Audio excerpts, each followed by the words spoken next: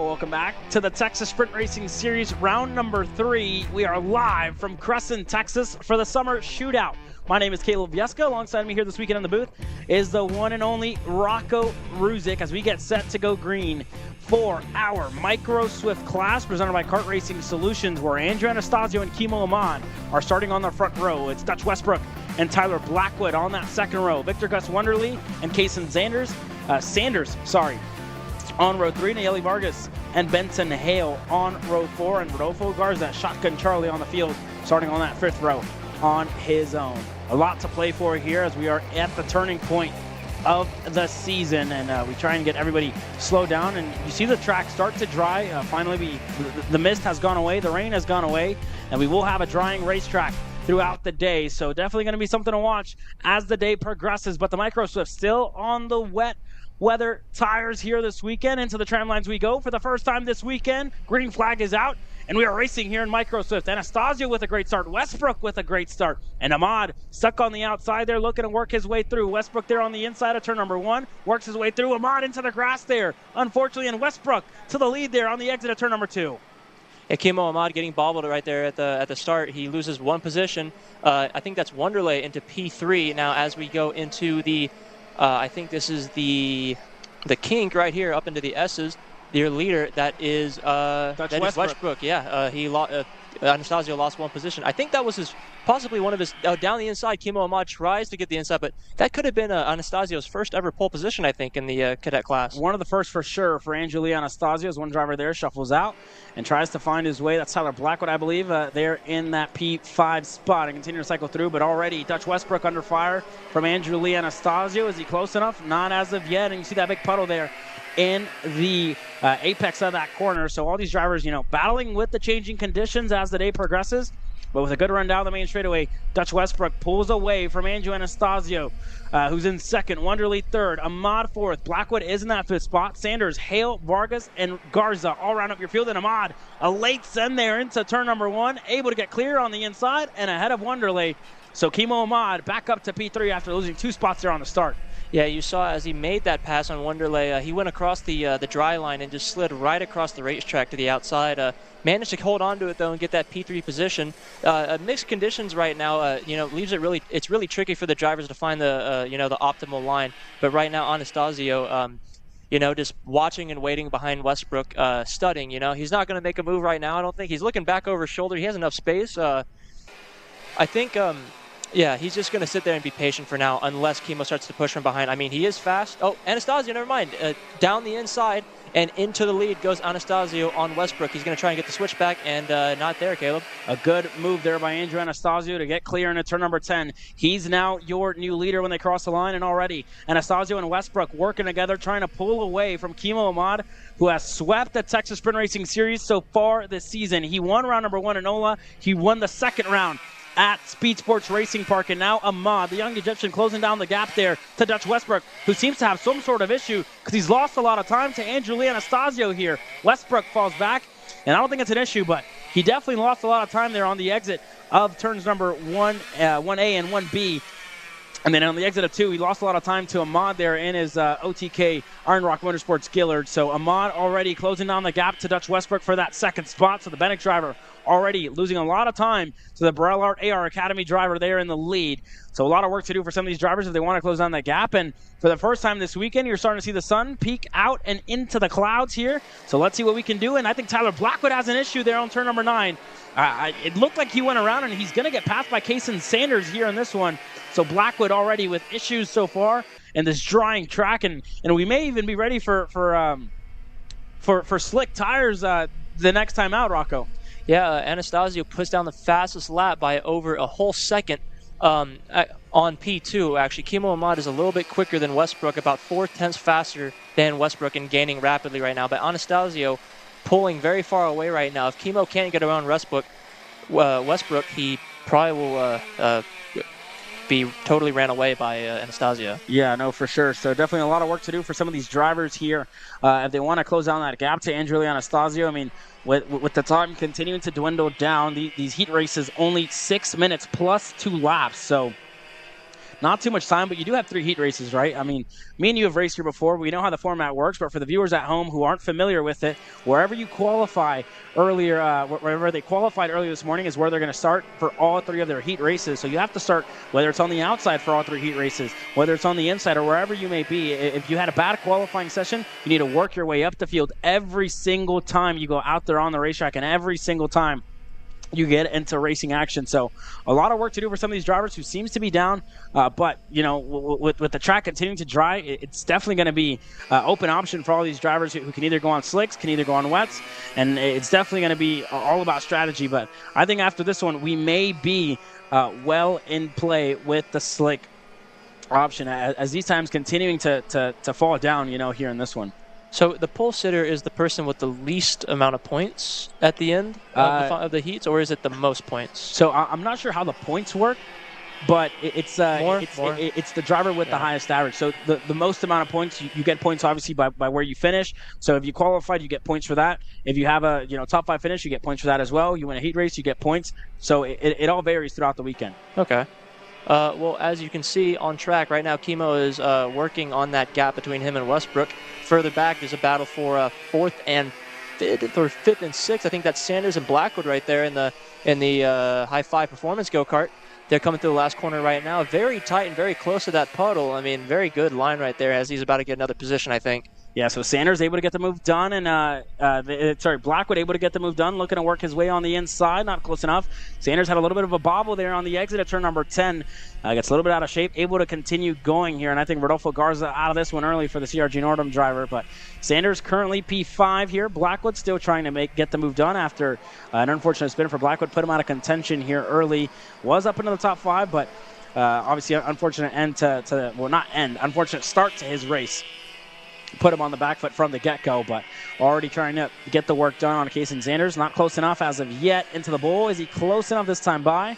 And not for now. But, I mean, I'd be interested to see a lot of passes into that bowl corner, right? It's not the easiest place to get the move done, and you're definitely going to have to, especially at such a high-speed racetrack like KartMoto, you're going to have to send it and make it stick as Sanders goes around again, unfortunately, there on the other side. It's Blackwood. Blackwood. Sorry about that. Tyler Blackwood went around there in turn number 9, so unfortunate there. And that's going to release Kason Sanders there. And Kimo Ahmad able to get ahead of Dutch Westbrook, who's falling down the field now. P4 for Dutch Westbrook. Kimo Ahmad up to 2nd. Wonderly as well up to 3rd. And Westbrook, not sure what happened while we were tuning in that battle further back, but he was 5 seconds off last time they crossed the stripe, so already losing time with Dutch Westbrook here, unfortunately. Unfortunate for Westbrook, but now where is Anastasio? About 3 seconds up the road from Ahmad right now. Ahmad and Anastasio both very quick here. Still putting down still with the purple lap is Anastasio with a 103.6 right now. Your fastest driver on track, though, is still Anastasio by about 0.4 seconds. I know Ahmad got around, possibly it was last lap of Westbrook, so maybe that's why he was a little bit slower that lap, but we'll see next time they come around. No, I mean, just nobody able to contend at the moment with a lot of times that Andrew Anastasio is putting on the field. I mean, almost a second quicker, half a second quicker by the lap for Andrew Anastasio. So don't pay attention to the ticker there on your left. We do have 1 lap to go here in this one. It said 20 there for a second, but we were 7 out of 9 laps. 1 lap to go left in this race, and it's been all about Andrew Lee Anastasio. The kid from Houston, Texas, has had a good showing so far. An up-and-down year for him. Unfortunately, DNF'd at the first round at NOLA in the main event, and this is going to be really good to his championship hopes in the season here this year. And as well, one of the drivers that was in Kid Kart not too long ago moved up, worked his way up, and has been super quick all weekend long. His dad, Michael Anastasio, and mom, a collaborate mechanical effort for them to have Andrew here racing and under the AR Academy tent for the performance top driver. Doing a good job so far this weekend and has been the class of the field so far. Ahmad usually has been the driver that's swept, but that's not going to be the story in this first heat race as Andrew Lee Anastasio goes up the main straightaway and going to take the checkered flag to win Micro Swift in their first heat. So a good race so far by Andrew Lee Anastasio, who takes the checkered flag and wins. Kimo Ahmad second. Wonderly next to cross the line, P3, and Dutch Westbrook, after issues with him, who was in second for a good bit of the race here, He ultimately ended up losing the spot to Ahmad and Wonderley. Kason Sanders, P5. Tyler Blackwood, up and down race for him, was in the top 5. Issues, had a spin there, and it just shows you how hard it is to drive a changing racetrack. Benson Hale, 7th. Nayeli Vargas next across the line in 8th. And Rodolfo Garza rounds up your field here in Micro Swift. 1 race down, and a lot more to go here for the opening round of the Texas Sprint Racing Series. You're watching Kart Chasers live coverage of KartMoto.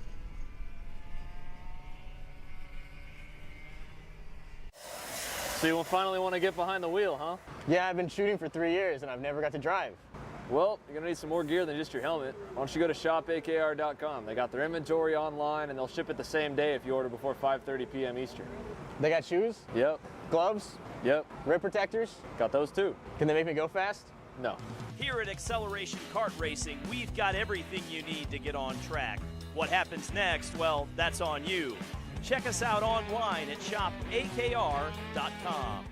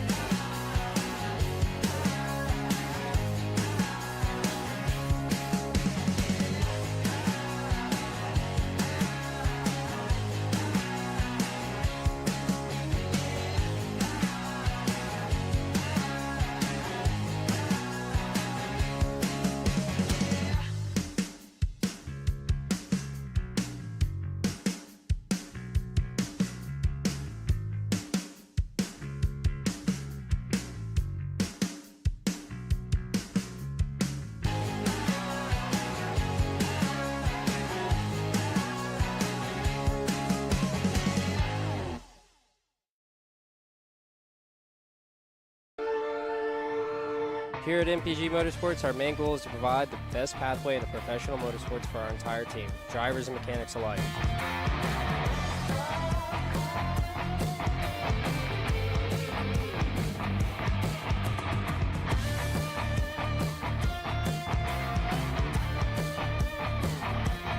We're based out of Whiteland Raceway Park in Indiana. For more information, contact us at chase@mpg-motorsports.com. Studies show that even the best current generation of simulators only convince 50% of the human brain that they are real. Here at SimCraft, that just isn't realistic enough. Developed to offer the most realistic karting sim experience in the world, all testing has shown that the physics engine used in SimCraft's Grid 1 model convinces 90% of the human brain that you are actually on track. Now that is the real deal.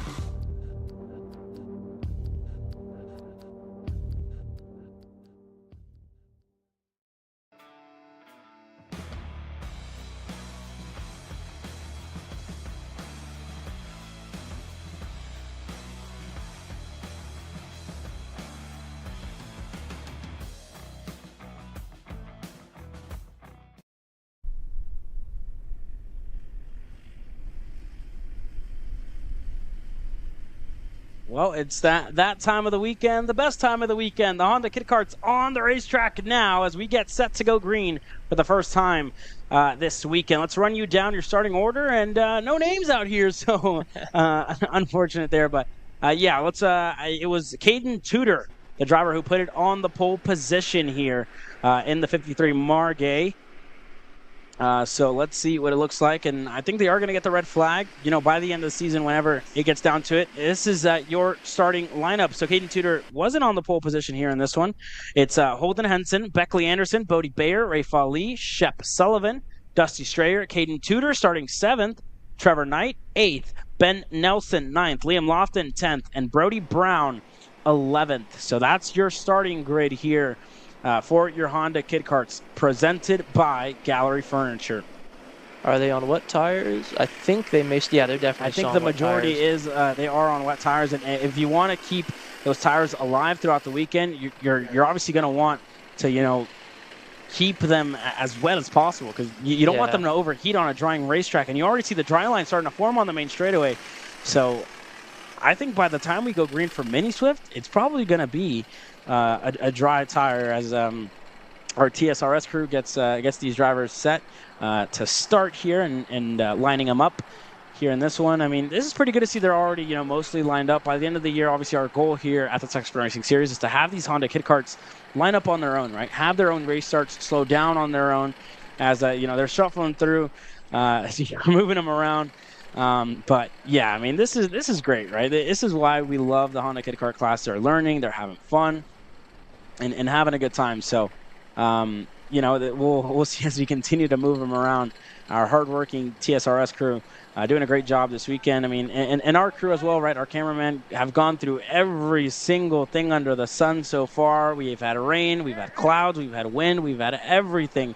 So shout out to both of our camera guys out there and the entire TSRS crew who are going to have a change of socks later today after a very, very soaked morning so far in this one. But we get set to start this one off with Holden Henson and Beckley Anderson on the front row. Ray Fawley there right behind his teammate and young Beckley. So let's see what Beckley can do there starting on the outside. Can she get the run on Holden Henson as they get set to go green into the tram lines? Green flag is out, and we are racing Beckley Anderson and Ray Fawley with a great start. Can Anderson get ahead? Henson has a good run there on the inside. Can he get clear into turn number 1? Anderson around the outside. Wow. And Anderson is clear. What a move there by the CRG Nordum driver. Beckley Anderson up to the lead. Ray Fawley slots into third.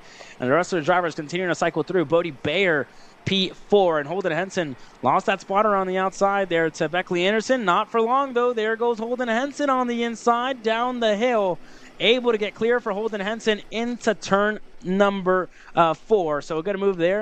And a sweeping left-hander now. What can Anderson do? Can she stay close to the bumper of the 99 of Holden Henson? Yeah, hopefully she doesn't just let Henson run away with it. I mean, but what's going on here, man? I mean, look how tight they are. They're really racing here, dude. I mean, Anderson, Ali, and Bayer all nose to tail right now coming into, I think that's turn 9 coming up, this hairpin right here. But, large field compared to most Kid Kart weekends, I mean, going over 10, it's a good thing to see, Whenever you have double digits in a Kid Kart class, it's always a great sign. So, I mean, it's good to see all this racing action. I think there's a pass for 4th now further back.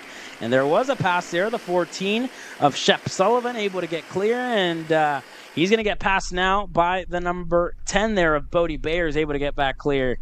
But interesting story that I heard earlier, Shep Sullivan, only his 4th race, has only done 3 club races before this one and already doing a great job of it on the inside there of Bodie Bayer. And he gets clear. So a good move by Shep Sullivan into turn 1. Oh, no, your leader's around. Holden Henson goes around. Beckley Anderson goes around. And Ray Fawley into the grass. Wow, is that Sullivan into the lead now? I think I'm not even Sullivan, sure. But I don't, yeah, so we're Bayer, on Shep Sullivan now. Behind him is Bodie Bayer. We saw Anderson go off. Holden Henson went off. Ray Fawley went off. And I tell you what, I think it is Shep Sullivan who's in the lead. So already carnage into turn number 1. We have 3 minutes left plus 2 laps. Rocco, wow. Yeah, we're used to cursing drivers, not blessing them on the racetrack. I mean, we 4th race ever. To the lead.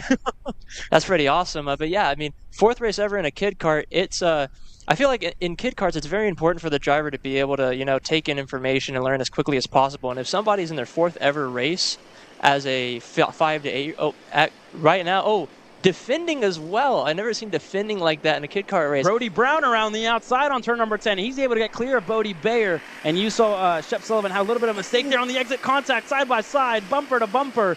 And Bodie Bayer and Brody Brown get together. An already defensive for Shep Sullivan goes to the bottom of the racetrack. Bayer to the top. Brown there in 3rd. And there's Ray Fawley, who's closing down the gap. So Sullivan, your leader. Bayer losing a lot of time on the main straightaway to Brody Brown. Can he get the move done around the outside? Over-under, maybe? At such a young age, I mean, I barely learned what an over-under was like 2 years ago. But what a race so far as Brody Brown still trying to get the move done there on Bodie Bayer. Not close enough. And Bodie Bayer with a great run on the exit of turn number 2. Gets into the rear bumper there of Shep Sullivan. Side by side, down the hill. Brody Brown looks to make it 3 wide. And not close enough. Going to have to slot back in a 3rd. Brown came from the back of the field, didn't he? He's already up into P3. That's pretty awesome. But yeah, your top three is a total switch up from a few laps ago. I mean, we had a totally different top three, and now you have Sullivan, Bayer, and Brown. And to the outside, he's looking, might get the crossover here. Sullivan still with the lead. He's putting on a masterclass with his defending. I mean, he's looking back. He's covering down the inside. Here comes Brown on the inside of Bayer. He may get it here into turn 9, but Sullivan still covering the inside line and still in the lead as Brown goes through on Bayer now into P2, Caleb. But he overshot it a little bit, almost found himself off the racetrack. Shep Sullivan still in the lead. Brody Brown second. Bayer still looking to get back ahead of Brown. Not close enough as of yet there. Takes the bottom of the racetrack into the wet side of the track and gets the move done. Brody Bayer up to P2. And here comes Rafe Ali, P4 here at the moment, and closing down the gap to your top 3. And I'll tell you, I think there's a difference in gearing here. Shep Sullivan looks really quick down this main straightaway and pulling away from Brody Bayer and Brody Brown. Anderson goes quick as she's currently 5th and trying to work her way back up to these young men here at the front of the pack. Let's see what it looks like. Can Bayer get around Shep Sullivan through turn number 3? Not close enough as of yet. And down the hill we go. Brody Bayer once again with a great run. Tries to get the inside here. Not close enough into turn number 5. And is going to have to slot back there. Sorry, turn number 4. And this is turn number 5 now. The sweeping left-hander. And it's still Shep Sullivan who leads. Is Bayer close enough to go on the inside? Not as of yet. Brown still there, and Rafe Ali trying to keep touch with the top 3 here, who continue to fight here, Rocco. This is the best kid kart race I've ever seen. They're 3 wide coming into turn 9. Sullivan still with the inside. I've never seen white lining before in a kid kart race, but now as you see Bayer still P2. Brown trying to get the inside on exit. He does get the outside forward turn 10, but now let's see. Can he go around the outside? He's totally clear of Bayer now, but now Sullivan still on the inside. That puddle. Oh. Sullivan gets spun around. Bayer and Brown now your top 2. Brown to the lead. Oh my goodness. Shep Sullivan went around in turn number 10, gets turned, and Brody Brown, your new leader, Rafe Ali, now on the inside of Brody Bayer. Can he get the move done? Anderson back up to P4. Rafe Ali on the inside here on Brody Bayer, who gets pushed all the way to the outside of the racetrack. Rafe Ali gets clear. Bayer looks for the over-under. Not close enough. And here comes Beckley Anderson. She's currently P4 and lapping 2 seconds quicker than your top 3 here at the moment. Yeah, that Hail Mary from Brody Bayer. I mean, it almost worked out for them. They were on the exit of the corner, almost done with that overtake, but sadly a little bit of contact between the two. But still, the leaders are very close. This is one of the best kit kart races I've ever seen. You have Brody Brown in the lead with Rafe Ali, P2. Brody Bayer, P3, very close behind, and Beckley Anderson catching closely behind. But now, through the bowl they go. There's still nose to tail. Very close racing here. I mean, this is the most exciting race I've seen. And for you viewers at home, Rocco Ruzic is the biggest kit kart enthusiast there is known to man. And this is the best birthday gift as Brody Bayer goes around. Brody Bayer goes around, was looking for the move for P2 on Rafe Ali, couldn't get it done, and he gets spun around. Brody Brown still leads, and Rafe Ali up into the top 3 now with a good drive so far by Brown. Anderson, that's another spot for her. She's up to 3rd now, and she's closing down the gap to her teammate and Rafe Ali. What can Beckley Anderson do down the main straightaway? She's still closing by the 2nd here, and she went even quicker that time by 2 seconds quicker than Rafe Ali here at the moment. Beckley Anderson will be there. We have 2 laps to go left in this race. Yeah, it could be a spin to win for Beckley Anderson if she can get around these 2 go-karts right here. Brody Brown still, in the lead. Rafe Ali, P2. They're going to be, you got to get around them, I mean, one thing's catching them, the other thing is getting around them. But Rafe Ali, a lot of pace right now, very close to Brody Brown. We'll see what happens in these next few corners, Caleb. Yeah, we'll definitely see what happens in the next couple of corners. Rafe Ali now trying to close down the gap to Brody Brown here into the last little bit of chicane, turn number 6 and turn number 7 now. The bull, what can Rafe Ali do? Beckley Anderson there going to try and challenge her teammate and try and get herself up to P2. So we had a correction from earlier today. The lowest points actually is the driver who gets awarded with the pole position when we get into the main event tomorrow afternoon. So it's all about, being consistent there, and Beckley Anderson, a much better line there on the exit of turn number 9, and she's closing down the gap to Brown and Rafe Ali here. So Beckley Anderson definitely going to be a factor as we get to the final lap. Anderson going to have a really good run here down the main straightaway, going to try and push her teammate, and this is very smart. They're going to work together, try and get ahead of Brody Brown here. With the white flag coming out this time by, it's all to play for here. The last lap, Beckley Anderson peeks on the nose on the inside, not close enough, gets back in the line. Yep, there's no... Oh, she's looking still down the inside of Ali, to the inside and clear of Ali. Anderson into P2, but he's coming back around into, I think that's turn 2. Can't get it. She closes the door on him. Into P2 goes Anderson. Yeah, so Anderson already with a good move there to put herself up into the top 3. There you see Holden Henson, your leader at one point. We've had so many lead changes that we've lost count. But Beckley Anderson closing down the gap to Brody Brown, who's up 10 spots from where he started. Your hard charger so far in this one. Anderson still closing down the gap. I think Anderson may be there here in the last couple of corners. Brody Brown looks over his shoulder, knows that Anderson's closing down. What is Brody Brown going to do? Beckley Anderson closing down the gap to Brown here into turn number 9 for the final time. Anderson going to look for the move here. Is she close enough? Brown knows that Anderson is very close. Turn number 9 into the hairpin. Does Anderson have a good run? A much better exit here for Beckley Anderson. Brown going to try to crowd her to the top of the racetrack. He knows she's still there. What can Beckley Anderson do? Into the final corner we go. The last time in this heat race. The first of 3 in this kid kart class. Does Anderson have the run on the main straightaway? Is she going to peek out and try and get the move done? Not as of yet. Brown going defensive, trying to keep her behind.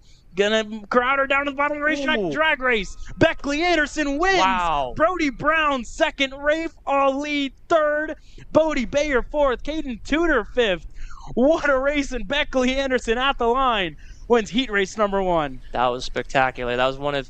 No, that wasn't one of. That was the best kid kart race I've ever seen. I tell you what, Rocco. Who cares about KA Senior? Who cares about 206 Senior? Give me main 9 event. More of kid kart races just like that one. Give me a kid kart main event next weekend. We Wow. better have one. I need kid karts at Supernats pretty soon. Yeah. That's obviously a joke. But, I mean, wow. Honda Kid Karts absolutely delivered here. What a race did we just watch. And we'll take this time to let the adrenaline come down and take a quick commercial break.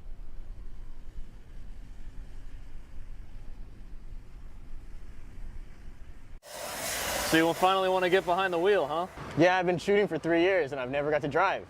Well, you're going to need some more gear than just your helmet. Why don't you go to shopakr.com. They got their inventory online and they'll ship it the same day if you order before 5:30 p.m. Eastern. They got shoes, Yep. gloves, Yep. rib protectors. Got those too. Can they make me go fast? No. Here at Acceleration Kart Racing, we've got everything you need to get on track. What happens next? Well, that's on you. Check us out online at shopakr.com.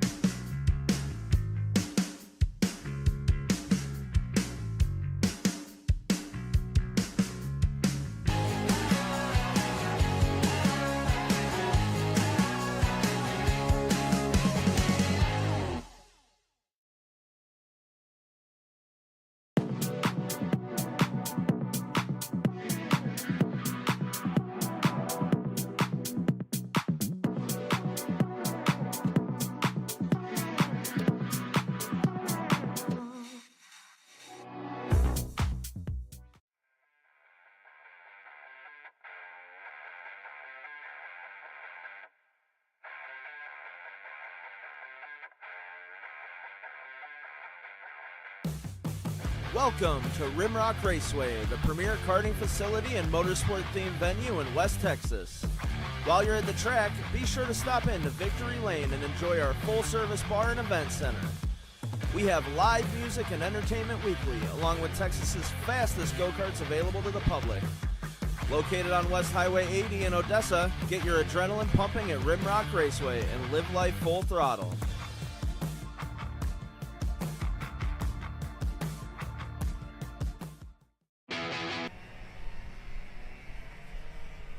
Well, as we refocus to on-track action, we have our mini-swift class presented by the Allen Rudolph Racing Academy on track now. Pasha Ali on the pole position here, starting alongside Nicholas Orbezo. Sawyer Chambers, P3. Aston Wyatt, P4. Liam Nachawati, P5. Kid Casper, 6th.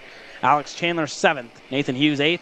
Rodolfo Lavin 9th, Simon Klein 10th, Oscar Gus Wonderley 11th, Adrian Vargas 12th, Jack Cowell 13th, Royce Vega 14th, and Sofia Sadagova, Shotgun Charlie on the field, starting 15th here in this one.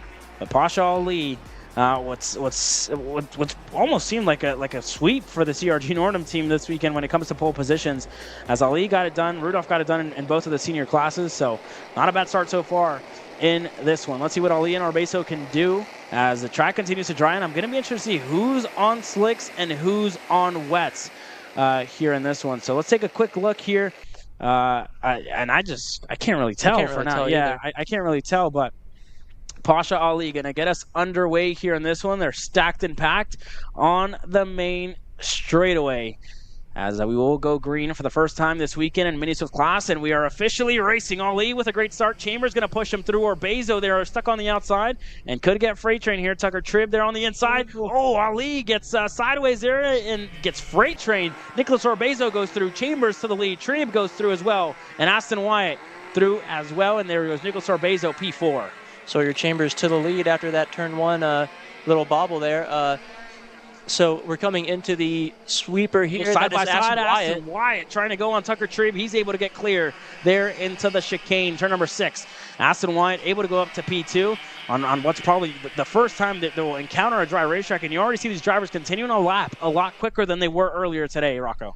Yeah, and already working down the inside, the Tony Kart driver on the, I think that's a Parolin right there. Is that Trieb? So Nicholas Orbezo on the inside of Tucker Trieb, and Orbezo already trying to defend. Kate Casper there on the outside, looking to go around. Not close enough, and welcome to the party. Alex Chandler looked to go through on Kate Casper as well. Wasn't close enough for Chandler in his bright yellow helmet there in Iron Rock Motorsports Tony Kart. Down the main straightaway, Tucker Trieb there in the Allen Rudolph Racing Academy Parolin. Sorry, that's actually Liam Nachawati. I'm mistaken. Nachawati currently P4. He was third there, but got the move done on him by Nicholas Orbezo. So that's Nachawati. Trieb, very similar a livery, but not racing this weekend, unfortunately. But that is Liam Nachawati, and very similar. So, yeah, a mistake on our end. Yeah, and as Nachawati is coming down the back straight, you have Casper and other drivers following closely behind. You're actually getting to the bumper now. Not following through into the bowl, not going down the inside, probably just going to work together and catch back up to that front lead. Orbezo already pulling away from Nachawati. And, Sawyer Chambers and Aston Wyatt, they're probably going to work together and pull away, I would assume. Yeah, I mean, they definitely work together because Nicholas Orbezo is really quick here at the moment. Let's see what Nachawati can do. He looks for the move on the inside of turn number 10. He's able to get clear, and an easy over-under move there by Nicholas Orbezo. Who's going to have the best run on the main straight? And there is Orbezo pointing to the back of his helmet, telling Nachawati to work with him here and continue to push him forward. That time by Aston Wyatt was quickest, and it looked like Orbezo and Nachawati were going to go quicker. Not enough. Kate Casper on the inside of Nachawati in turn number 1. He's able to get clear there, and Alex Chandler still trying to close down the gap, and the change for the lead. Aston Wyatt, your new leader. Yep, Aston Wyatt now into the lead. Orbezo still third, but that is Casper in fourth, gaining a position from Nachawati. That is your second battle on track right now. Well, really, I mean, the battle for the lead, one position change, but they still seem to be quite tame. They don't seem to be, swapping back and forth. Alex Chandler. Alex Chandler goes around into turn number 7. And wow, that may end his race here early in this one. Unfortunate for Alex Chandler, who's beached here at the moment. And that's really unfortunate when it comes to points and when we talk championship here in a very, very close and a very stacked Mini Swift class. Last time by, Aston Wyatt was quickest. He knew he had to go on Sawyer Chambers. He got the move done and was able to go ahead. So let's see what it looks like. Already a car length in between Chambers and Wyatt. I went 4/10 quicker last time by. Kate Casper, your new fastest driver on the racetrack here. Currently sits 4th behind Nicholas Orbezo, and happy to push him here at the moment to try and close down the gap to your top 2. As well for Liam Nachawati, who's not losing touch with the 2 drivers ahead of him here at the moment of Kate Casper and Nicholas Orbezo. So Nachawati happy to push as long as they're making up time. Yeah, they're making up quite a bit of time to that front group too.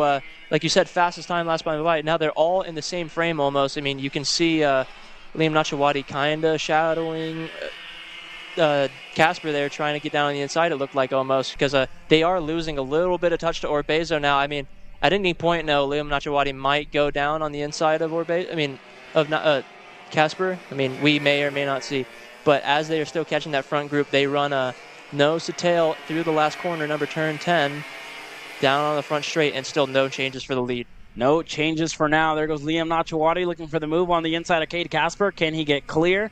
Not enough run there on the exit of turn number 10 to get clear. Orbezo goes a personal best lap time of 101.092 for Nicholas Orbezo. Nachawati improves as well. Kind of hence why he wanted to go ahead of Cade Casper there. But they're closing down the gap to Aston Wyatt and Sawyer Chambers, I must say. The two drivers in the lead are losing time to this pack of three that's really hungry and looking to close down the gap. A little update on Pasha Ali. He's currently 9th, has dropped like a rock here in this one, all the way down in 9th, losing 8 spots after starting on the pole position. And Nachawati goes way wide there into the bowl. And Cade Casper there already on the rear bumper. And there goes Orbezo looking on the inside of Sawyer Chambers. Looks to make it a 2-for-1 move on the inside of Wyatt as well. Not close enough. Stacked and packed, a little bit of contact. Chambers drops a tire into the grass. Then Orbezo looking to work with his fellow teammate of Sawyer Chambers to try and get back up to the Brell Art machine of Aston Wyatt, who leads us away here and already has a good gap to the drivers behind. Liam Nachawati able to get back going again, made up the time, and still in that 5th spot, but closing down the gap to Orbezo and Casper on screen. Yeah, it's tricky to get the inside on turn 10 because there's still that puddle right there. I mean, if you go too deep on the inside, you'll take up all that puddle and lose a bunch of time.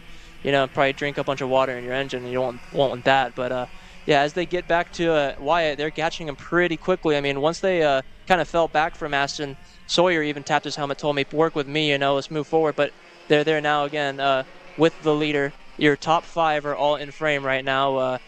He's looking to the inside. He's not in there yet. Sawyer Chambers looking on fast and Wyatt. But as we go into turn 9, here comes Orbezo on Sawyer. Casper's going to follow him in, and they both go to 3rd and 2nd. Chambers gets moved off the racetrack, able to continue going here. But Nicholas Orbezo and Cade Casper were able to go through. There goes Liam Nachawati, this time by 2 laps to go. Sorry, it's going to be the white flag this time when they cross the stripe here in this one. So let's see what it looks like. And I think it is 2 laps to go this time by, as the time just expired. So it should be 2 laps to go this time by. Aston Wyatt leads. Nicholas Orbezo 2nd. Liam Nachawati, what a move into turn number 2. Nachawati up to 2nd and closing down the gap to Aston Wyatt here at the moment. Casper currently 4th. Chambers, who was up in a 2nd at one point in this race, fell all the way back to 5th now and trying to work his way up. Royce Vega still in 8th, staying pretty stagnant. Ali back up to 7th as there's more battling back in the field. But Nachawati looking to stay ahead of Nicholas Orbezo, not close enough. A little bit of snap on the brakes there. Able to continue going here, but Nachawati, a good drive so far. Got passed back by Orbezo, and they're losing time to Aston Wyatt here at the moment in the lead of the race. Yeah, and now Orbezo is clear and can work on that lead. He has a little bit of gap between him and Nachawati, so he doesn't have to, defend for that corner. You can open it up and get a good run for the next one, unlike Nachawati and Casper, who are still kind of worrying about each other. But now on the front straight, Nachawati has the draft. He's going to look for it. Orbezo goes a little defensive, and he thinks better of it, holds up behind. Here he goes around the out. He's looking around the outside. Orbezo drives a very tight line there. Casper also kind of looking, but no changes yet for the P2 position. They're still, shuffling for position. I don't know if they'll be able to catch Aston with all this fighting as Liam Nachawati still looking for as Casper now down the inside of Liam Nachawati. He's going to be side by side, but he's not going to be able to get the position. Nachawati back into 3rd. Nachawati back into the P3 spot. Orbezo closing down the gap to Aston Wyatt. With the track that's drying, the draft starts to come right back into play. You see the dry line start to form there on the racetrack. So already Aston Wyatt still in the lead here, but that draft down the back straightaway and down the hill has promoted Orbezo to be close enough, but not close enough to get the move done on Aston Wyatt, who kept his nose clean all race long, made the moves when he needed to, and is set to cross the line and win the first heat race of 3. Nachawati and Orbezo across the line side by side. Give that to Nicholas Orbezo. Nachawati 3rd. Cade Casper 4th. Sawyer Chambers 5th. Wonderly 6th. Ali all the way back from the pole to 7th. Royce Vega 8th. 6 spots made up for him. Royce Vega 7th. Pasha Ali 8th. Alex Chandler 9th after an unfortunate start, I should say, midway through that heat race for him. Puts him 9th. Jack Howell 10th. Simon Klein 11th. Rodolfo Lavin in 12th. Sofia Sadagova 13th. Nathan Hughes 14th. And Adrian Vargas running out your field here in Mini Swift, presented by the Alan Rudolph Racing Academy. Already some great racing action so far in this one. And there you have your results as they cycle through When we come back, it's going to be 206 Heavy presented by TB Kart. This is Kart Chasers live coverage of the Texas Sprint Racing Series. Don't go anywhere.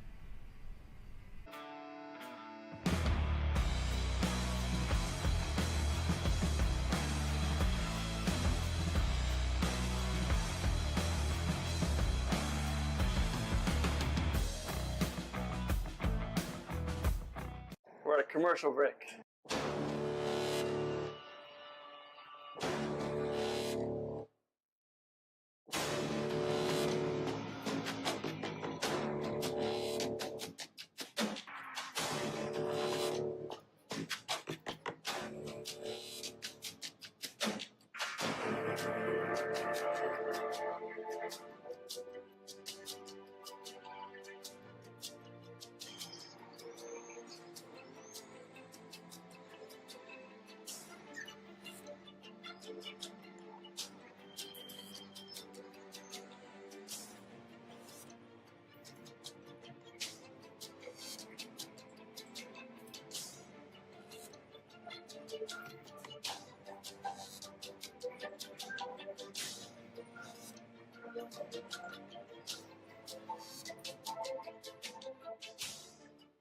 Colin, I need a new 219 chain. I need a 77 tooth sprocket. I need some more chain lube, and I need it probably as soon as like tomorrow.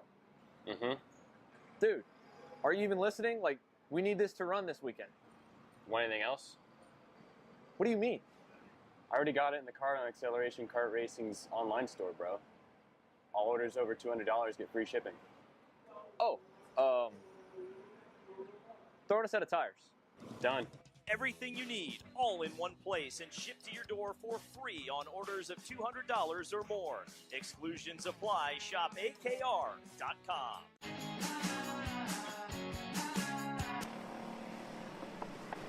206 Heavy presented by TB Kart out on the racetrack now, and it's been all about the TB Karts here in this one. It's going to be Jay Weaver and David Roddy starting on the front row. On the second row, it's Nick Maverick Miller and Madison Knox. Then it's Kevin Dickerson and Jennifer Pillione who round out your field here in 206 Heavy. So already into the tram lines we go. There's not actually tram lines, but you have to be over the start boxes whenever we get started. And the green flag is out. And we're racing here in Heavy as Nick Miller with a good push to Jay Weaver, looking to slot himself up into the second spot. David Roddy around the outside, looking to stay ahead of Nick Miller. And is able to stay ahead. So David Roddy up to that second spot. Madison Knox gets clear and moves around. Madison Knox goes around. Nick Miller goes around on the exit of turn number 2. And already carnage here on this one. And it's definitely slick tires here in this race. And you saw that move by Madison Knox. Looks to get it done. And I think just hit the brakes there and ended up doing a half spin. And Nick Miller was the loser in that one. Yeah, but it's a dream come true for the TB Karts right now. I mean, they're long gone right now. Madison Knox, I think she didn't get too bunched up in that accident. She's still right there in P3. But, Jay Weaver gone right now after this first lap. I mean, he had a lot of pace coming into the qualifying. I don't know if these two guys, if David Roddy and Madison Knox have any answer for him. Maybe if they work together, I'm not too sure. What's happening? Weaver just, I think, went a little too wide, got almost lost a lot of time there. He was swaying back and forth. Yeah, just had a not the best exit for him. And David Roddy now going to close down the gap to Jay Weaver on the main straightaway. But yeah, I mean, just I think sent it a little too deep in turn number 10. And that track is still wet. So, I mean, it was super slick on his exit, got back on the gas and kind of, just had a counter steer a little bit and lost a lot of time doing so. And that prompted David Roddy to close down the gap, and Madison Knox as well in that third spot. So, definitely want to look out for here in this one, Rocco. Yeah, still has the fastest lap. I mean, if he can just, keep cool and keep crunching these laps, I bet he could, stay up there and fight for that lead. But, if he makes more mistakes like that, he's going to hurt his lead and he's going to get swallowed by the guys behind him.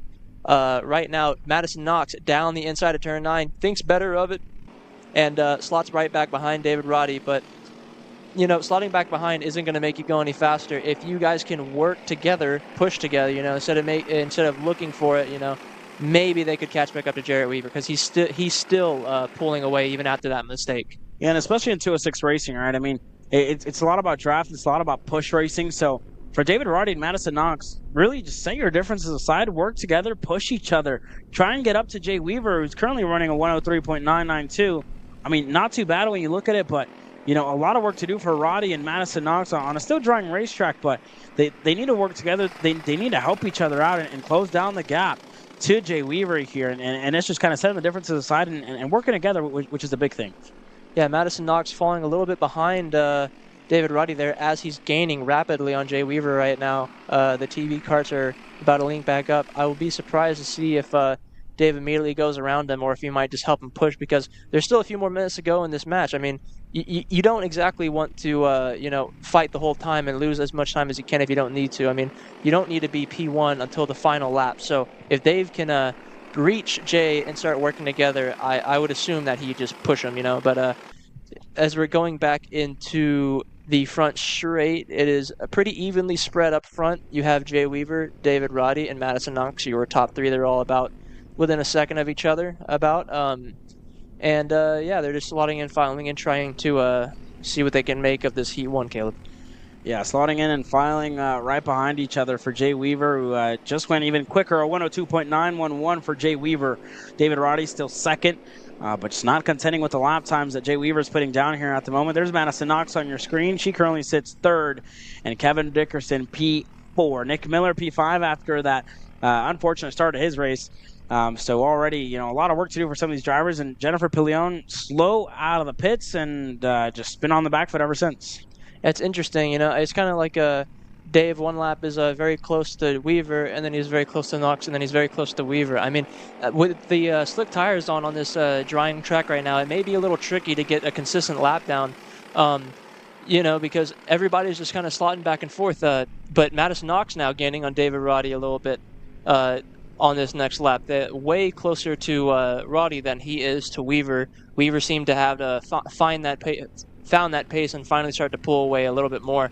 But yeah, Madison Knox, that lap, she was about 4/10 quicker than David Roddy, and in the next few laps, she might be right on his doorstep.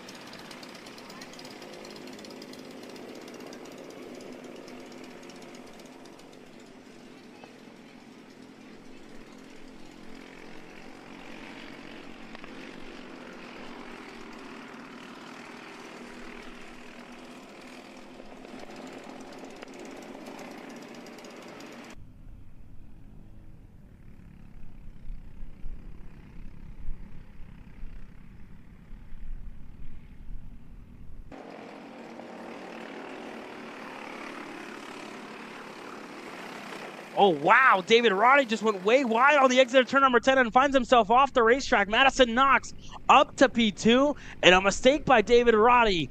Wow, a big one here for Roddy, who's still learning, how to drive a 206 and just, for David Roddy, has watched his son Taylor Roddy race for so long, and trying to get behind the seat this year on for a full TSRS season. But already, I mean, again, just some gremlins here keeping that consistency, and Roddy found himself off the racetrack there, Rocco. Yeah, Roddy, I think his first weekend with us at TSRS was actually last round at Speed Sports, and he, like I said, he was under the radar a little bit, had a pretty quaint first few heats, but by the final, he was in form and ready to fight for the win. Right now, I wonder if we're going to be seeing the same thing. I mean, like I said, second round, I believe, with this series, so fairly new to the series. Fairly new to 206 as well, I believe, but, very promising, very improving, improving very well during these weekends. As we see, you see Jay Weaver get around a lap right there. I think that's Kevin Dickerson, if I'm very correct. That was Jennifer Pillion, actually. Jay Weaver now with an unassailable lead. He's not going to get caught by anybody here, not even Madison Knox, I don't think, because we're closing in on the final laps of this race, and yeah, Jay Weaver with a commanding lead. Yeah, not a bad start for Jay Weaver in his debut race for the Texas Racing Series. David Roddy, actually, his third round of the TSRS Racing. His first one was at the start earlier this year at NOLA. This is his third race. He raced at Speed Sports, was in contention for a win, and an unfortunate spin put him out of contention there. And now Roddy finds himself trying to get around Jennifer Pillion as well. So let's see what it looks like when they cross the stripe. But Jay Weaver has kept his nose clean and has done a good job all heat race long. It is now set, as long as he keeps it on the racetrack, set to have a good finish and a good weekend here in 206 Heavy. But, I mean, we can't fail to mention, right, Nick Miller, Knox were quick in the beginning, but issues put him out of contention. Oh yeah, what could have been with Nick Miller? I mean, he got taken out right at the beginning of that race there. You know, he's also a very fast driver. He's here every weekend, you know, fighting for that win. Heat 1 got, kind of jumbled up there in that start. Bit of a hectic start, but whenever we get to the next heats, we'll see if Nick Miller can start making a, pace of that cart he has. But now you see Jay Weaver gone about 3.5 seconds in the lead, coming out of the bowl. Now he looks over his shoulder. He sees nobody behind him. He can relax. Yeah, there's Madison Knox a few seconds back through turn 9. One more corner to go for his Heat 1 win. And as you said, that is Jay Weaver. I think he was wearing a different suit earlier in the day. Kind of threw me off there for a sec. But yep, Jay Weaver, your winner of Heat 1. Coming to the line, Madison Knox will finish P2. Dave Roddy, P3. Kevin Dickerson will finish 4th. Nick Miller in 5th. And Pillion in 6th. Yeah, so not a bad finish here in this 206 heavy class. There's David Roddy. What could have been for him, could have been a top 2, but unfortunate P3. Kevin Dickerson, P4. Nick Miller next across the line, P5. And Jennifer Pillion going to round up your field here in 206 heavy.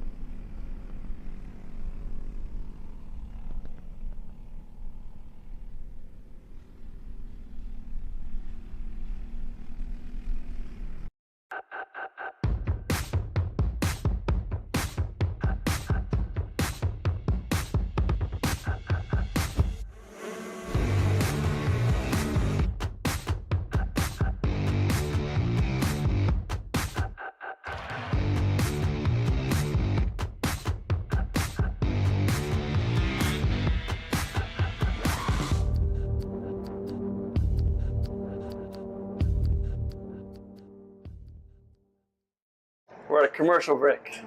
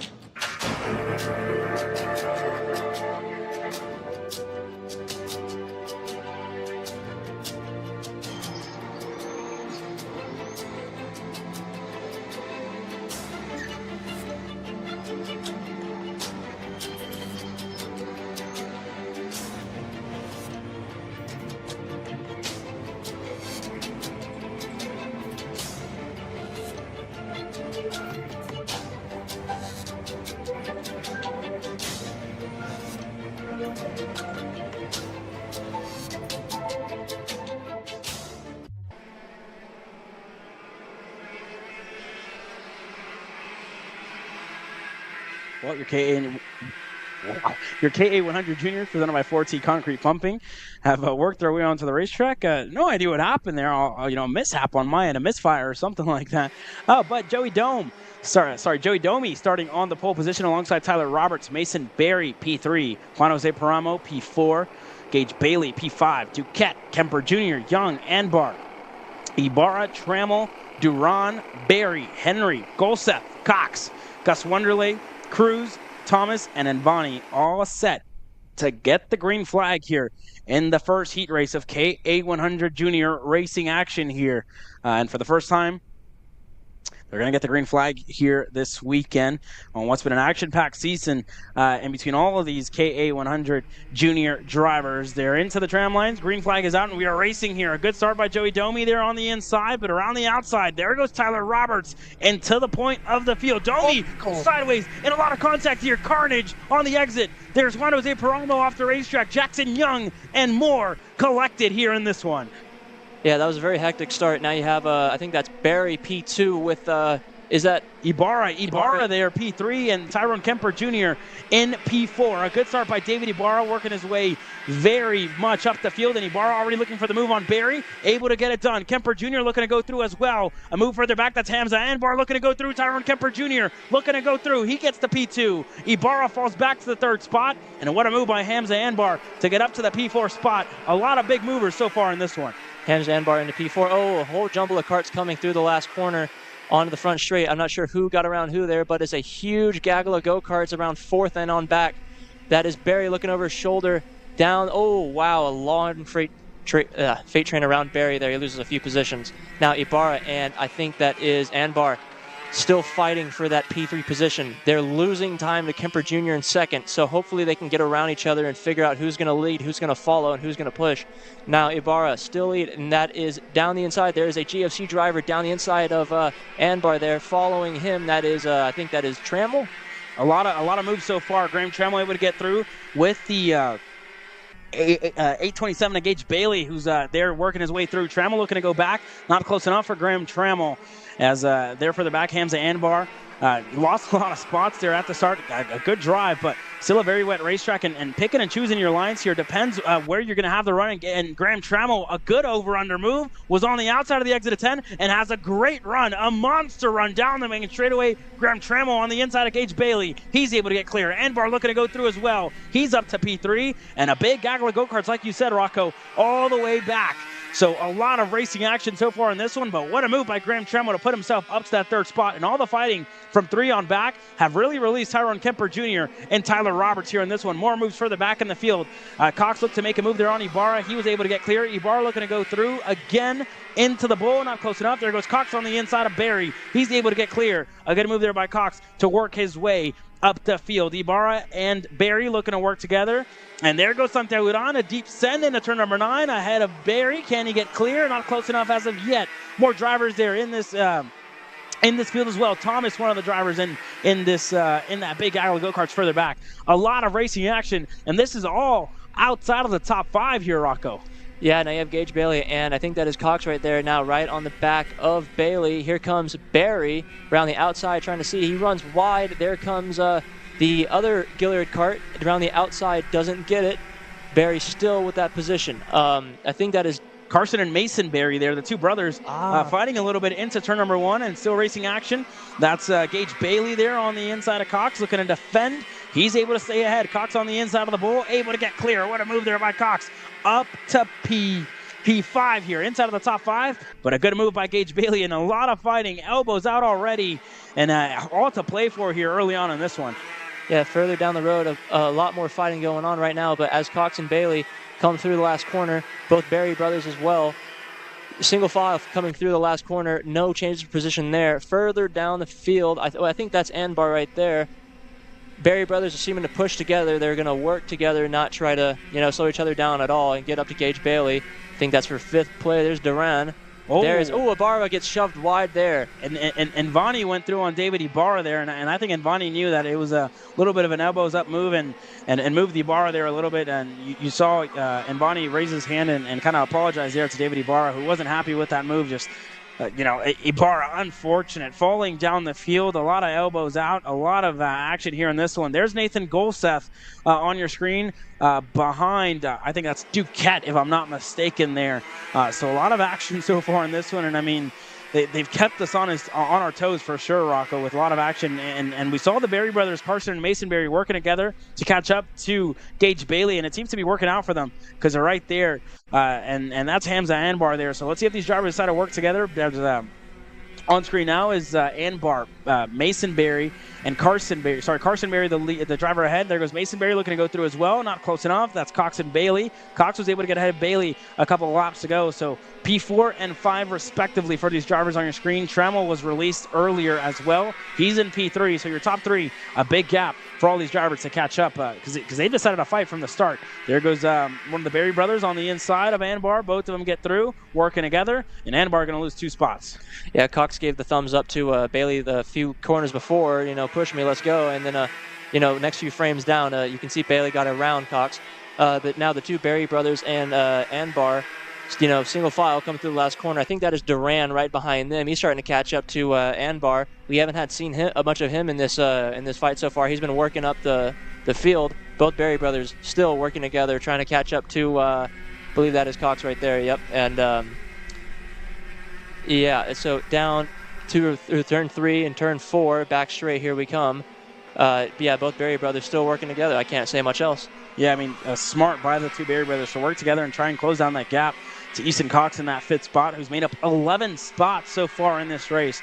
So a good drive by Easton Cox so far. I mean, has been really good in this race. Here's Santiago Uran and Bar not losing touch with the two Berry brothers here, so not too bad. But, I mean, they decided to race from the get-go, and you saw it played out for a lot of drivers, right? I mean, the likes of Ibarra losing a lot of spots. May had a great start, a monster start, but just lost time with all the racing action and elbows out racing all the way through.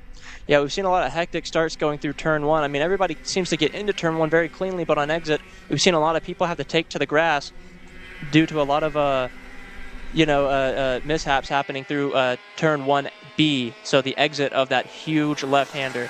Now, Bailey and Cox still within fighting range of each other down the back straight. We're coming up to the last few laps of the race, so they're going to start getting pretty aggressive with each other. That is for the fourth place fight. That is for P4 on track right now. Your top three kind of gone with the wind, but now you see both Berries fighting right now. I think that is Mason Berry down the inside of Carson Berry, and Anbar decides to slop through, not following through with Mason Berry. Now, I think this is the final lap of the race. Yeah, final lap of the race. One more lap to go left in this one, as the white flag is out. As a move there by Mason Berry was able to get ahead of his brother Carson Berry, and you saw Carson there look over. He was like, dude, what are we doing? And, I mean, Carson, thought he was quick. Mason thought he was quicker than his brother Carson, was able to stay ahead, and now opening up the gap a little bit there to Carson. So not too bad for these two drivers. Anbar losing touch with the two GWR Gillards, but it's been all about Tyler Roberts here on your screen. He got to the point early, hasn't looked back since. Tyrone was able to get through all the carnage as well and work his way up to second. But Tyler Roberts kept his nose clean when he needed to and is set to win the first heat race of 3 in KA100 Junior. Tyrone Kemper Jr. Next across the line, P2, P3, Graham Tremmel. And in fourth, that is Gage Bailey, 5th, Easton Cox. Mason Berry is P6, Carson Berry 7th, Anbar 8th, Golseth, 9th, Jose Paramo 10th, Duquette 11th, Thomas 12th, Ivani 13th, Gus Wonderley 14th, Domi 15th, Duran 16th, Ibarra 17th, and Henry 18th. So already, I mean, Jackson Young was not able to get back going here in this one. Luke Cruz, I don't think he was able to get started, but a lot of pickup to get underway after a very hectic start to our KA100 Junior race so far in this one. If we do have pickup, then we'll take the break, but engines are fired for the 206 seniors who are getting set to go onto the racetrack here shortly. So 206 senior coming up next. And we're going to go straight into the action since we don't have any pickup on the racetrack here at the moment. But, this class definitely going to be one to watch. When we saw qualifying was a bit hectic earlier on today, and this 206 senior class going to be one to watch, Rocco. Yep.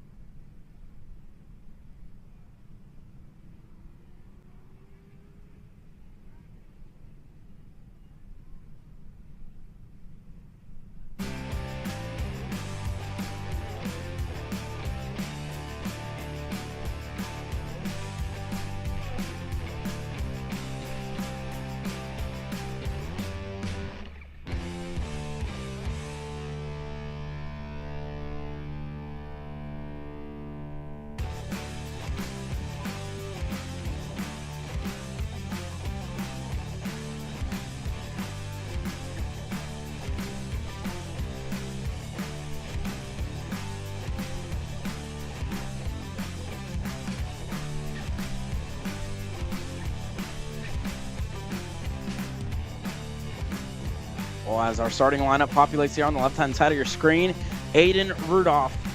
A double pole position for him today, starting on the pole here in 206 senior. Reagan Seville starting alongside him in his Trackside Karting Services GFC. It's Braden Robertson on the second row alongside Bryce Frank. Jacob Oliver and Samuel Young starting on row 3. Kelvin Zing and Truly Adams on the Josie Chambers and Kelvin Zing on the 4th row.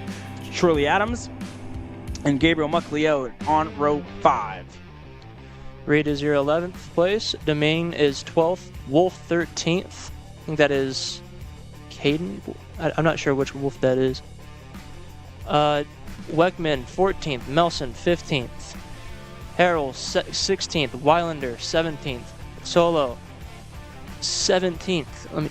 Paul Braden 18th, P19, Jacob Oakes 20th here at the moment, and we'll continue to cycle through the rest of our field. Carter Kilgo 21st, Christopher White 22nd, Chuck Jensen 23rd, and Drew Chappell not here this weekend, unfortunately, for the reigning 206 senior champion, but going to be a good one so far here in this one as the drivers continue to cycle through, and they'll make their way out onto the racetrack here shortly. But going to be a barn burner of a race with Aiden Rudolph starting on the front row alongside the rookie Reagan Seville, who already has a win under his belt this year. So definitely going to be one to watch, and whenever these drivers work their way out to the racetrack, fences definitely get lined, especially it being the middle part of the day, the turning point of the day before we get into that second set of heat racing action. But already some clouds looming around in the background. We do have some sun out, thankfully, as these drivers are going to be thankful that they can make their way out on slicks. Yeah, the track might be a little slippery, but at least it's not wet anymore. I mean, there might be that baby puddle at turn 10, but everybody's on slicks now. Nobody's guessing. Nobody has to take any weird alternate line through most of the corners. It's drying up fairly quickly now. As you said, there are clouds in the distance. We don't know if those are rain clouds yet, but we'll find out later on in the day. Now, your 206 senior by Slipstream Racing, they're now out on track for their warm-up lap. One lap around this.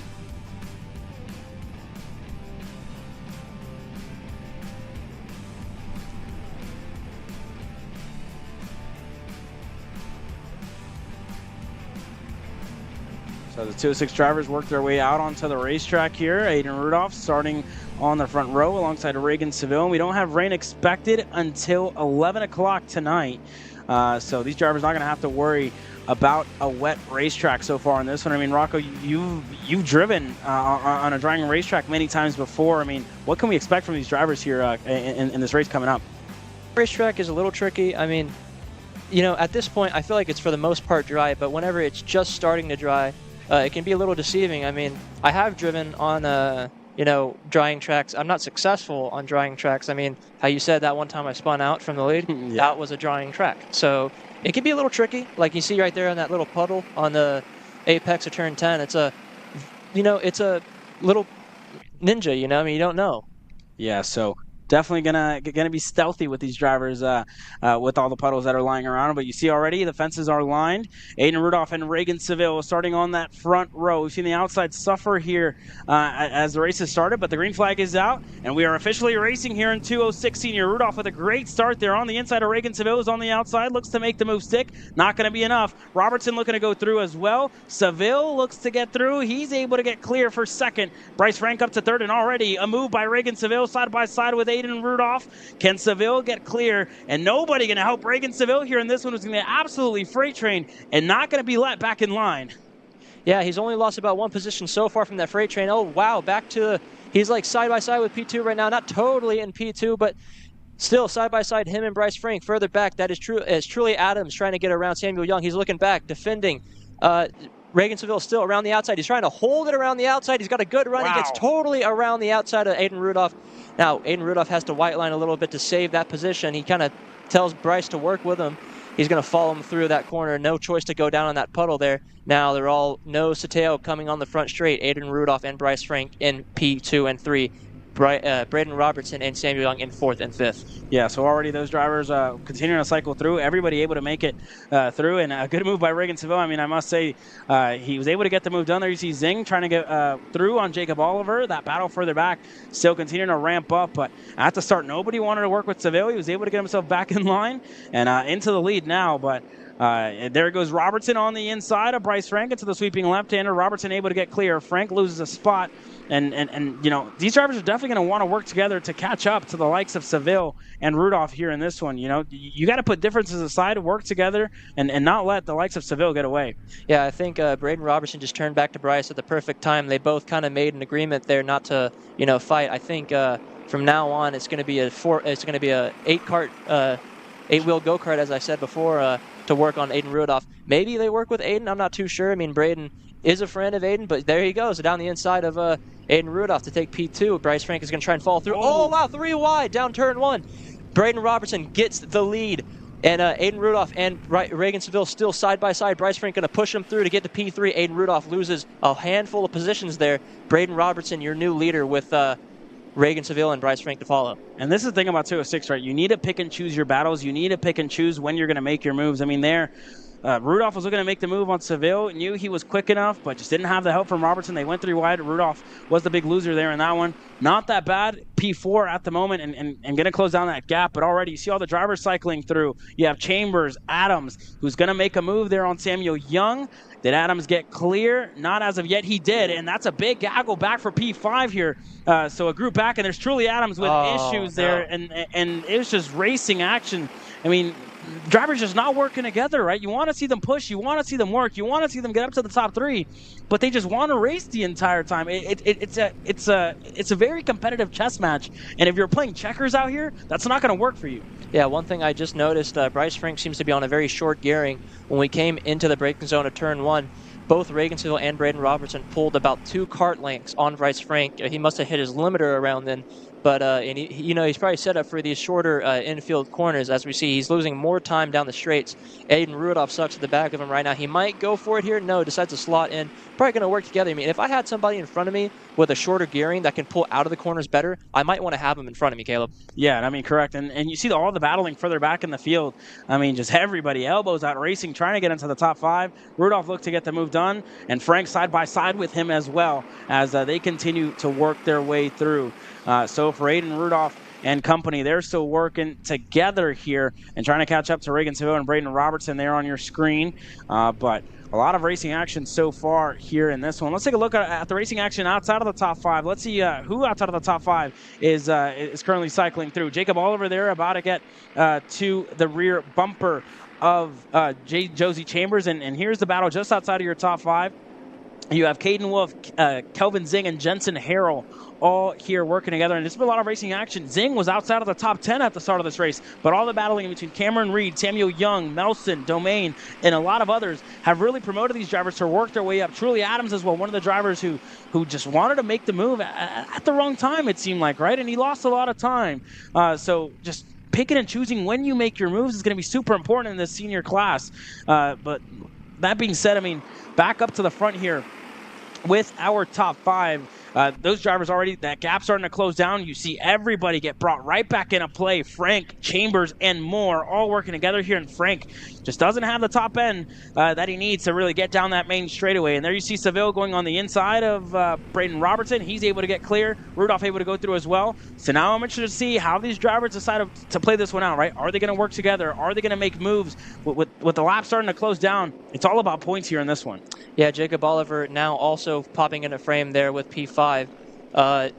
On screen right now, that is Kelvin Zing, Wolf, and the Kart Republic driver in, I think, 6th, 7th, and 8th. Now, Samuel Young lost a few positions there as well, but now Kelvin Zing and Caden Wolf. Okay, now down the inside, that is Jacob Oliver, made up 2 positions there. Now he's up into P4. That's a rapid progression there by Jacob Oliver. It looks like Bryce Frank might send it back down the inside. He does back into P4. Jacob Oliver into P5. Jacob Oliver, P5 here, as Frank losing a lot of time to the top 3 here at the moment. Rudolph still your leader, and there goes Frank trying to go defensive from Jacob Oliver. Not going to let Oliver go through. Chambers going to go through on Oliver as well. So already a big gaggle of go-karts here in this one. It's Rudolph, Robertson, and Seville, the 3 drivers currently leading here. A CRG, a Burrell, and a GFC all in the battle for the lead here. Frank still trying to defend from Josie Chambers and gets a little bit out of shape there for Bryce Frank to the bottom of the hill. But this is your battle for the lead. This time by, when they cross the stripe, it's going to be 2 laps to go in this heat race, as Oliver there pointing forward, trying to get everybody to work together. That just hasn't been the case so far in this one. Everybody just kind of all out there on their own, fighting for themselves. Yeah, it seems like Bryce is really suffering from the short gearing, because as the train got, larger and that draft become much more important, he's hitting that limiter way too early down the front straight. And, even with the battling, he's very good through the infield corners. You saw Josie try to push with him for a little while there, but it's just not seeming to work out because they're all still fighting. Now your top 3, they're all working together, not really doing anything too crazy just yet. We're coming to the final few minutes of the race right now. Rudolph still your leader, Robertson P2, and Reagan Seville P3. Now these are your top 2 are typically two-stroke drivers, at least a few previous years. Now you see Braden Robertson, Aiden Rudolph also taking the reins of the 206. But Reagan Seville, a veteran of 206 racing in P3, waiting very patiently for any time to strike, because Braden Robertson is pointing. He wants to go to the inside at some point. He's probably going to do it this next corner, maybe trying to get Reagan to follow through and stick the corner here as we come into turn 10. Still no change for the lead. I wonder what that point was for. He's probably, letting Reagan know he's going to go soon. I thought it was going to be the next corner. He's still pointing forward to Aiden. I guess they're all going to work together still. Reagan Seville to the outside. They're both going defensive. Rudolph and Braden Robertson. Now through turn 1. Still no changes for the lead, Caleb. Yeah, I mean, there's not much talking. These drivers can't talk to each other, but the signals are so loud, right? I mean, pointing each other forward, telling each other how to work together, and Rudolph going to let Robertson and Seville go through. I mean, doesn't want to fight it, wants to keep it clean with a lap to go left in this race. So going to be interesting to see what these drivers do. I mean, still working together. There goes Seville wanting to lead again. Rudolph looking to go through as well on Robertson, not close enough. Going to slot right into P3, and already Reagan Seville going defensive. And that's just going to bring Jacob Oliver, Josie Chambers, and Bryce Frank right back into play. So Seville wanting to bring his teammate up into the fight. So let's see what Reagan Seville does. Still going defensive here. Robertson gets the move done on the inside. They make contact. Robertson goes around. Bryce Frank makes contact. Jacob Oliver involved as well. These drivers, a big gaggle of go-karts here in this one, and a lot of racing action has given the win to Reagan Seville. Rudolph second. Josie Chambers third. Caden Wolf across the line fourth. Kelvin Zing fifth. Samuel Young sixth. Robertson seventh. Harrell eighth. Landon Melson ninth. Domain 10th. Wow, what an end to that heat race. Yeah, that was a pretty bad spot for Bryce Frank and Jacob Oliver to be. I hope they're okay after that little accident. They were right on the racing line. You saw Bryce Frank step out of his go-kart to try to get himself off of Jacob Oliver. There you see Jacob Oliver A-okay there. I think Bryce Frank most likely also okay. He's not there on the track. But as you see, Reagan Seville, actually, did Reagan cross the line? Yeah, I was too caught up with that chaos. Yeah, Reagan ended up winning that one. But definitely not what you want to see at the end of a race. I mean, every time we talk about whatever senior class it is, you don't want to see contact at the end of a race. You don't want to see a race defined by crashes. You don't want to see that whenever you see a headline division at a regional. So unfortunate end to it. I mean, Robertson was able to get through as well, but it just, unfortunate to see such a good race ended like that. So already, I mean, that's going to mark the end to that one. And with pickup coming underway, we're going to take this time to step away and hear from our sponsors.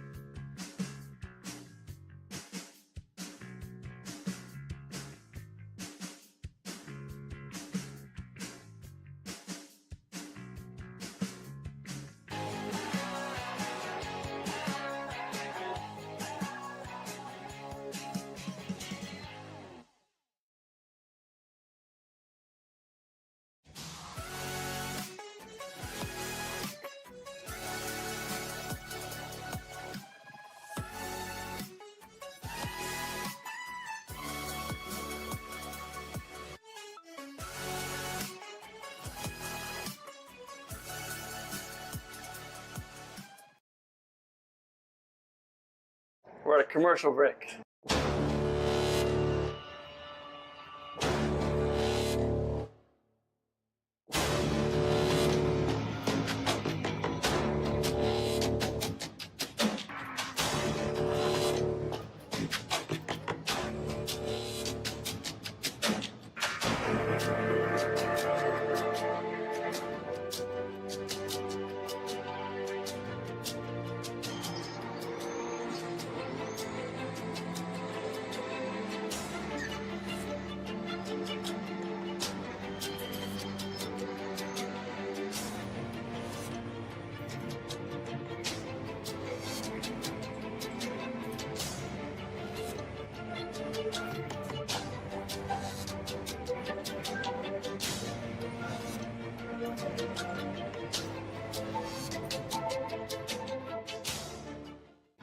Are you looking for an advantage in your competition? Well, Car Class has done the hard work for you. We've traveled to your racetracks to give you the inside knowledge. So what does Car Class offer? We've got drone footage that captures the racing lines, visual markers for your braking points, acceleration zones, and the best overtake opportunities on your racetrack. Pedal cam to show you where to brake and when to accelerate, and 360-degree footage to make sure you don't miss any parts on the racetrack. We've covered 13 racetracks in the United States, and Australia, you're up next. So visit kartclass.com to get your track information.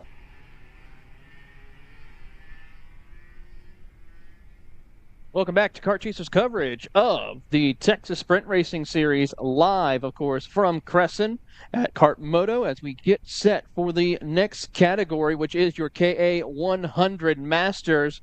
Miguel Muir's on the pole position with Kyle Walters second, Brent Harper, Evan Kozak, Shane Burkett, your top 5 as they enter into the start zone. And we will hopefully get the green flag ready to go. 6 minutes plus 2 laps. As they enter the start box, green is out, and we're once again back at it, and already Miguel Muir and Kyle Walters side by side as they head up at the hill into turn 1. Yeah, good start from your front row. They both pulled away from the rest of the field. Everybody else sliding in single file through these electric corners. Ooh, a little bit of a correction there further back in the field. A little bit of a crash too. There we go. There's 2 drivers. I'm not sure who those are, but one seemed like a TV or a comp cart. Now, Miguel Muir and Kyle Walter, 1, 2, and I think that is Kozak in third. Now through the bowl, still single file. I mean, it's your first lap. They're not going to be too much fighting. You know, everybody's going to try and figure out. Never mind looking for the inside of P2, but not going to get there, Taylor. No, they're not, but Kyle Walters going to put the pressure on that Hi-Fi Performance machine as he is trying to find the opening to get around the multi-time TSRS champion in your KA100 Masters as they work down the front straightaway to put 1 lap on the board. 5 minutes plus 2 laps to go, and Miguel Muir will lead that lap. How about Kozak setting the fastest lap of the race so far? He is in contention as here comes Walters to the inside. Contact. They gather it back up, but Walters will take over the race lead ahead of Miguel Muir. Miguel Muir went very wide there and basically gave that position to Kyle Walter. Hopefully he's not going to make the same mistake again, but see Kozak still in P3. If he's the quickest, maybe that's why we saw him looking down the inside so much. He's eager to get to that lead and to pull away. Now Miguel Muir down the inside of Kyle Walter. They're still side by side coming out of the bowl. Kyle Walter keeps the lead, but Miguel Muir is probably going to look again down the inside. Kozak is going to follow him, and they both get the position. So demote Kyle Walter to P3 and put Kozak up in P2. How about Brent Harper and Pierce Baldus also working their way into the top 5 after getting around Shane Burkett as they work their way through. David Pregande has also picked up a position. And then your biggest mover is Nicholas Bergstein. 6 spots right now as they work their way up. And here comes Walter. He moves back up into P2 ahead of Evan Kozak as he will try to hunt down the signs machine of Miguel Muir as they work their way down the bottom of the hill and heading over towards the bowl. They're not too far away from him right now, but all that shuffling for position is definitely going to hurt them. Right now, they're still gaining quite rapidly. They're not gone by any means from Miguel Muir. Your fastest driver right now is actually down the inside. Kozak makes a mistake, and I think that is Baldus trying to get down the inside of Kozak there. He's on the outside, gets around the outside. Yeah, Kozak gave that to him. He didn't try to fight it at all. Now, your fastest driver on track right now is actually Mike Jones, way back in P9. Now, bit of a fight there.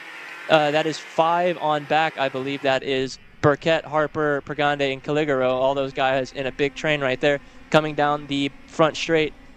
And, they're all single file. No changes for position there, I don't believe. And, that is Mike Jones. Yeah, Mike Jones already up into P5 after putting on the fastest lap. But now your fastest lap actually belongs to Pierce Baldus. Yeah, Baldus moved up to P3. Mike Jones is now in 5th position, picking up sports spots. And then David Pregande right there behind him in 6th. Admar Caligaro is in the 7th position with Brent Harper. Kyle Uchensky, Shane Burkett, your top 10. And pretty much from 5th to 10th is all just lined up nose to tail. There you see that TV card is there. You pick up your race leaders. Kyle Walters, Pierce Baldus are having a spirited fight. Throw in Evan Kozak, who moves back up to P3 as Kyle Walters will now take over the race lead as they come out of the final corner here. And with only about 2.5 minutes plus 2 laps, anything is possible. Miguel Muir tries to put the power down to catch back up to Kyle Walters, who has the lead. Yeah, Kozak got down on Baldus there. Lost a little bit of time on Kozak. He fell far back in P4 there. Not very close to the top 3 at all anymore. Walter back in the lead now on Miguel Muir. They caught him very rapidly there. I wonder if there's any issues with Miguel Amir there, because he lost a bit of time there, but I guess not, because he's now sucking back up to Kyle Walter, not going for the move in the bowl. I mean, he may try and work together with Kyle Walter, because they are the two fastest karts on track right now, apart from Pierce Baldus. Never mind, down the inside goes Miguel Amir on Kyle Walter. He tries to get the switch back, not going to get it. Miguel Amir back up to the lead. Now through the turn 10, final hairpin back onto the front straight. Now you have Evan Kozak even catching back up because of all this fighting. Yeah, Kozak has got a big run here. He had a great exit off, and in fact, as they come across the line, Pierce Baldus sets the fastest lap. Evan Kozak was also faster than your race leaders by about 0.2 of a second right now. So Kozak really has a good thing going for him, especially on this downhill. It seems like both Miguel and Kozak have that better run coming down the hill, while we see Walters having the run going up the hill. Is that something that would do with the gearing that they might have set up? Maybe, but I mean, the funny thing about K is that down the inside goes Kozak on Walter. So yeah, maybe falling very short here in the race. Maybe his tires are coming off, we don't really know too much. But now, Baldus down the inside of Walter, he gets P3, yeah. Walter just struggling right now, losing a bunch of positions, but the gearing is a little bit different in 206 because you don't have a limiter. It's very different to 206 racing. I mean, where even in X30, you do hit a limiter on the straight. With KA100, it'll just keep revving to the moon as short as you got it. So it really just depends on what gearing you have. It can be slightly different. It doesn't really matter too much, but as long as you're within the window, you'll have pace. This fight further back, that is Mike Jones leading Pregand and Caligaro down the back straight. They are all single file, not too much going on there right now. Caligaro is... Yeah, he's gaining on Pregandi. He's not making a move just yet, but he is right there. Yeah, that 404 machine of Caligaro is having a good run as now we go back up to the front of the field. Here comes Kozak down to the inside, and he will push Miguel Amir up the racetrack, and he will now show his unappreciation of that one, as now we will see Mir now try to get back around, but it will be Pierce Baldus, your new race leader, as they come out of the final corner. 2 laps to go here as they come across the front straightaway. Kozak tries to find the opening to get back up in front of Pierce Baldus, but it's not going to work for him this time as they come through the dogleg at turn number 1. Down the hill they go, and Baldus starting to stretch it out just a little bit as they come through the middle, and now down the back straightaway they will go. Miguel Mir gets a great run and is trying to get some help, but here comes Mike Jones. He'll look to the inside of Kyle Walters. Yeah, so Baldus got a really good, he picked up all the scraps right there, and he's 6 positions up from his starting position, now up into the lead. But Mike Jones now into frame. He's looking on Kyle Walters, can't do anything. He's upset with that defending. I mean, he thinks it may be a little too early for that, but we'll see. So Mike Jones still in P5, can't do anything about that just yet. Everybody single file coming through the last corner. So on to the front straight, Baldus going aggressively to the inside defending. We'll see what goes on here. Now, that is Mike Jones. Yeah, that is P5 right there. Closing in on Kyle Walter. Miguel Amir getting really wide there on the exit of turn 1. Kyle Walter very close there and up in the lead. Your 2 leaders are also very close. Let's take a look at the race lead as we are on the white flag lap here. Kozak is looking to the inside of Baldus. He will complete the pass and can move up to the race lead. Can Baldus do anything to capture it and try to reclaim it as they come out of the bowl? Down the back straightaway with a short shoot over towards turn number 9. He's trying to get around the outside. Miguel Mir's in the picture as they come through turn number 9 for the final time in heat race number 1. Gives a little bit of a push here as Kozak tries to find Mir's thinking about going all the way to the top through the puddle. He'll slide his way through, and Miguel Mir will pick up a 2-for-1 special as they come to the start-finish line. Checkered flag in the air for heat race number 1. Miguel Mir will win here with your high-five performance KA100 Masters. Yeah, that was a shame right there. You saw Kozak try to go very inside of Baldus there, and I mean, it just wasn't enough. Got on that curb. It's very wet there, especially with that puddle. Washed wide and ruined his race. But yeah, so your finishing positions: Miguel Mir with the win, Kyle Walter P2, Baldus 3rd place, Bergande 4th, Jones 5th, about up 4 positions there. Harper 6th, Kozak 7th, lost a bunch of positions off that. Caligaro 8th, Burkett 9th, Yuchinski 10th, Din 11th, Wynn 12th, Wrights 13th, Faulkner 14th, Hale 15th, Rogers 16th, Kozak, Bergstein, Anna Kozak 17th, Bergstein 18th, Hutchins is your your final finisher at 19. Yeah, Scott Cherry and your Gasper did not start. We're going to take a quick commercial break, but when we come back, we'll have more great racing action. You're watching the Texas Sprint Racing Series here live from KartMoto, only on Kart Chaser. So you finally want to get behind the wheel, huh? Yeah, I've been shooting for 3 years and I've never got to drive. Well, you're going to need some more gear than just your helmet. Why don't you go to shopakr.com. They got their inventory online and they'll ship it the same day if you order before 5:30 p.m. Eastern. They got shoes? Yep. Gloves? Yep. Rib protectors? Got those too. Can they make me go fast? No. Here at Acceleration Kart Racing, we've got everything you need to get on track. What happens next, well, that's on you. Check us out online at shopakr.com.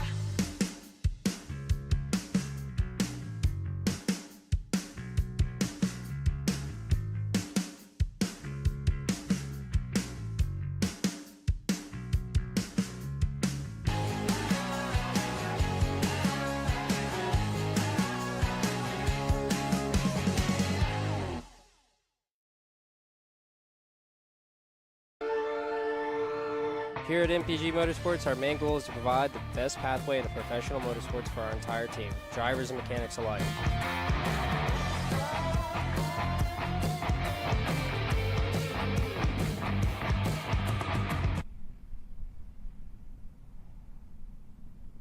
Welcome back to Kart Chaser coverage of the TSRS event here at KartMoto as we get set for your 206 Junior category presented by Seville Electric. It's Eva Blem and Robert Arana on the front row. Chris Tracy, John Paul Melchiori, Emmett Eddles, Mia Johnson, Shelby Ramirez, Brooklyn Dudley, Grayson Pillion, and Jackson Baldus, your top 10. And I believe we have Derek Wargo, who I don't believe made it out to this event this weekend. As they work their way through into the final corner, they will get the green flag. 6 minutes plus 2 laps for their first heat race. As they enter into the start box, Blem and Arana ready to lead the charge here as they enter, and green flag is out. We're racing for your 206 juniors, and up the hill they will go. Robert Arana gets a great jump up the field, and he will lead the charge coming out of turn number 1. Yeah, Ava Blem got a really good start there in P2. I think Chris Tracy got a really good start. The inside lane just freight train basically, and Robert Arana lost a few spots. Oh, a little bit of an accident there in the back. I think that's 3 drivers. I'm not sure. I think there's one. Sorry, excuse me. Now down the inside, that's Chris Tracy and Ava Blem. Now Robert Arana now also looking down the inside of Ava Blem. He slots into P3. Chris Tracy up to an early lead here. Oh, that is Melchiori down the inside of, I believe that is Robert Arana.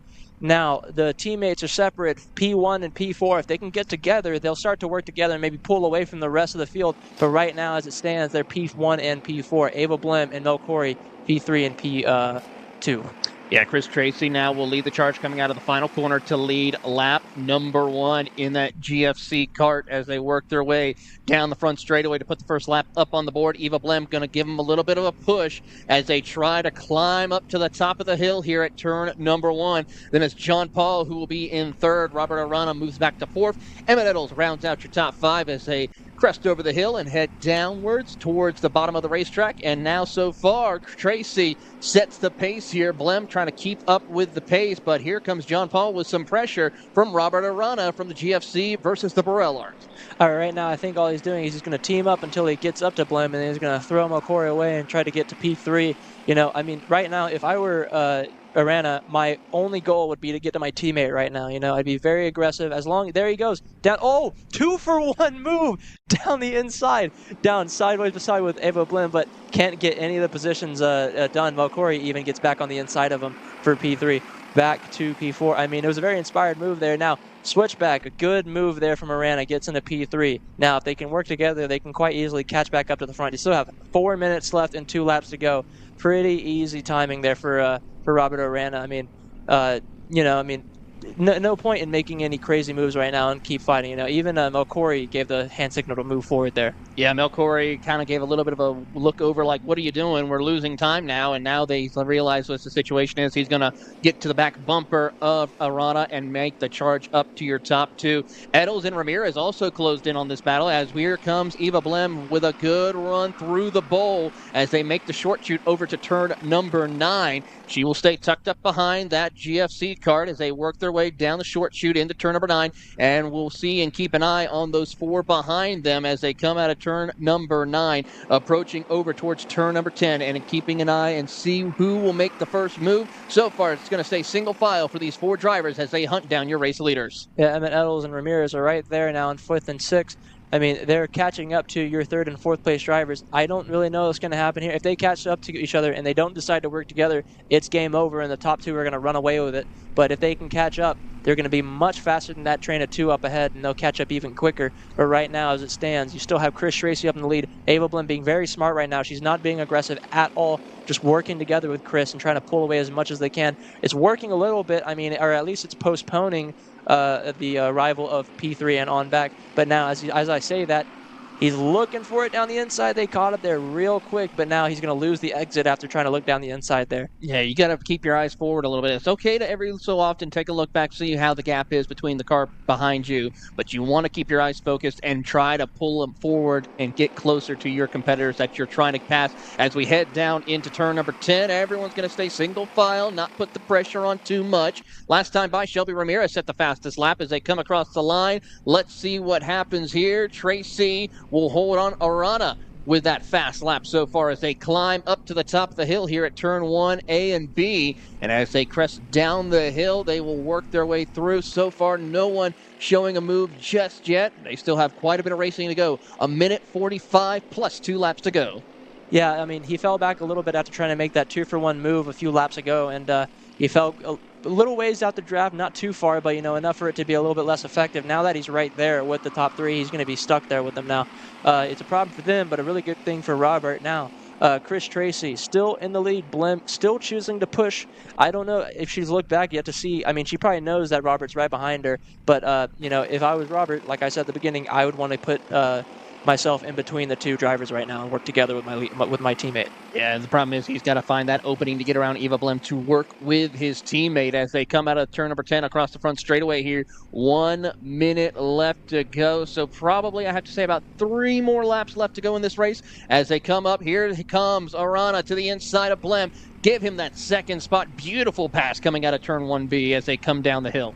Yeah, that was a very textbook move. He didn't lose any time at all, went a much tighter line, probably off the racing line, sacrifices exit, but, a little bit of a slide job. Now down the inside of Chris Tracy, Robert Arana goes to the lead, straight up there to the lead. Now the 2 and back, they're going to trip over each other's toes, and they're going to let Robert run away a little bit now. Chris Tracy goes from P1 all the way to P4 in just a handful of corners. Now Melkori up into that 3rd spot. Is he going to work together with Blem? Probably so. I mean, we're coming up to the last 2 laps of this race here, about to get the 2 sticks. This is a really good situation for Robert Arana as we have Ramirez. She got around Eddles for that P5 spot. Now she's working on Chris Tracy. Great run right there for Shelby Ramirez as she's in the top 5 as they come around. It should be 2 laps to go next time by for your race leaders as they come down the hill. And watching and waiting, can Eva Blem have anything for Robert Arana as they come down the hill heading over towards turn number 4, the kink. And so far, she got right on the bumper. Arana giving some hand signals saying, hey, let's try to pull away. Give us a little chance to maybe race on the final lap. But as we see, John Paul and Chris Tracy are making a big headway. As no! Eva Blem goes off the track. She had an issue all the way out in the middle of the field right there. Gathers on, and unfortunately, that will cost her. And as poor Eva Blem has to now pull that cart out of the bushes, we see Robert Arana as one other cart goes off the track. Who is that? That is a back marker right there. That is a. There's Robert Arana, but I think Chris Tracy and Melkori got it together there. Oh, they're 3 wide now in the back. I think this is the second to last lap. There's 1 more lap to go after this one, or is this the 2 to go here? This is 2 to go. 2 to go right here. 1 to go. So Shelby Ramirez now down the inside.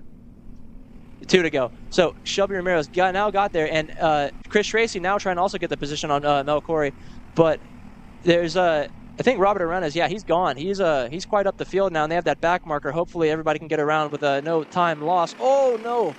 A little bit of a bobble there with the lapper, but now Melkori not too happy with that. Still, though, I mean, even if they can't catch up to Arana, there is still P2 on the line here. The race is far from over. Still, one more lap to go. Even if Robert Arana doesn't have any pressure from behind, Shelby's going to want to hold on to this P2 position right here. She has a little bit of a cushion between her and Melkori. Maybe Chris wants to get on that P3 here. We'll see. No move there. I mean, it'd be pretty far back to send it from way back in turn 10 there. Got a Kartlink back. Oh Is no, that Arana? Robert. Yeah, Arana's having some issues right there. That will give Shelby Ramirez the race lead as they come up to the top of the hill. What happened there? I mean, it didn't look like he fully slowed down. There he is. Yeah, he may have just made a mistake. But now, down the inside, side by side, Chris Tracy and Melkori. Now, Robert Arana. Oh, what's going on with Chris Tracy? He just let his teammate by. Maybe they'll work together now and try to catch back up to Melkori. But very strange last few couple of corners. Maybe Arana went off in the last corner and had to get back on, lost a bunch of speed. I'm not too sure. But, yeah, Shelby Ramirez now gifted the lead, but she has to hold on to it still. It's not going to be easy. Oh, no! It goes wide, and Melkori to the inside. He gets the lead. He's going to white line. I think it's the right call to white line because Arana's right there. He's going to try and send it. Can't get down underneath Melkori. Melkori thinking real hard here. He's going to have to cover off this last corner. If Robert goes down the inside, there could be that puddle for him. Nobody's going to go for it and give your lead. Unless Robert can get around, I don't think he's going to be able to do it. This heat win goes to John Paul Melkori with Robert Arana, P2, Chris Tracy recovering back up to P3. It's a shame for Shelby Ramirez. She almost had that win there, but in the last part of the bowl, went wide and lost a few positions down to P4. Emmett Eddles, 5th. Pillion, 6th. Baldus, 7th. Mia Johnson, 8th. It's a shame for Ava Blim. She's way down in 9th place after that mistake, and Brooklyn Dudley in 10th. Tough break right there for some of our heavy hitters right now at the moment. Eva Blim definitely going to have a lot of work to do if she wants to have at least a decent starting position. She's going in the wrong direction. Hopefully she can recover in heat race number 2. But as that is set, we're going to take ourselves a quick commercial break, but we'll be back with more racing action for the Texas Sprint Racing Series live here on Kart Chaser. If you want beautiful, solid wood, made in America dining room furniture, come out and see the new selection of beautiful dining room tables, chairs at Gallery Furniture, and best of all, buy this beautiful, oh so comfortable, made in America dining room furniture, tables, chairs, servers. Gallery Furniture delivers free to your area home in 3 or 4 hours tonight. Make family members on your beautiful new dining room table and chairs. Buy it today. New arrivals, Gallery Furniture delivers free in 3 or 4 hours to your home today.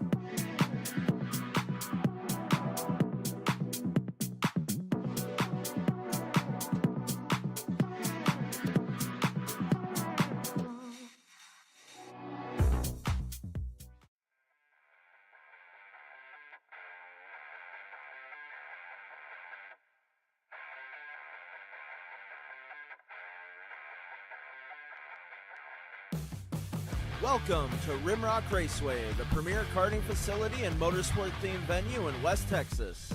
While you're at the track, be sure to stop into Victory Lane and enjoy our full-service bar and event center. We have live music and entertainment weekly, along with Texas's fastest go-karts available to the public. Located on West Highway 80 in Odessa, get your adrenaline pumping at Rimrock Raceway and live life full throttle.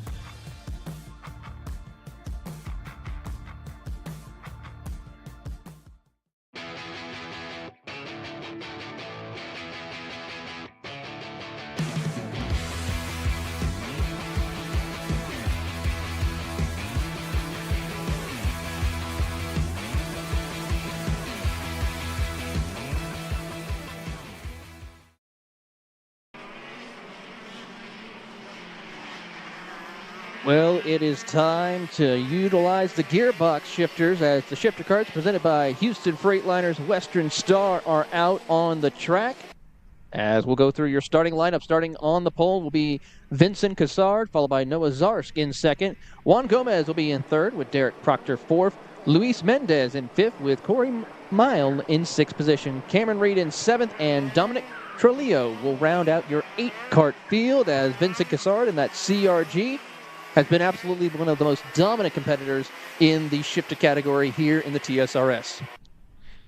Yeah, only 8 drivers, but 8 very good drivers. You have Vincent Cassard. He was at Supernats last year, and he did a very good job. Finished, I think, just out the top 5, if not top 5.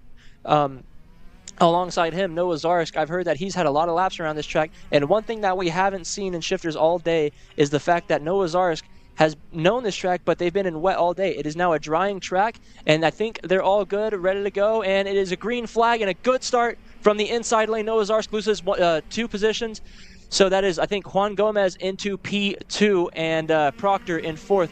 Now, Vincent Cassard already running away with it. Now, down the inside, the CRG driver trying to get down on Derek Proctor, can't do it. Still into P4, Derek Proctor. Now, further ahead, Noah Zarsk is going to want to work on Juan Gomez. He needs to get around him so he can catch back up to Vincent Cassard if he can. He's most likely going to be faster than Juan Gomez as these laps run by, as we've seen in the warm-up and qualifying.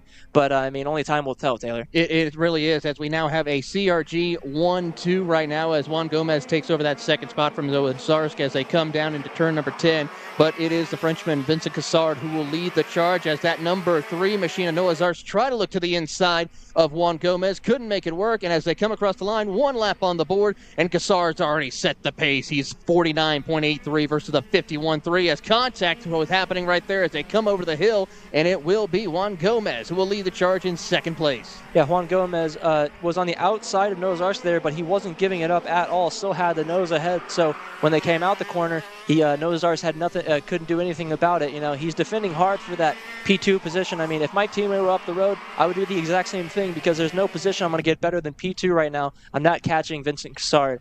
But Noah Zarsk heavy down on the inside of Juan Gomez.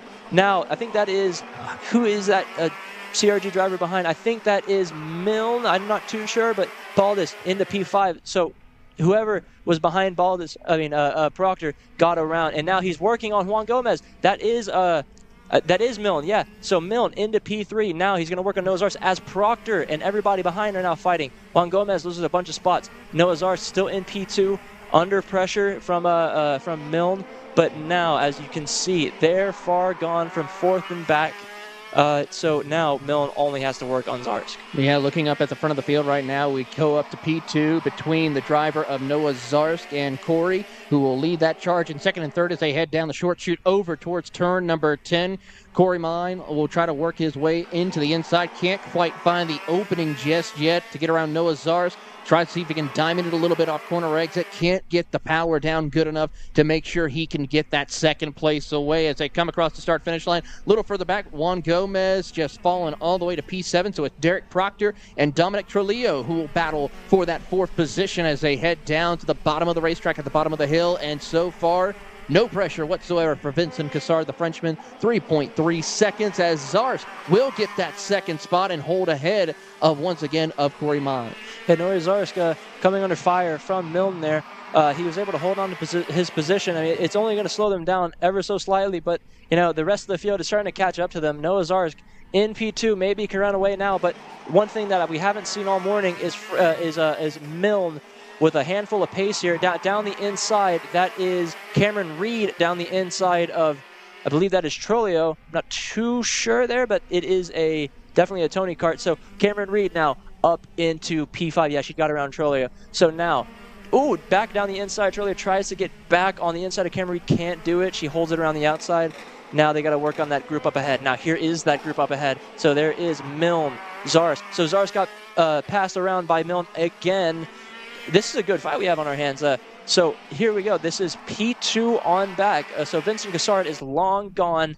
Here is Milne, Zarsk, Proctor, Reed, and Trolio all in a line. Nobody making any moves there just yet. Now into turn 10. One more lap in the books. Still everybody single file, Taylor. Good battle for P2 as they work their way out of turn number 10. Now as we see the driver of Corey Milne pulling away from the field. Now that'll leave Noah Zarska hold on as here comes a big slide from Cameron Reed to move up to P number 4. Getting around Derek Proctor. Beautiful textbook pass for position as they come down the hill heading over towards the back straightaway over towards the kink. And here they go once again. And Cameron Reed picks up another spot. It is now going to be a CRG 1-2-3, but we will see if Noah Zarks has something different to say about it. He will get back around Cameron Reed for that third position, but here comes Reed to the inside, side by side. Zarks throws the block as they head down into turn number 10, but really a great run for the CRG machines. They are showing a lot of pace inside this group. Oh, wow. Down the inside, Trolio gets a 2-for-1 move there, slide job, gets right to the front bumper of Reed, and he gets a little bit of a push to stay in that position. Now Proctor, though, getting down the inside of Trolio, he's going to get that position back. So even though he made 2 positions, he still gained 1 on Cameron Reed there. But Proctor back down into, I believe that is P4. Now down the back straight, the top 3 are evenly spread out. Nothing happening up there. So this is the closest battle we have on track right now. 4th and back, Proctor and Trolio. Few more seconds left before we get the 2 sticks to go, about 40 seconds. So they'll get around one more time. I'm believing there'll be 3 laps to go as of right now. But Proctor needs to hold on to this P4 if he wants to get the least amount of points to hold on for the final. And in these heat races, it's about points. You need to finish good in order to get a good finishing starting position for the final. Like Shelby Ramirez fell down to 4th, even though it's still 4th. I mean, it's not too far off the front of the grid, but still, you just don't want to gather all those points if you don't have to. You know, risk versus reward. If you have a good position like Zarsk, are you going to go for Milne, or are you just going to hang back and keep your points? Well, I mean, you also got to throw in the factor, too. We still have 2 more heat races to go through. We have one, of course, later this afternoon for these shifter karts, and then, of course, the one tomorrow morning. And you got to remember, you still have these tires you have to take care of to a degree. So is it that point where it's like, all right, let me just get my points for this race, get a good average for the next race, and then maybe see about really going for it in that final heat? Yeah, it's very interesting because if it were pushing all out the whole time, I mean, I wouldn't really call it boring, but it definitely would take away a lot from the strategy. You know, you got to really manage your tires. Cameron Reed was one to say how being newer to shifters, I mean, she's been practicing a little bit, that the tire management is a whole new ball game. You don't really have to do that in KA100 or 206. Yeah, so the tire compound as well, it's softer, so it degrades faster. You need to be very careful with these tires. You can eat them up very quickly. But there on your screen, that is Vincent Cassard gone on the field. He is 6 seconds clear of the next go-kart, his teammate, Corey Milne. Good defense from his teammate to, you know, hold the field off. I don't think he would have needed it. He was pretty fast already, but a very good, performance from his teammate. Now, the final lap. One more lap around this track. Vincent, Sunday driving, not too much to worry about, no defending. You know, he's following his line, as you can see, pretty laid back. And at this point, if you have this much of a lead and you don't need to push, he's definitely probably... It's funny, he's going the quickest, but he's probably the one preserving his tires the most because he doesn't have to battle with anybody. Absolutely, and you know, there's a lot of different ways that a driver can preserve their tires and when they have this big of a lead, especially in these shifter categories, backing off their corners a little bit here, not wanting to get too heavy onto the brakes when going into these braking zones, a big help, as well as he will work his way through turn number 10, possibly, I believe, for the final time as they come out of turn number 10. When we get the white flag or the checkered flag, checking to see here at the start finish line. Checkered flag for Vincent Cassard, the Frenchman. He will win heat race number 1 in your shifter category, presented by Houston Freightliners Western Star. Corey Milne will come home in 2nd place after holding off a hard charge from Noah Zarsk. Derek Proctor in 4th, Cameron Reed 5th, Dominic Trujillo in 6th position. Juan Gomez will come home in 7th, and Luis Mendez will be 1 lap down in 8th position. A tough break for him. Hopefully he can have a little bit better a run in his next heat. But we're going to take a quick commercial break. When we come back, more racing action for heat races number 1 in the TSRS at KartMoto. Are you ready to get behind the wheel? From Formula One to NASCAR and IndyCar, all the pros start here.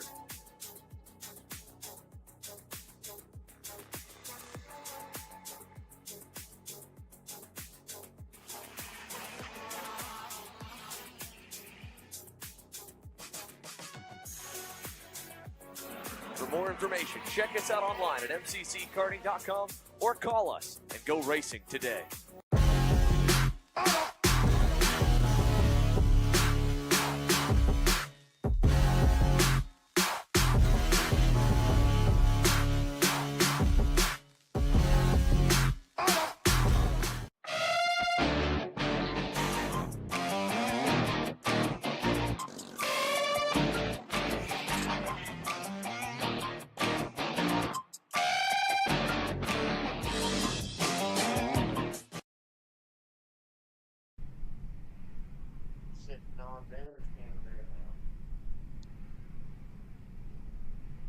Welcome back to Kart Chaser coverage of the Texas Sprint Racing Series live from KartMoto in Cresson, Texas, as we get set to go for the Summer Shootouts heat race number 1. Starting grid is a little bit iffy, so we'll go through a different way, as on the pole will be the 221 of Aston Wyatt for your 206 Cadet, presented by Rimrock Raceway. Tanner Barsh in 2nd with Marshall Steves in 3rd. Jensen Willander will be in 4th position with Milo Poratki in 5th position. Theodore Mitchell in 6th with Dean Gregoria in 7th. Benjamin Osborne 8th, Simon Klein in 9th, and Maxwell Dewey rounds out your top 10. Vargas 11th, Blackwood 12th, Drew Blim in 13th, White 14th, Busby 15th, Westbrook far back in 16th. Is he really that far back? By the way, timing showing, yes indeed. Micah Massad 17th, Brennan Barsh 18th, and Mikhail Oviedo in 19th. So, yeah, they're still getting around the track right now. They're warming up their tires. About a few more corners to go. They're going to bunch up right here and start getting into their tram lines, and we'll go racing with what is this, Micro Swift or Mini? This is our cadet class, 206 Oh, cadet. 206. Whoops. I'm not even looking at the screen right now. We got at least one more before we get to our KA100 senior category here, and then we will start them all over once again. As you got to be careful right there. I don't know how many cars still have slicks on, or if they are still using the rain tires. I think everybody, for the most part, is on slicks. There's no way they're on the rains anymore. I agree, but, you know, some people may try that with the puddle down there. I did that once, and it was horrible. Well, as they enter into the start zone, so far we're going to see if everyone, it looks like a little bit of a too fast start, but we're going to get the green flag anyway, and we're racing, and already as they crest up to the top of the hill, that number of working their way through, Aston Wyatt will lead the charge here in his Burrell art as they work their way down the hill. But how about Tanner Barsh? He takes over the race lead as they come down to the bottom of the hill towards the back half of the course, and side by side for the race lead, Wyatt looks to the inside trying to hold off Tanner Barsh. Meanwhile, further back, Steves, Willander, and Mitchell battle for the 3rd spot, as around the outside, Tanner Barsh takes over the race lead. It's interesting to see these two battle. I mean, I'm more used to seeing them, work together and establish a huge lead. But right now, it doesn't seem that way. As you see the Iceman further back looking down on Marshall Steves. He's trying to get down the inside. He does, and I think, oh no! Oh! Huge contact there. I think somebody got into the back of Theo, and it was just a domino effect, a bunch of crashes afterwards. Few drivers got picked up in there, and now your leaders, that is still Tanner Barsh and Aston Wyatt, far ahead. There's no one behind now after that incident. I don't know if Marshall Steves got caught up in that incident as well. I don't think he did, because he came up on the ticker. He's still somewhat close behind Aston Wyatt. There he is. He just passed by. That was Willander, yeah. So I think Marshall did get caught up in that incident. So yeah, Willander up into P3, Dewey 4th, and Osborne up into 5th. But now Tanner Barsh and Aston Wyatt, it's a textbook. It's not a textbook, but a dream situation right now. These two guys are pretty used to working together. So I mean, they're probably going to link up and start, just waiting for the timer to tick down. But as it stands, so yeah, that crash did take out a lot of our contenders, and there's Willander further back on the screen. Yeah, Willander is having a good run in 3rd position. How about Dutch Westbrook? Picked up 9 spots after just 1 lap, especially. So that incident helped him get into the top 7 for the moment as we pick up the 2 Borellards coming out of turn number 10. We'll go a little further back to trying to see who we have here as they come through over towards turn number 10. That is the 211 machine, so that is around 5th and 6th. So Osborne, Gloria, Westbrook, and Mitchell battling for that 5th spot as they come up to the top of the hill, and around they go. That CRG machine is working his way. That's Theodore Mitchell getting up several spots as they head down the hill. Yeah, Theodore Mitchell was unfortunate enough to be caught up in that accident, but it doesn't seem to be really slowing him down too much as he got back up and going very quickly. I thought he'd be much further down the field, but still ahead of Westbrook as it seems.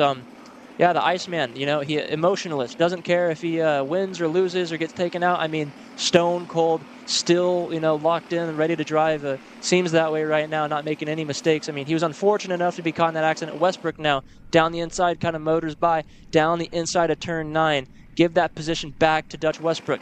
But now, Theodore Mitchell switching back. He looks over his shoulder, looking to see if he can find him, but Theodore Mitchell still right behind him. I think pass for the lead now. We have Aston Wyatt getting to the point on Tanner Barsh. I mean, they work together. They may swap positions every now and then. I don't think they will do anything to slow each other down. That's kind of how it goes with these guys. I mean, on the front straight, if one's drafting, he might go around, he might not. We'll see. Oh, man, they're still fighting. I am eating my words right now. So Tanner Barsh down to the inside, back up to the point. Well, right now they have about a 3.4 second lead over Jensen at the moment, and Jensen's got another 4-second lead over Maxwell Dewey. So I think it's safe to say these drivers here can feel confident enough to start pushing the envelope about having a little fun. Of course, that allows since their teammates to maybe try certain things of how to make passes when we get into maybe other situations if they fell back a little bit, or even during the finals when they're having to defend against other competitors who may be a little bit closer if this incident didn't happen here in heat race number 1. I mean, if I were, so they're still switching forth and back. I mean, I bet the mechanics on the pit wall are probably losing their minds right now because of the gap behind them. There's no point to be fighting like this. I mean, practice is good if they want to, if they are doing it for that reason, I guess so. But right now, all they're doing is really just hurting each other. If they would just work together and push, they'd be a little bit quicker. I guess that's not really in their interest because they may be fast enough to just pull away anyway. But, I mean, they, like you said, they may just be wanting to have some fun.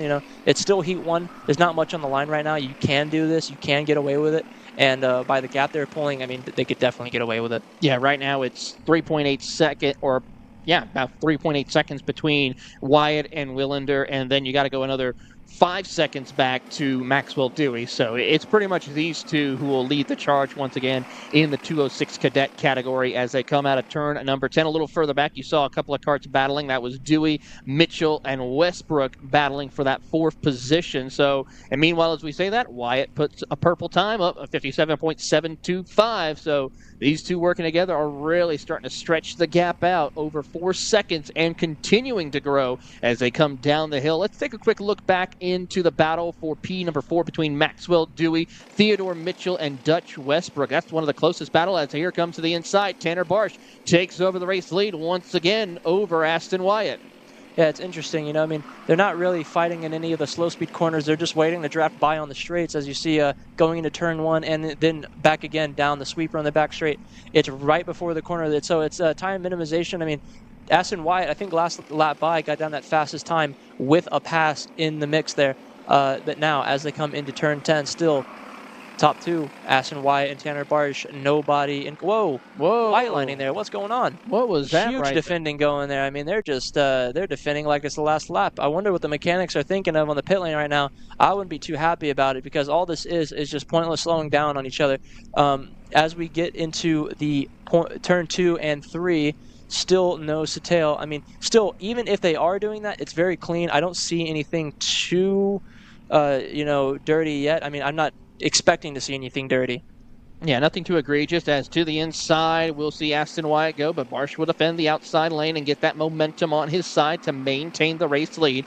Time has already expired, so we should be getting the 2-to-go signal this time by for your race leaders as they head down the short chute over towards turn number 10. And as they come down through that hairpin and make the charge over towards turn number 10 here, we should get the white flag, or at least the 2-to-go signal as they come through. And Wyatt thought about going to the inside. Lap traffic up ahead for your race leaders. They will push each other down the front straightaway, and 2 laps to go for your race leaders. And to the inside, Wyatt will try to hold off the outside lane, but can't work. They will come up on 1 lap car. That, I believe, is going to be Mikel Oviedo, who will now drop back into the 1 lap position as they work their way down the hill and continue pressing forward.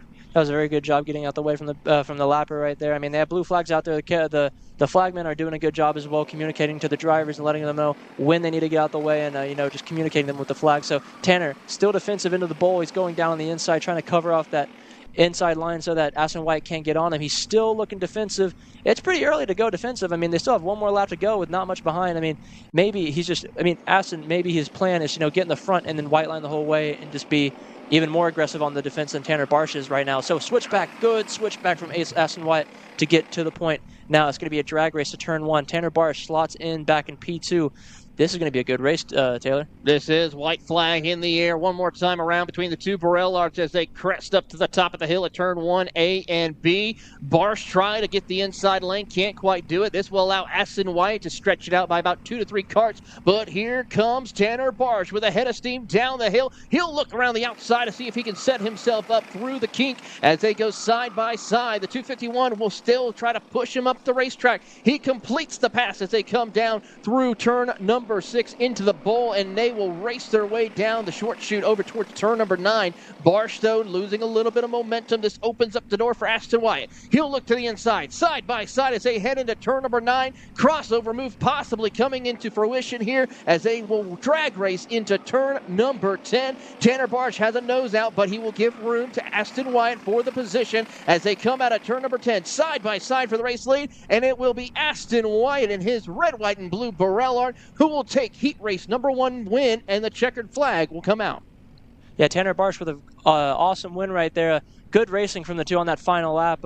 Switchbacks back and forth, yeah, fantastic race. So Aston Wyatt got P2, Willander P3, Mitchell P4th, Westbrook 5th, Dewey, Podoraki, Jerrier, Massad, Osborne. That is your top 10. And further down, it is... It's going to be Osborne in 10th. Then it's going to be Marshall Steves 11th. Then it is going to be Vargas dropping quite a ways back. So Klein will be 12th, Blackwood 13th, Vargas 14th, White is going to be 15th, Busby 16th, Brennan Barsh 17th, Oviedo 18th, and Drew Blem will be 19th. So already it's time to go ahead and give you one of your main event classes for this weekend. It is your KA100 Senior, and they're next here on Kart Chaser.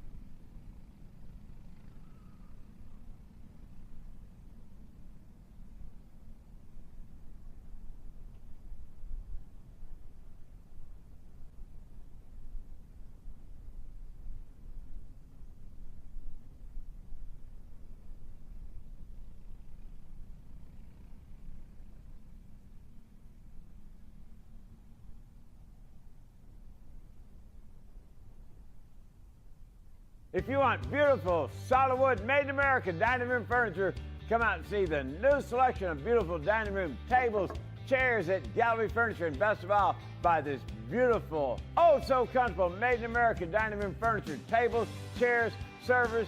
Gallery Furniture delivers free to Houston area home in 3 or 4 hours tonight. Make family members on your beautiful new dining room table and chairs. Buy it today. New arrivals, Gallery Furniture delivers free in 3 or 4 hours to your home today.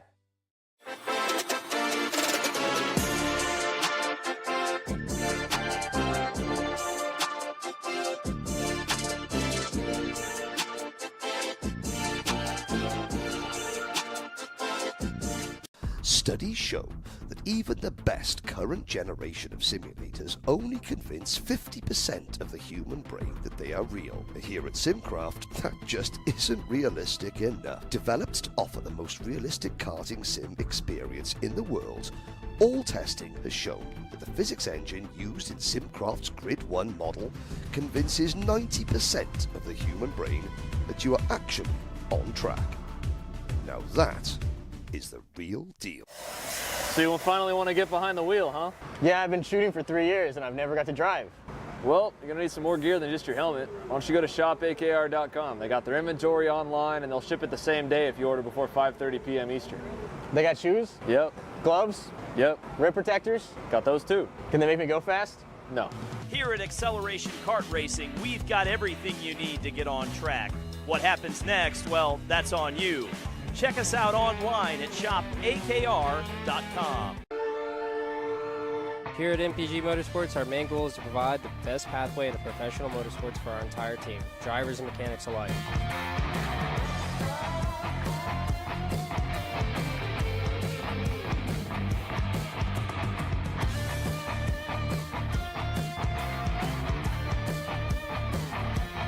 We're based out of Whiteland Raceway Park in Indiana. For more information, contact us at chase@mpg-motorsports.com.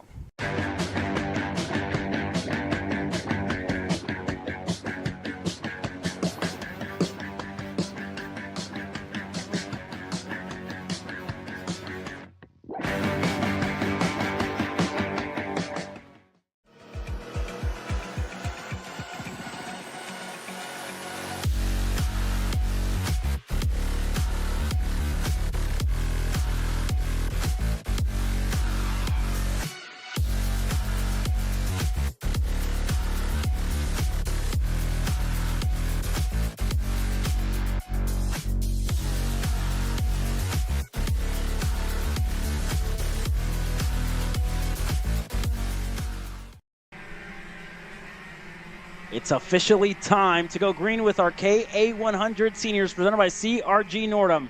Aiden Rudolph and Diego Guillot starting on the front row. Beckett Friesen and Landon Skinner on row number 2. Jesus Vasquez Jr. and Adrian Cruz on row 3. Jake French and Peyton Phillips, row 4. Dunlap, Adams, Goodson, Music, Clements, Robertson, Stanfield, Suplee, Din, Roussel, Howell, Summers, Roddy, Levitt, Parker, Asensio, Pope, Pico, Eves, Faulkner, Good, Friend, Renfro, Trejo, Knight, Egdroff, all getting set to go green here for the first heat racing action in KA100 Senior. It was an action-packed qualifying session, and we're going to expect the exact same here shortly. With Aiden Rudolph and Diego Guillot starting on that front row. Rudolph went 2 for 2 on pole positions, and this is the second one, the last one he needs to defend. And everybody looking for points here. Into the tram lines, into the start box. Green flag is out, and we are racing here in KA Senior. A good start by Diego Guillot on the outside. Rudolph still on the inside, going to hold on to it. And Diego Guillot, a good move around the outside. Friesen gets all out of shape there into the first turn. Everybody able to cycle through, and Justin Music finds himself dropping a tire into the grass, but everybody able to work through, and already Diego Guillot falling under fire, and a lot of drivers collected. Peyton Phillips, Trejo, and more out early in this one. Phillips able to get back going, and has been a season to forget for Peyton Phillips here at the Texas Spin Racing Series, unfortunately. I think Friesen got momentarily around Jesus Vasquez Jr. I don't know if he got back around, but your top two seem to be single file. They don't really want to slow each other down right now. That's Cruz up in P3. Jesus Vasquez Jr. lost a bunch of positions on that first lap, way down into P7 now.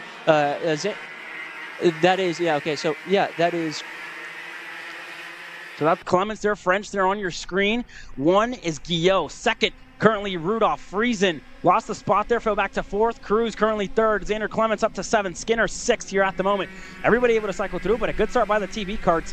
It's Clements and Vasquez splits the teammates of Stanfield and Clements here at the moment, but everybody continuing to cycle through.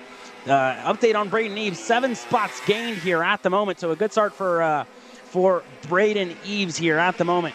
And now all the drivers, I mean, we saw carnage. We've seen it all so far in this one. And already the battle for the lead ramping up. Is Rudolph going to go here into turn number 9? Looks for it and is going to get clear on the inside. And Aiden Rudolph up to the lead here in this heat race. But Diego Guillot has really good pace in his AR Academy OTK there. So a good drive so far by Diego Guillot. Yeah, Guillot just deciding to slot back into P2 there. Didn't want to slow himself down any more than he had to. Cruz really looking to get up into that P2 fight right there. So further back, Jake French is now hopping into P4 with Becker Friesen right behind him. This, at the very start, it was a little bit spread out. Now they're starting to gain a little bit of more, I don't know, they're just, closing in on each other. They're getting a little bit closer. They may start fighting in a few laps. I mean, they still have 3 minutes and 50 seconds to go, so maybe a little tame for now. I mean, it is KA100, so I don't know how tame you could really call it. It's mature driving, but still it's a very aggressive driving from all these drivers, Caleb. Yeah, no, for sure. Stanfield's able to get ahead of Clements. There goes Robertson looking on the inside of Xander Clements. Can Robertson get clear? He does. Dunlap looks to go through as well. So the two of them able to get ahead of Xander Clements, and Adrian Cruz able to work his way up to P2 there as the rest of the drivers continuing to cycle through here in this one. And Stanfield, started on the back foot, was sick at the start of this weekend, and already a move there. Adrian Cruz to the point of the field. Diego Guillot gets through on Rudolph as well. So already a change for the lead, and stack them and pack them. The top five are bumper to bumper, nose to tail. It's Cruz who leads from Guillot, then Rudolph in third, Jake French in fourth, Beckett Friesen fifth, and Landon Skinner not too far back. There goes Guillot on the inside of the sweeping left-hander. Guillot back to the point of the field. The way how they're fighting, it could become more than tough. Down the inside goes Aiden Rudolph. Jake French tries to follow on Adrian Cruz. Now P2, that goes to Aiden Rudolph. Oh my gosh, they're all fighting now. Aiden Rudolph goes super defensive as Beckett Friesen falls off the track. Landon Skinner gets ahead of him into P5. That is Jake French up into P4 still. He looks down the outside of Adrian Cruz. Maybe Landon Skinner can get down on the inside. He does, but I think Jake French got the switchback, and so does Beckett Friesen. Landon Skinner loses 2 positions there. Yeah, and Cruz and Rudolph, still trying to pass each other here. Cruz wants to lead that pack. Rudolph going to let everybody by. Going to let those 3 drivers by and slot himself back into the P5 spot with Landon Skinner right behind him. There goes Rudolph on the inside of Jake French. He's able to get clear. Skinner looks to go through as well. Not close enough for Landon Skinner. Going to have to stay behind the factory cart of Jake French. Yeah, so now down the inside, Beckett Friesen goes down the inside of Adrian Cruz into the sweeper, now through the S's and into the bowl. Will there be any changes for position? No, they all single file through there, now into turn 9. Is anybody going to go to defensive? Maybe Cruz goes to the inside. He does, down the inside of Beckett Friesen. Aiden Rudolph is going to follow and probably get the position as well. Off the track goes Beckett Friesen. He gets moved a little bit there from being on the outside. I mean, when you try to hold it around the outside, he just got swallowed there by all those go-karts. But when you hold it around the outside, there's a chance you're going to get knocked off the track, Caleb. Yeah, Beckett Friesen did not want to give up that position. And, I mean, fair move by Rudolph. Had his bumper halfway on the inside of Friesen, and unfortunately was stuck on the outside. Lost some time and lost some places here for Friesen, who's currently 8th and falling under fire to Dunlap, Robertson, and more. So interesting to see how it's going to play out for Friesen here. Started there, pretty good qualifying for him, but again, just still trying to get to grips with the racing action in KA Senior. So unfortunately there for Beckett Friesen, but all the fighting from second on back has really let Diego Guillot run away with it here with a minute left in this heat race. Yeah, Guillot way up the road right now, but your P2 battle right there. As I look further back, there's Braden Eves making up a bunch of positions still. I mean, he was way further back in qualifying. He had a terrible qualifying around 20th or upper 20s. Now he's into 14th. Oh my goodness! Big contact there between Pico and Eves and everybody coming through turn 10.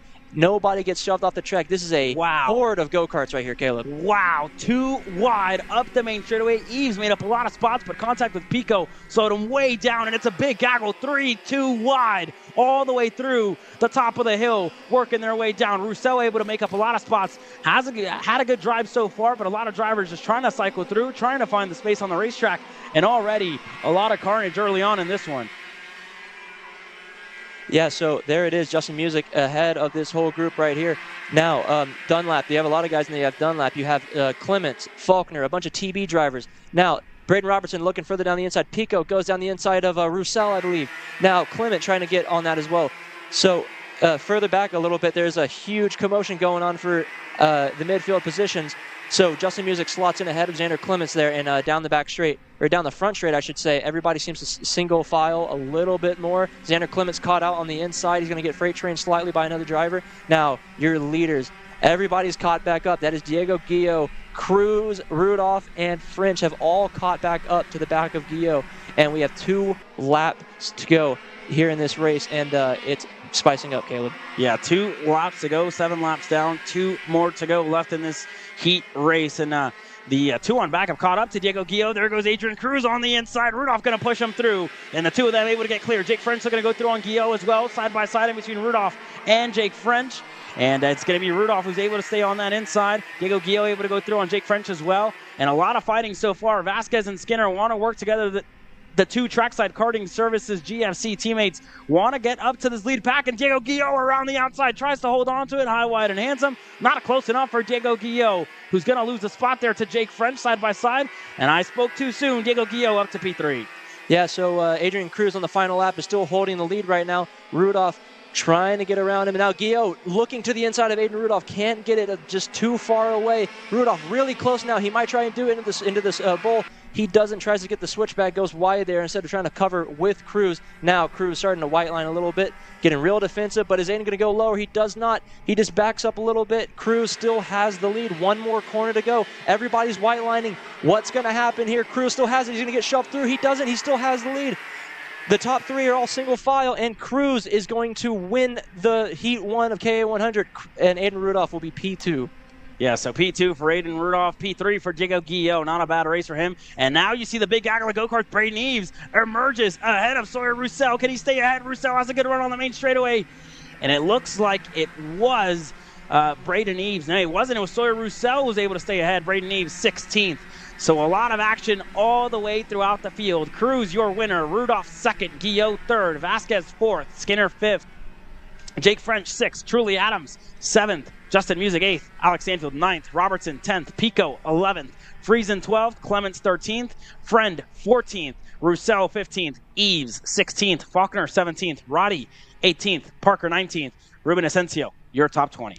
And Dunlap, 21st. Pope is 22nd. Howell, 23rd. Din, Suppley, Summers, Good, Goodson, and Phillips. Unfortunate for Phillips, got taken out in the beginning of that race. A huge pileup happened right there, and yeah, we'll see what happens in these next few heats. But that's your KA100 Senior. Now we'll go racing for Heat 2 when we get back.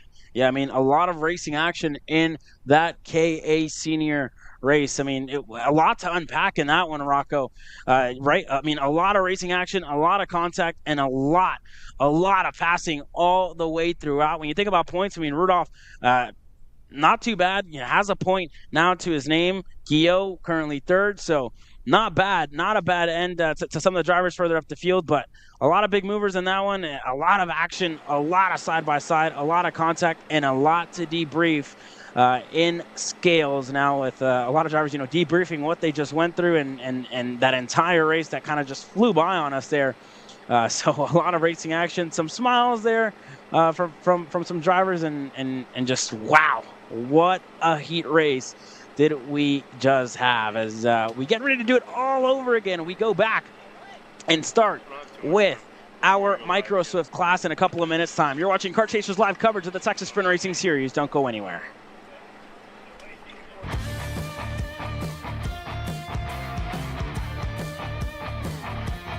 We're based out of Whiteland Raceway Park in Indiana. For more information, contact us at chase@mpg-motorsports.com.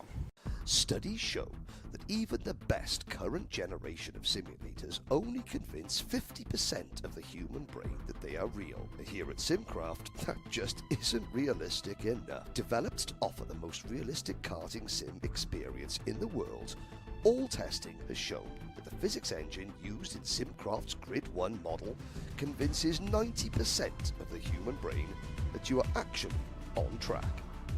Now that is the real deal.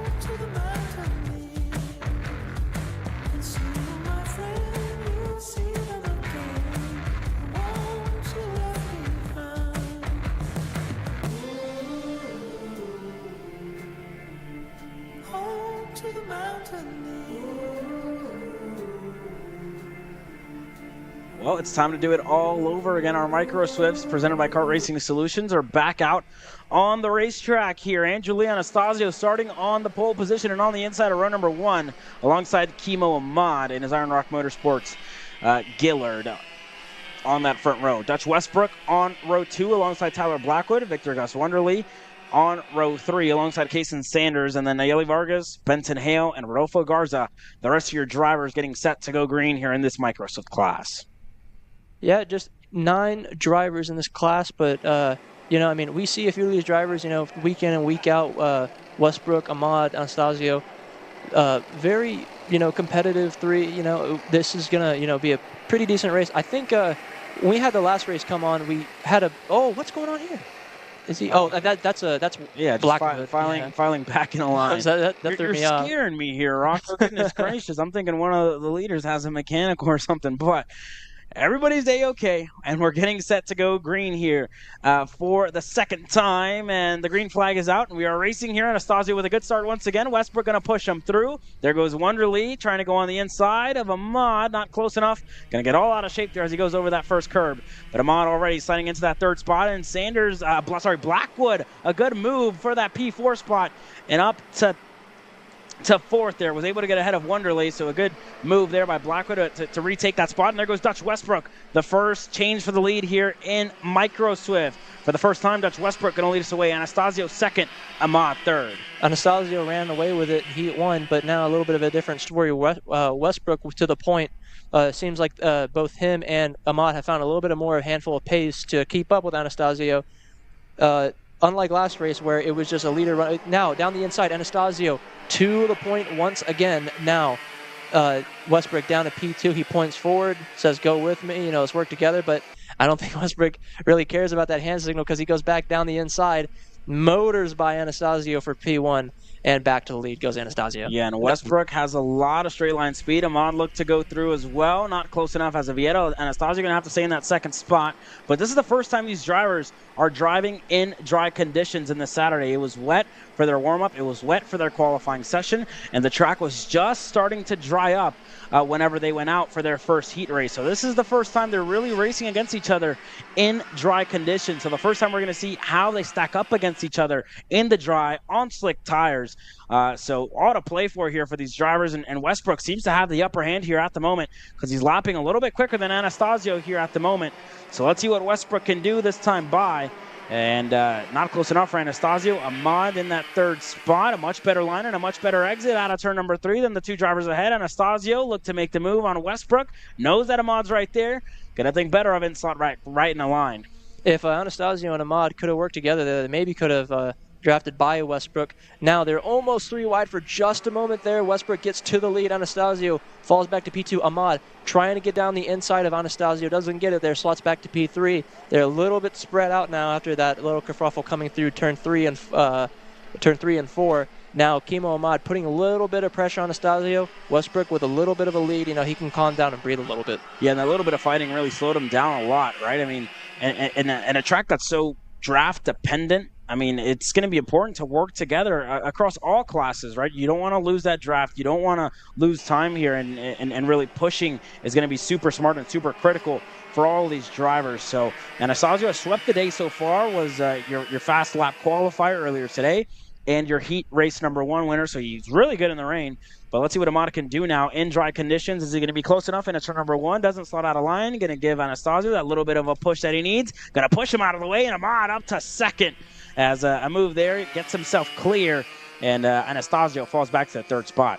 That was a clean little move there to get to P2 now. So you have one more driver kind of coming into frame there. That's Gus Wonderley. He's catching up to Anastasio and Ahmad.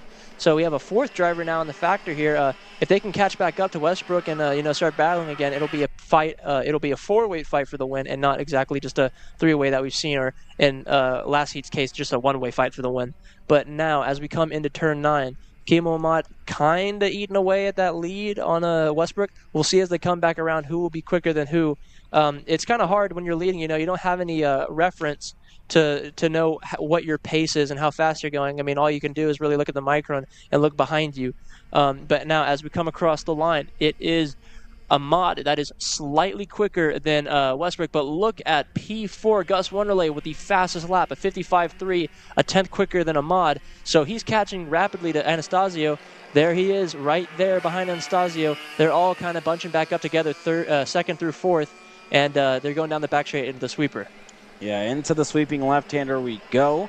Wanderlei still trying to close on the gap to Anastasio here at the moment, and it seems to be doing so as we get to the closing stages of this heat race. A minute and a half to go, plus 2 laps. So anybody's game so far on this one. It's the first time we've really seen the lap times continue to start, taking shape under dry conditions. Obviously, yesterday we were here, didn't have any transponders on, so kind of just a toss-up of what everybody's running. But this is the first real shot and the first real time that we'll see any of these drivers work their way around this racetrack in dry conditions. Ahmad just went quickest, 55.026, lapped 2/100ths of a second quicker than Westbrook last time by, closing down that gap bit by bit, but really going to need the draft or a push behind from Anastasio, who's just losing time with Ahmad.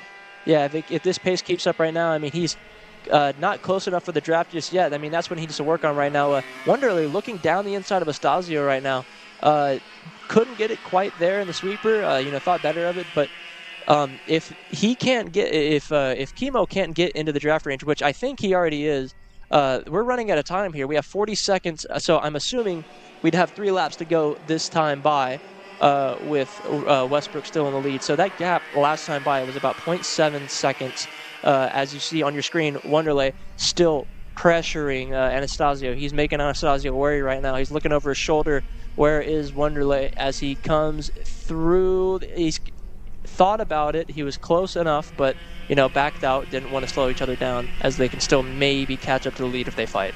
Yeah, not close enough as of yet for Gus Wanderlei there to make the move, but still behind Anastasio, and a good showing for him. I mean, further back, Tyler Blackwood, P5, lost a spot there at the start and just hasn't been able to keep up with the top 4 here at the moment.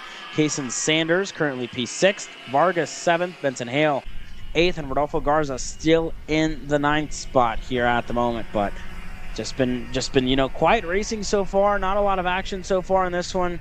Drivers staying patient, pushing each other and working together, so not too bad of a race as we get to the closing stages of this one. 2 laps to go when we cross the stripe. The gap between Westbrook and Ahmad isn't closing too rapidly right now. It's still at a 0.7 second gap. We have about, I think, either 2 or 1 laps to go left. I'm not exactly sure, but for the most part, they're all evenly spread. There's not much going on the track right now, Caleb. Yeah, Rocco. And I mean, whenever you're so far back from the driver ahead of you, what are you going through in your helmet, right? You're running out of time in the race. You're not going to be there whenever you get to the end of it. What are you thinking about, especially being so early in the weekend, only Heat 2? What's going through the head of a driver who's, just chasing down a driver ahead who's just running out of time? Well, if you want my answer, probably thinking about food. That's a huge issue I've always had. I've asked a few other drivers, that's one thing that a lot of us think about during the race is what am I going to eat after. That's a very relatable thing to think about. I wonder these kids are a lot younger than us. I don't really know what's in their minds nowadays. Probably some funny thing online or whatnot. But for right now, if I saw somebody in front of me, and I'm by myself on track, I just want to get my head down and crunch a few laps and, don't make any mistakes. Don't, you can't do much else other than lap, Yeah, so Rocco thinks about food. I don't know what I'd be thinking about. I'd just be, kind of either, I don't know, just probably be upset that I can't get there towards the end of the race. But, a lot going through these drivers' minds, and I'm sure we'll hear from some of them later on today whenever we walk around the paddock later on tonight. But it's been all about Dutch Westbrook here in this second heat race with the dry conditions coming to fruition now for Westbrook and the Benek team. It's going to be a good end to the team led by Juan Villarreaga. So not too bad end to the day today, and Dutch Westbrook going to be your winner here in Micro Swift. It's Kimo Ahmad second, Wanderlei third, Anastasio fourth, Blackwood next to cross the line here shortly. And then it's supposed to be Sanders in that 6th spot, Vargas 7th, Benson Hale 8th, and Rodolfo Garza 9th. So there are those last couple of drivers. Blackwood and Sanders were fighting it out the entire way through. Blackwood able to stay ahead. Sanders 6th. Vargas next to cross the line in 7th here shortly. And Benson Hale going to round out your field here in your Micro Swift class presented by Kart Racing Solutions.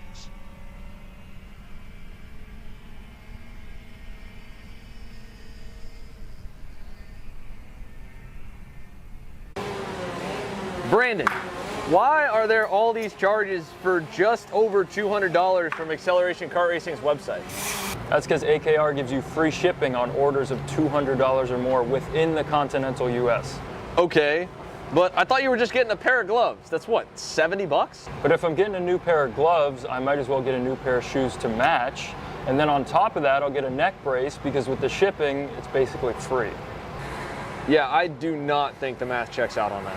Everything you need, all in one place and shipped to your door for free for orders of $200 or more. Exclusions apply. Spend responsibly. Shop AKR.com.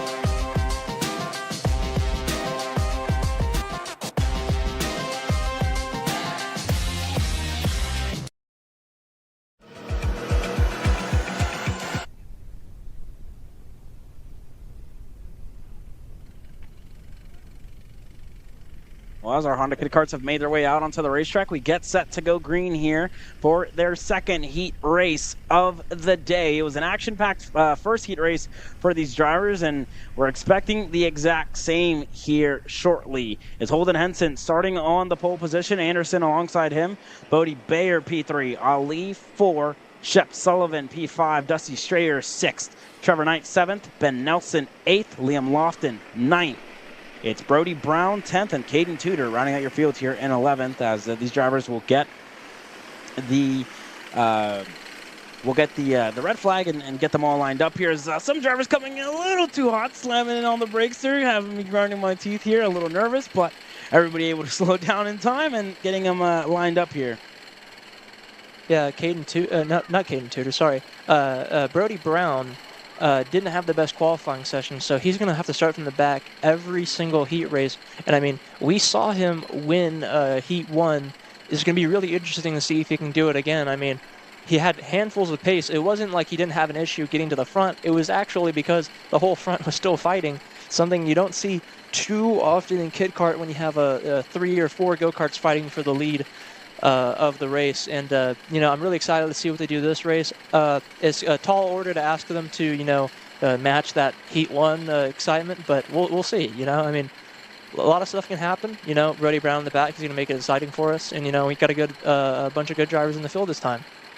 Yeah, a lot of drivers in this field who get set to go green for the second time and their final time here today on this beautiful, the start of the day, considering what you deem beautiful weather. If you like the rain, if you like the cold, if you like getting your socks wet, if you like being miserable all morning long, then you know that I could be all you. But if you like the sun, you like the wind coming out, then you'll say it's been a beautiful end to the day. But I mean, not going to complain. Any day at the racetrack is a good day at the racetrack. No matter if it's raining, no matter if it's cold, no matter if it's snowing, every day at the racetrack is good because we are so fortunate to be out here and having a good time.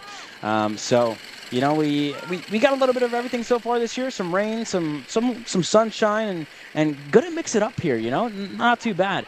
As our Kid Karts get set to go green here shortly, presented by Gallery Furniture. Henson and Anderson on the front row as they get set to go green. Anderson was your winner in that first one, and we are green here. A good start by Anderson, holding Henson on the inside, not going to have the run that he would have wanted. And that's going to put Beckley Anderson and Rafe Ali to the point of the field. Henson going to slot back in a fourth. Shep Sullivan, P5, and Bodie Bayer there. Wow, what a move by Shep Sullivan around the outside of Holden Henson. Gets it done. And already with a big lead, Beckley Anderson on the inside there. That's Bodie Bayer on Rafe Ali down the hill. And Bodie Bayer able to get clear. And there goes Shep Sullivan as well up to P3. And Ali loses 2 spots here. Yeah, great start from both Bayer and Sullivan. You know, I mean, Beckley started on that front row, and she got up into P1 after that little bobble from Holden Henson. You know, just unfortunate start from him. But now Bayer right on the bumper of Anderson. Gonna go for it or slot behind? Smart, you know, start of the race. Not really important to, you know, scuffle up that hard and, you know, get the whole field to bunch back up. But hey, I mean, if we're looking for a good kit car race, that might be what we need, some racing up in the front right now. But you see Sullivan, you know, who is this kid, man? He just came out of nowhere and he's just making positions. Who is he, man? So Shep Sullivan's father used to work for the Lexus team, had an IndyCar team for a while, and Shep Sullivan so we have a pass now with Bodie Bayer on the inside of Beckley Anderson. Shep Sullivan is new on the karting scene, has a lot of help from Sean Owens, Mr. DKC himself. We saw him earlier this year drive his KA100 Masters kart one-handed, driving the throttle there on the side of the engine. A video that went viral for Sean Owens, and a badass move, I must say, by Sean Owens. And now he's coaching Shep Sullivan, whose dad has a long history in the car side. Not that big in karting, but starting his son Shep in the sport in karting. This is where it all starts, right? It all starts here in this class specifically, right? Kit karts. This is where everybody starts. This is where everybody learns how to drive, where everybody gets up to speed on what's a gas pedal, what's a brake pedal, when to make moves, when to not make moves. And Shep Sullivan's doing a great job of it. And only his 4th race is Brody Brown looks for the move there on the inside of Rafe Ali. He's able to get clear. So a good move there by Brody Brown to work his way ahead of Rafe Ali. And now going to look to get around Holden Henson here shortly. Yeah, he's already in the P5. He's up 6 or 7 positions from his starting point. You know, that unfortunate qualifying session he had. Now Sullivan and Brown both trying to make moves here at the same time. Look at Sullivan down into P2 and also Brown into P4. Potentially going 4 right into turn 1. Wow, Sullivan takes the point into P2, and Brown had to back out of that. Beckley Anderson still on P3. Sullivan with a monster move there. This is his 4th race ever, and he's making 4 wide passes as we have Beckley Anderson down. Contact there from the 2 of them. Oh, no, that's unfortunate. They both get taken out as Brown and Henson get back around him. I hope they're okay. I mean, they got back on the track. Hopefully nothing happened there, but as you see, Brown and Henson get back into P2 and P3 as you see Rafe Ali there as well. Wow, Beckley Anderson out of this one early. I'm not sure if she was able to get back going. We saw her win that first heat race after a drive from further back in the field, put her up to the point towards the end of it. So a lot of work to do for Beckley Anderson here, who's arguably one of the quickest drivers on the racetrack now. Brody Brown going to be your new leader here. In second, Shep Sullivan was there for a second, but contact with him and Beckley Anderson have put him out of contention in the second heat race. Holden Henson, a much better heat for him this time out. In P2 here at the moment, Rafe Ali, a good recovery drive, damage limitation, P3, sorry. And then in that 4th spot is, so I'm actually mistaken. Bodie Bayer is a driver in the lead. He's further up the field. There's Brody Brown. This is P2. In 3rd is Holden Henson, Ali P4, and Dusty Strayer currently the driver in 5th. I forgot all about Bodie Bayer because you can barely see him on your screens. There he is in his top kart. A long ways up the field, kept his nose clean, hasn't looked back since, and your leader here in Kit Kart. Yeah, there was a lot of chaos and a lot of fighting going there from Sullivan and Anderson. So now that Brown has a clear road in front of him and Henson. Henson's actually, you know, keeping the pace with him right now. If they can get up to, I mean, I wouldn't be surprised if they could, because, you know, Brown last race was incredibly fast, but right now, as it stands, Bayer still has the fastest lap. So maybe a little bit different from Heat 1. Maybe Bayer actually is the one with the pace, and Brown, you know, is a little bit more on the back foot. You know, maybe he can only settle for P2, but we'll see. We're only coming to about a minute and 10 seconds and then 2 laps to go, so possibly 3 laps to go, I would assume, as we come onto the front straight. And now that is Rafe Ali and Dusty Strayer, yeah, that is the two. That is 4th and 5th on your screen right now. It looks like Strayer's going to go down on the inside, but he doesn't have the motor to get on it. Is he gonna? No, Ray Foley's still down, holding around the outside. No competition there into the corner, and yeah, still 4th and 5th, Ray Foley and Dusty Strayer. But now up ahead, that is Brown and Henson. Still same story. Nose to tail, P2 and P3. Nothing going on there. I mean, they're running out of time. If they want to get some positions, they got to make them soon. We're going to get the 2 sticks to go potentially next time by. I'm not too sure. Could still be 3 to go this time by, Caleb. Yeah, 3 to go this time by when they cross the stripe. So a lot to play for these Honda Kit Karts here as Bodie Bayer been super consistent, has hit his marks all race long and has been able to stay ahead. The likes of Brody Brown there on your screen and the likes of Holden Henson, who's currently purple. So consistency has been key in this Honda Kit Kart class, Rocco. Exactly. One thing that Kit Karts are one curveball that they can throw is sometimes these drivers make mistakes on their own. So, Bodie Bayer way out in front, if he can just keep it clean, he has a way big enough gap to be A-okay, So last time by, Holden Henson actually put down the fastest lap at 1:12 flat, about 0.2 faster than Bodie Bayer. But with that huge 2.5 second gap, there's no way they can close it up now as they come down the back straight. It's not necessarily a back straight. It kind of curves, I mean, it's the kink, it has this kink and then the sweeper, and then here it is. Here's the sweeper coming up this hill right here. We call it a straight because the majority of it's flat out, but I mean, you are correct. There's a kink, a turn number 4 kink down the bottom of the racetrack, but I mean, it depends on what you want to consider a straightaway. If we're being textbook, it's still a straight. It's basically a straight. No, and if we're being textbook, then it's not a straight. You have a corner. No, if we were being textbook, it wouldn't be a straight. I'm not understanding this vocabulary. I'm sorry. I'm sorry. All good. Apologize. All good. As we get to the closing stages of this race, we'll definitely have to discuss textbook during our next commercial break because I'm not sure what's going on here. I have a very short span of vocabulary. But Bodie Bayer, your leader here at the moment at 111.587. And there he is on your screen. Brody Brown, second. Must say about Brody Brown, has had good drive so far today. Has made up a lot of spots, has worked his way up the field, and been there when he needed to. So P2 will be good in the points for him. Not a bad finish if he does close this one out in that second spot. Holden Henson, P3. Ali currently 4th, and Dusty Strayer in that 5th spot. Anderson, she's able to get back going, but only 6th for her, and Tudor as well. They're in that 7th spot. Sullivan down in 8th. So, drivers who are arguably, some of the quickest on the racetrack just haven't been enough and just contact that have really put him out of contention here in this one. But been all about Bodie Bayer, a driver who got his maiden TSRS win snatched right out of his hands at the opening round in NOLA. Led all weekend long, was a class of the field, and then engine issues put him out of contention at that opening round. That's not the same story here on this Saturday afternoon at round 3 here in KartMoto, where Bodie Bayer is going to take the win in heat race number 2. Fantastic race there. It's not as exciting as the race before, but still, quite an entertaining race. And P2, you have Brody Brown. Good race from him, up 8 spots. You have Holden Henson 3rd, Strayer 4th, Ali 5th, Anderson 6th, Tudor, Sullivan, and P8 after that unfortunate accident with Beckley Anderson. Ben Nelson is 9th, Knight 10th, and Liam Lofton, P11. So not as action-packed as we saw our previous Kit Kart race, but still very interesting whenever you get down to it. As me and Rocco will decide our definition of textbook here during this next commercial break, we'll take advantage and head to this quick break. You're watching Kart Chase's live coverage of the Texas Sprint Racing Series. Don't go anywhere.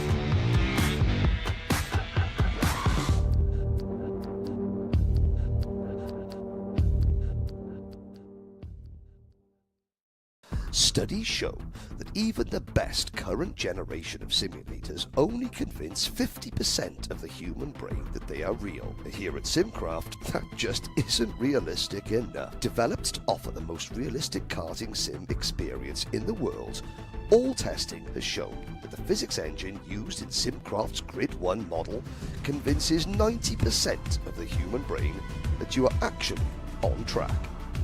Now that is the real deal. So you finally want to get behind the wheel, huh? Yeah, I've been shooting for 3 years and I've never got to drive. Well, you're going to need some more gear than just your helmet. Why don't you go to shopakr.com. They got their inventory online and they'll ship it the same day if you order before 5:30 p.m. Eastern. They got shoes? Yep. Gloves? Yep. Rip protectors? Got those too. Can they make me go fast? No. Here at Acceleration Kart Racing, we've got everything you need to get on track. What happens next? Well, that's on you. Check us out online at shopakr.com. Here at MPG Motorsports, our main goal is to provide the best pathway into professional motorsports for our entire team, drivers and mechanics alike.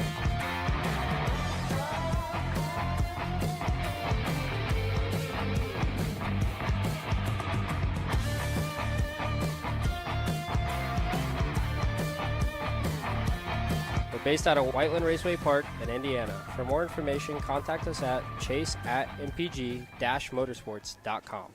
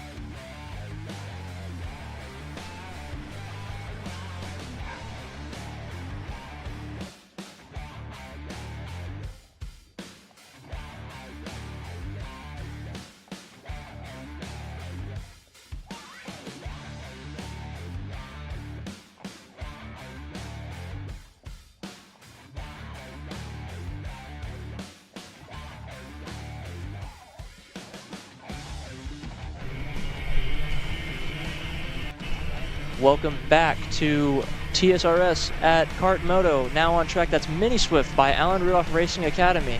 Your pole sitter is Pasha Ali with Nicholas Orbezo in P2. Sawyer Chambers on that second row with Aston Wyatt. Your third row, Nachawati and Casper. Fourth row, Chandler and Hughes. Your fifth row will be Lavin and Klein. Sixth row is Wonderlay and Vargas. Your seventh row, Cowell and Vega. And then it is Sofia Sadagova in 15th place. Yeah, so all these drivers getting set to go green here for this Mini Swift class presented by the Alan Rudolph Racing Academy. Ali, not the best of heat races last time out. Let's see if he can do any better this time by Orbezo, wanting Ali to slow down, but the rest of the field is stacked and packed and ready to get racing here in this one. So let's see what it looks like this time when they get started. Nachawati a little bit out of line, looks to get back in line there, and he does. So a lot to play for in this second heat race when it comes down to points. But it's Pasha Ali and Nicholas Orbezo who are going to lead us to green here in this one. And Ali already with a good start. Green flag is out, and we're racing here in Mini Swift. A much better start to the race for Pasha Ali this time out. Able to get through. Chambers going to push him through to the lead. And Pasha with a much better start than he had in that first heat race. There goes Nachawati on the inside of Orbezo. Nachawati gets clear. Shoots it into the grass for Liam Nachawati off the racetrack. And off-track excursion there. A little bumpy when you get out there on the outside of the racetrack. And already Sawyer Chambers looking to make moves to the point of the field. Up to second now, Aston Wyatt, and Orbezo looking to go through and gives the bumper to Aston Wyatt there in second. Yeah, you give him the bumper trying to just shove him through, and he could follow through and get that P3 position. Now, he's kind of looking down the inside. I guess not. I mean, Pasha Ali for sure is looking down the inside. He wants to get that position back. You know, he doesn't want to keep losing positions and falling backwards. I mean, that'd be the old... Oh, now down the inside, Aston Wyatt on Sawyer Chambers. He gets the lead. Now Aston Wyatt up into P1, points his helmet, tells him to go forward. These are two Speed Sports locals right here up in P1 and P2. I mean, they could work together. They may not. We'll see what Sawyer does. I mean, if he goes down the inside, he'll be defending his own race, but no changes in the lead for right now. Now, down the inside, Sawyer Chambers shoots it through turn 2 to get into P1. Aston Wyatt follows through with Nicholas Orbezo in P3. Pasha Ali still right there with the pack. Now it's forming into a pack of 6. We have Chandler and Casper as well up in this front pack of 6. Now into the bowl. Will there be any change? Orbezo goes down the inside of Casper, almost gets in the back of Sawyer Chambers there. Up into P2 goes Orbezo. Orbezo with a good move there into the bowl, able to get clear on Aston Wyatt. So Orbezo up to that second spot. Ali still in 4th here, and side by side in between Orbezo there and Wyatt for a second. Gets them all out of shape and opens up that gap to Chambers. As there goes Alex Chandler on the inside of Pasha Ali. Not close enough to get clear, and Kid Casper not able to push him through. There's Oscar Gus Wonderlay there, as well as Rodolfo Lavin in that 8th spot, who got passed by Royce Vega, who's up to 8th. And Liam Nachawati, after going off the racetrack in turn number 2, finds himself all the way down to 9th here. Yeah, Sawyer Chambers made that pass for the lead, and now he's pulling a small little cushion between him and Orbezo, but that draft's going to suck him right back up into the back.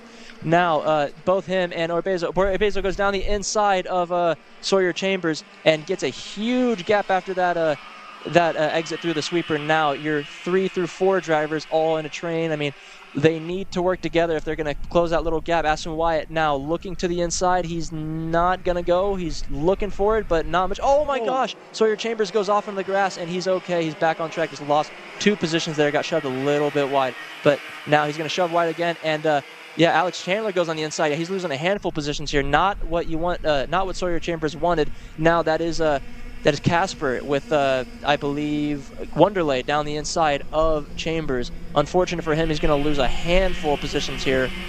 Yeah, unfortunate for Sawyer Chambers. Yeah, unfortunate couple of corners there for the driver who was once in the lead of this race, and it's the same story that he had last time out in that heat race. Here's Royce Vega and Alex Chandler.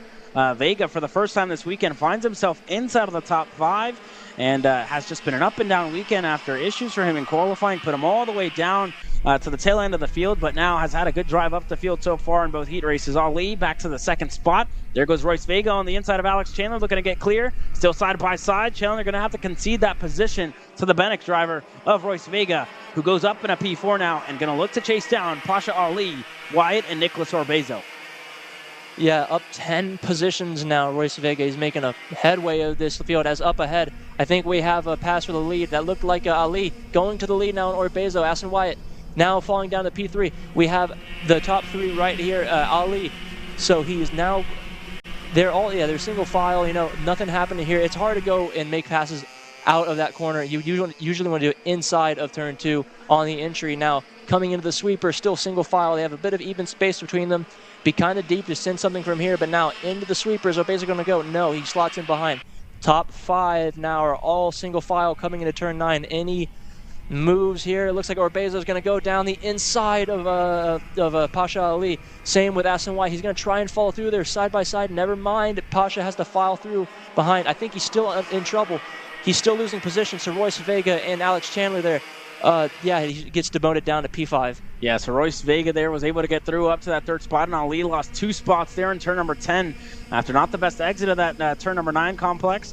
Put him on the back foot going into the next corner, so lost a couple of spots there. Chandler and Vega were able to get through, and that's just heads-up move by Royce Vega to get clear and keep his nose clean. So 11 spots gained for Royce Vega when he crossed the stripe, and looking to go 2 better as Orbezo and Wyatt not too far ahead.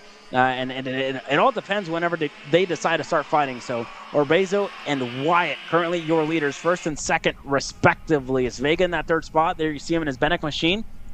Alex Chandler as well, working his way up into the top 5. And Pasha Ali from the pole fell back to 5th now. And let's see what he can do in the remainder of this heat race. Yeah, this time by will have 3 to go. So it's closing down on this final heat of the day. So I mean, we're still in the heat races. You still, you don't want to be too aggressive, but, they're all thinking points right now, especially Royce Vega. He's so far back. He needs a good starting position after that unfortunate qualifying he had. Still single file, everybody. Even Aston Wyatt, I don't think he was looking for it there, actually. He was just close to the bumper, He's, thinking, he's waiting. He wants to know when he can get this position. He doesn't have to do it right now. He just lose more time if he went for it. Being the leader is, even stressful in a way because you have nobody to see. You have no seeing eye dog there to show you what to do on the track. So, a bit of thinking going on from Aston White here. Maybe Orbezo wants the lead, and maybe he's going to defend here soon. Not yet. Yeah, everybody's still single file through turn 9 into turn 10. We'll see if we have any changes for the lead. They're all very close now. And Royce Vega, no, he's still going to be there in P3, but he's up 11 positions now. Yeah, so a very good drive up the field for Royce Vega, and this would mean a lot for him in the points. Finished 7th in the last heat race. Now looking to go up to 2nd on the inside of Aston Wyatt here. Can he get clear? He does. Wyatt all out of shape there in turn number 1. Chandler able to get through. Pasha Ali looked for it, wasn't close enough that time by, and Vega knew he was quickest. A 53.035 was 3/10 better than the top 2 when they crossed the stripe. So Vega flying here in this one and could even pick up a heat race win if he gets close enough by the end of it. Yeah, they're all really close now. You can see Orbezo goes very defensive into the bowl. Everybody's still single file. He's going very defensive again. He's going to go halfway down the track. Everybody else single files. He's going to go wide here, but I don't think they're going to get the switch back. They're just going to get right back up to his back bumper. Yeah, he's going really defensive here now. Royce Vega almost clears him before the corner. Oh, Alex Chandler through the inside. I mean, I don't know if there was contact there. It looked a little bit like it. Now Aston Wyatt to the inside of Alex Chandler. Pasha Ali right there. He's not going to work together. They're going 3 wide into turn 1. Pasha Ali gets the corner. Oh, a little bit of a bumper there from Aston Wyatt, but it's not too much to really upset him. Just, a little love tap there. Your top 3. It is Ali, Wyatt, Chandler. The top 3 here continuing to cycle through and a lot of racing action. Welcome back to the party, Sawyer Chambers. He's currently 5th here at the moment. Vega fell back to just outside of the top 5 there. Currently 6th here at the moment for Royce Vegas, going side by side with Liam Nachawati. Stacked and packed all the way through. This is going to be the final lap of the race. What can Pasha Ali do? Started on the pole, needs the points here as after finishing 8th at the end of the first heat race. What can Ali do? Has drivers who are really hungry, looking for a heat race win. Ali trying to hold off Chandler, Wyatt, and more. It's going to be a drag race to the finish line. Ali and Aston Wyatt side by side. Wyatt looking for any inch that he can get. Not going to be enough. And Pasha Ali wins heat race number 2 in Mini Swift. Wow, that was a really good race. So yeah, Pasha Ali, your winner. Orbezo gets P2 with Wyatt and P3. That is your, I wouldn't say podium, it's still the heat races, but now P4, Chandler. Sawyer Chambers recovered to 5th. Royce Vega, unfortunate, he was up there in the fight for the lead, but now he's still up 8 positions in P6. Good for his starting position on Sunday. It's a damage limitation after that qualifying in 7th. You have Liam Nachawati. 8th is Gus Wonderlay. 9th is Casper, and Klein is your top 10. Now, Sadagovo did all right, got up 4 positions in a P11. Hughes 12th, Lavin 13th, Cowell and Vargas, your last 2 finishers. Wow, what an action-packed race did we just have, but a good drive for Pasha Ali. I mean, went through everything in that race, right? Found himself just outside of the top 5, got moved, stayed patient, stayed on the racetrack, and was able to get the moves done when it needed to, and was the winner there in that second heat race. That's going to be it for your Mini Swift class. They're going to be parked for the rest of the day, not the rest of the weekend, because we still have more racing action to come your way tomorrow. So that's 3 classes down here at the second round of heat races, and there you see Pasha Ali really happy with that result, giving his handshake to Nicholas Orbezo. And Rocco, you made a really good point, right, last time. Whenever you're a driver that's out there on your own, you may not have teammates, but you always have your homies out there who can help you out, right? Who are going to push you down the main straight. So, just like we're homies up here, working together. Well, we are teammates because we work for the same company. But anyways, it's the same thing, same idea, same concept. Everybody's in here for the same respect. And there you see that CRG team absolutely pumped about that result that they just got. But I mean, that's not it, right? We have more racing action to come your way. 206 Heavy working their way out onto the racetrack now, with a lot more classes getting set to go green, but it's been all about Jay Weaver in this 206 Heavy class. Yeah, he's been pretty dominant these 2 races. Just one race. This is our Heat 2 coming up right now. But yeah, I mean, Jay Weaver doing a fantastic job of keeping the front and establishing a lead there. I mean, he had a bit of a bobble at the beginning of Heat 1, but managed to calm back down and really pull a good lead there on David Roddy and Madison Knox. But now, one variable that we didn't have in Heat 1 is Nick Maverick Miller, because he got taken out at the very beginning there. Unfortunate from him, but now that he's there, I mean, he's starting P3. He's up there in the front. Depending on his start, we'll see where he files out at the end of turn 1. But, I mean, we haven't even seen him race yet. We don't know what kind of pace he has, what he has in his back pocket. I mean, we'll see. Yeah, correct. So let's see if Nick Maverick Miller can pull an F-16 out of his back pocket, right? So we'll see. I mean, I know you like planes, and I love planes. And one of our fellow directors, Brandon Simone, as well, loves planes. So Nick Maverick Miller, a pretty cool livery for him this weekend, Top Gun, and that's why he got his name, the Maverick. As we get set to go green, David Roddy and Jay Weaver are going to lead us away here in 206 heavy. Nick Miller with a good start so far, going to be patient here, slot back into that third spot. Roddy goes wide there and loses the spot to Nick Miller, who goes up to second, but not for long because David Roddy goes back there. Not close enough. Oh my gosh. Big contact. Nick Miller went sideways there for a second. Madison Knox up and over the rear bumper of David Roddy. And that's going to release Jay Weaver here in this one. Yeah, thankfully no big incident there, just, a little bit of contact. But, yeah, Jay Weaver now getting handed another huge lead here. If I were Jay Weaver, I'd be jumping for joy, but I can't because I'm sitting in a go-kart. There's Nick Miller, though, way back there. We haven't seen him in Heat 1, so...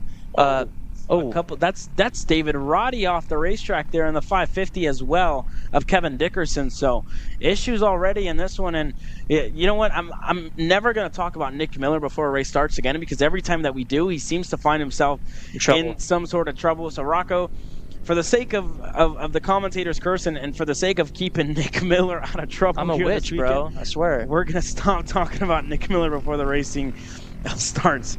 But yeah, unfortunate for Nick Miller. Nick, you're definitely going to watch this back later today, and I just want to apologize. We love talking about you. You're a great guy, but not before races anymore, because it's always like that. Unfortunate for Nick Miller. Commentator's curse, definitely. If we had a count for every time we've commentator cursed someone, it's Nick Miller's definitely at the top of my list so far this year. Jennifer Pillion, a good start for her. Up to P3 here. Knox fell back to fourth. Roddy and Dickerson out of this race here early. Yeah, at least Nick was able to get out of that incident this time and not fall so far behind Jay Weaver. I mean, we still have 4 minutes and 2 laps to go. I don't know. I mean, the laps that we see right now are after the incident, so I don't know what kind of pace Nick Miller's on, but we'll see as he comes by now. Last time by, we had Jay Weaver put down a 59.5, fastest lap of the race. Nick Miller with the fastest lap, a 59.4, about 1/10 quicker than Jay Weaver. But I mean, if he wants to get that lead, he's got to really hunker down and get some good laps down and hope that Jay Weaver also makes a few mistakes, because that 4-second gap, if you're just going by a few tenths a lap, you're not going to get anywhere near Jay Weaver right now with how many laps we have left. But yeah, on your screen now, that is Nick Miller in his Top Gun go-kart. I mean, cool livery. I haven't seen it up close, but I'm squinting real hard on the TV to see his livery. I mean, coolest kart out there right now. Sadly, not the fastest one. Well, it is the fastest one, just not the one in P1 right now. Yeah, not the one in P1, but he's lapping, relatively close to the times that Jay Weaver is putting down here at the moment. Went quickest last time by, so not too bad for this driver here at the moment. Yeah, I mean, and as you can see him, he's taking it real nice and smooth through that corner. His inputs were very, he's putting his hands, he's waving to the fans right now. That's funny. So Nick Miller having a good time. Yeah, he was either waving or fixing his glove. I can't He was like tell wagging his fingers, but he does that and goes 2 tenths faster last lap than Nick Miller. He closes the gap down to 3.7 seconds. As a commanding lead to close down right now with no mistakes coming from Jay Weaver at the moment. On your screen now, that's Madison Knox in P3. After that unfortunate accident, she's about 13 seconds back on Jay Weaver. But we saw her actually go over the top of another go-kart. Thankfully, that was all. She was able to get back and going.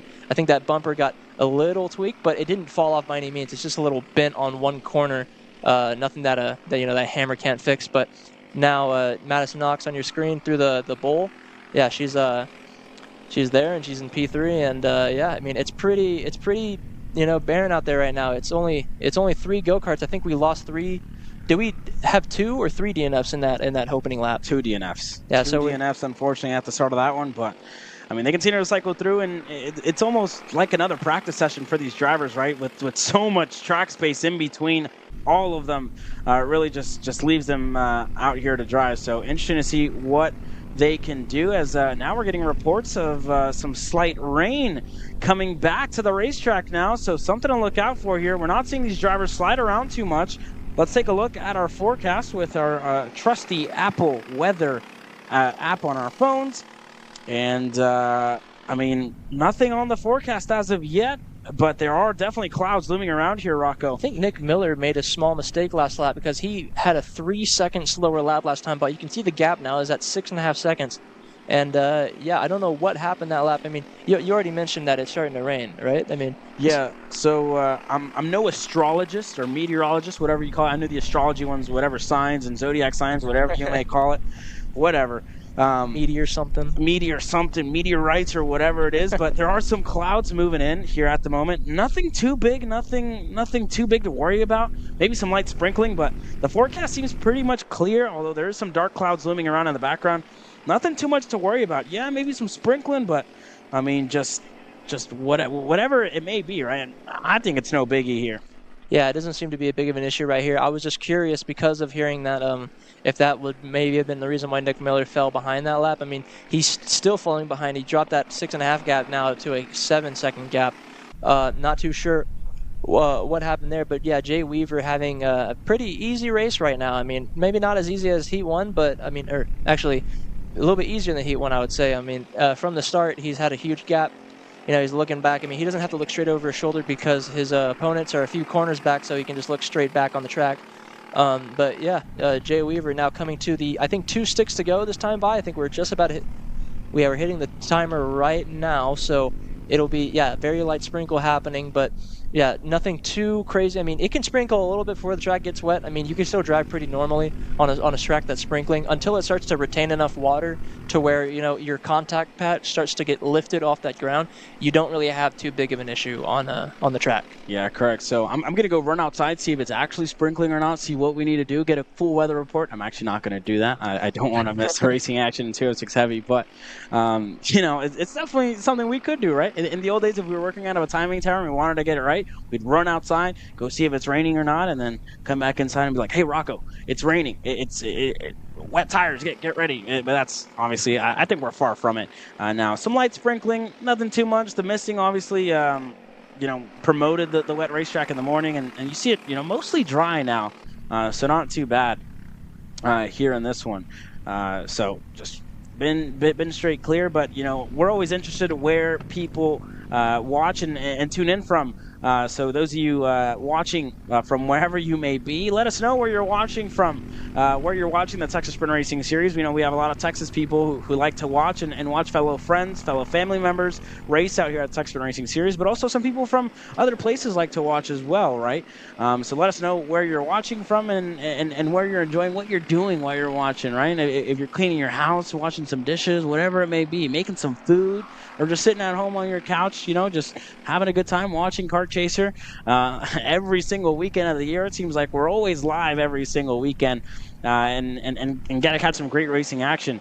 And they like to get to catch drivers like Jay Weaver, right? And what I believe from some people around the paddock have been telling me, it's his first year of racing, and is doing a great job of it so far as he gets set to cross the line and win this second heat race in 206 Heavy as he crosses the stripe now, and the checkered flag is out. So there you have it for Jay Weaver, your race winner in heat number 2. Nick Miller next across the line in second there. Madison Knox slated across third, and Jennifer Pilion. All that we're going to get here in this one.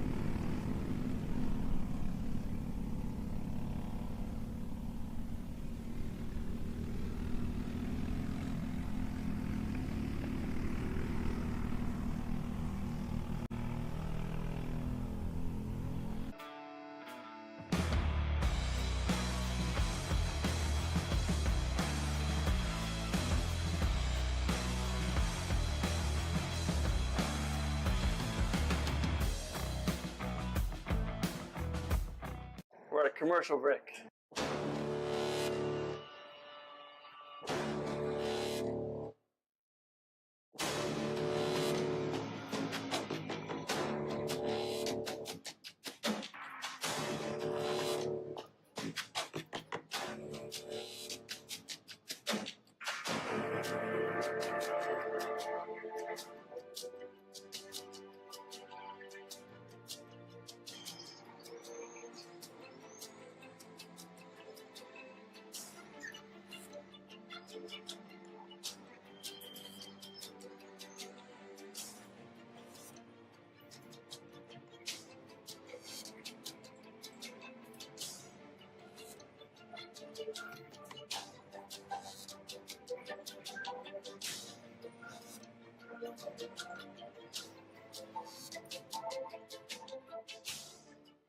Kyle, I need a new 219 chain. I need a 77 2-3 sprocket. I need some more chain lube, and I need it probably as soon as like tomorrow.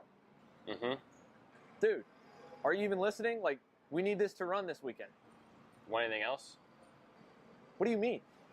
I already got it in the Kart on Acceleration Kart Racing's online store, bro. All orders over $200 get free shipping. Oh, throw in a set of tires. Done. Everything you need, all in one place and shipped to your door for free on orders of $200 or more. Exclusions apply. Shop AKR.com.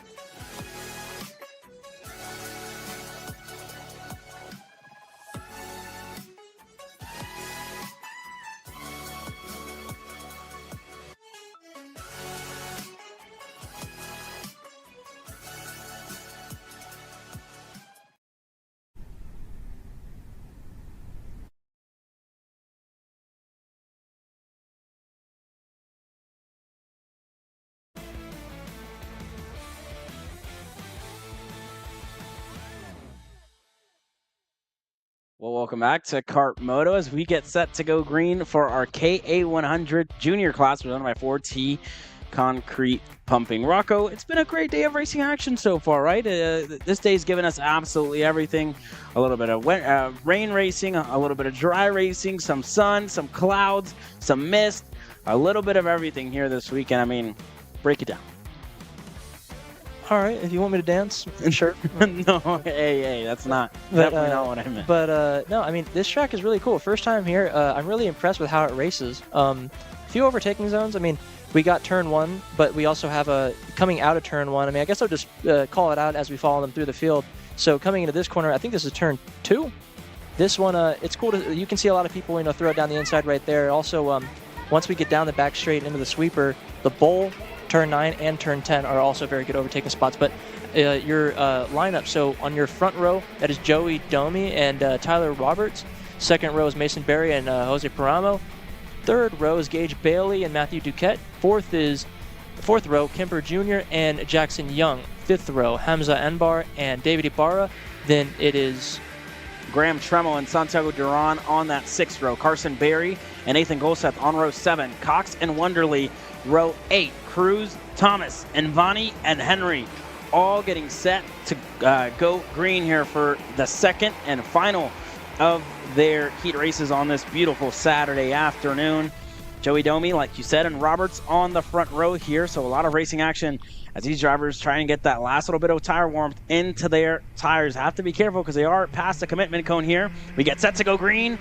Green flags out, and we are racing here in KA Junior. A good start so far by Joey Domi to the point of the field.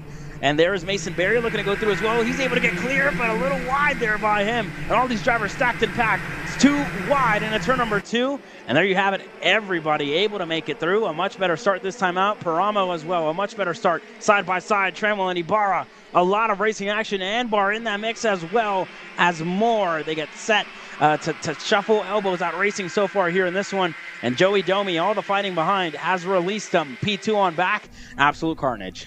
Yeah, now looking down the inside, I think that is Tyler Roberts down the inside of Barry. His teammate's going to follow him through. If that is, no, that is a GFC. Yeah, that is a Tony Kart GFC. I haven't seen that before. So down the inside goes, I think that is Jose Paramo. Doesn't get the position there, and Barry has a slot in for P5. So that's a Trackside Karting Services OTK there, but that's Gage Bailey and Tyler Roberts. So Bailey in the OTK and Roberts in the GFC. Paramo there, currently P4, and a move further back. That's Jackson Young. Looks to get the move done there on the inside on Duquette, and I think he got clear, and he's further back from this group, but he was able to get clear. There's Carson Berry on the inside of Paramo, on the inside of the sweeping left-hander, able to get clear. So Barry up in to the top 5 here at the moment. A good drive for him so far. Paramo currently on the edge there as Graham Tremmel and Jackson Young go side by side. Tremmel looks to get the move done on the inside of turn number 9. He's able to get clear. Kemper goes clear as well. And Carson Berry losing a handful of spots there in turn number 9. But a lot of racing action here on the outside of the top 5. Everybody trying to work their way into the top 5 as they went 3 wide there for just a second. Ibarra thought better of it, slotted right back in the line, and Carson Berry going to go to the bottom of the racetrack to defend, and already a change for the lead. Tyler Roberts to the point of the field. Gage Bailey looked to go through as well on Domi. Wasn't close enough into turn number 1. Yeah, Gage Bailey tried to slot through with Tyler Roberts to get into P2, but Joey Domi wasn't having none of it, staying in that P2 position. But now down the inside, a little bit of a contact down coming out of turn 4. Now up in front, that is still Tyler Roberts in the lead. So, one driver went absolutely sideways there on the exit. That's one of the Gillards there. I think that could be Duquette, if I'm not mistaken. I'm not sure what the number on that card is, but more drivers off. Is that Gage Bailey? Gage Bailey off the racetrack here, and Jackson Young inherits the 3rd spot. Paramo currently 4th, and they go sideways as well. I don't know if the rain has picked up or what's going on here on the racetrack. It's definitely starting to get really slick out here, and the conditions are continuing to change, Rocco. Yeah, a bunch of people are just going clean off in the braking zones here. It's pretty surprising to see. Ooh, a little bit of a move there from Barry. He's going to get there. Oh, my gosh. That's Joey Domi. And Barry goes around as well. What is happening? And I think the rain has actually started to pick up. So, yeah, I mean, wow. Slick track conditions and a lot of drivers going off there as well. What a switch up. I think that's Tyler Roberts out in front in P2. I'm not too sure who that is. That might be Barry or that is Duran. Yeah, they're very far up ahead. No, that is Ibarra. That is Ibarra up in P2, I believe.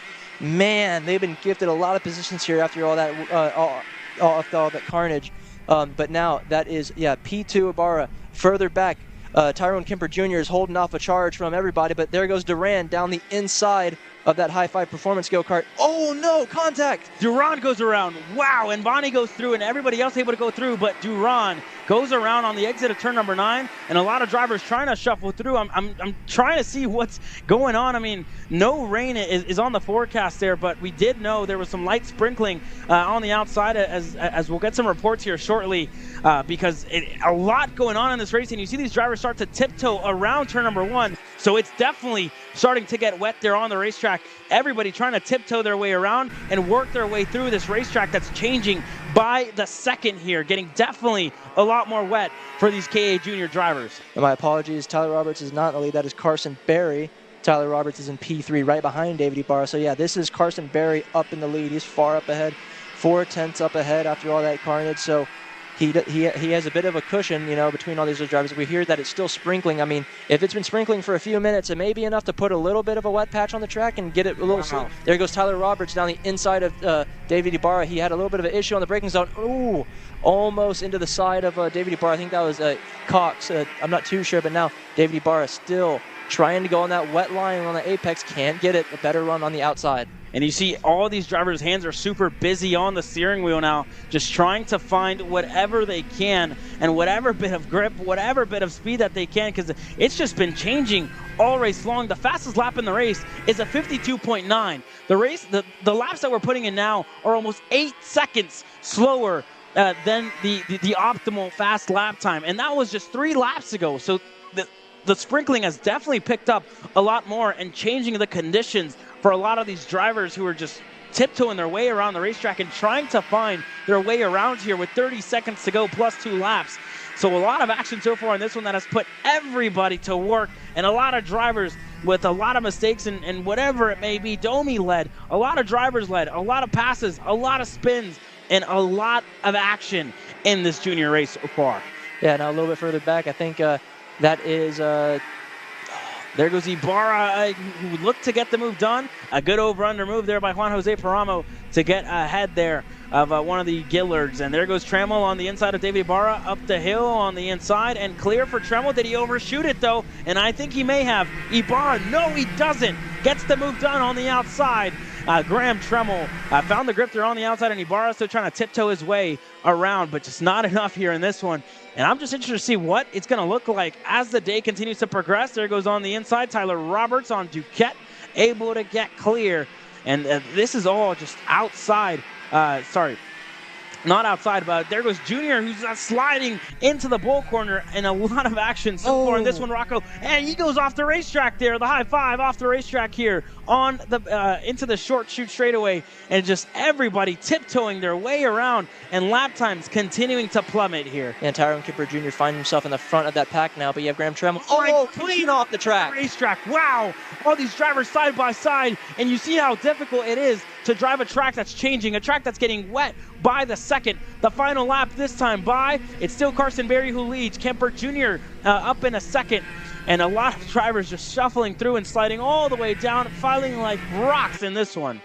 Yeah, as you can see, I mean, the track is not improving at all. Everybody's really slow right now, and you have David Ibarra and Tyler Roberts very close on the track. I mean, this is the most exciting racing I've seen in this class because, you know, with this new variable, they're able to it's just spicing things up. You know, there's more overtakings, there's more mistakes. It's promoting a lot closer racing right now. But you see Tyler Roberts still giving the pressure on David Ibarra as, more drivers go a little bit wide. I don't think it was too wide to go off. Yeah, they're still there.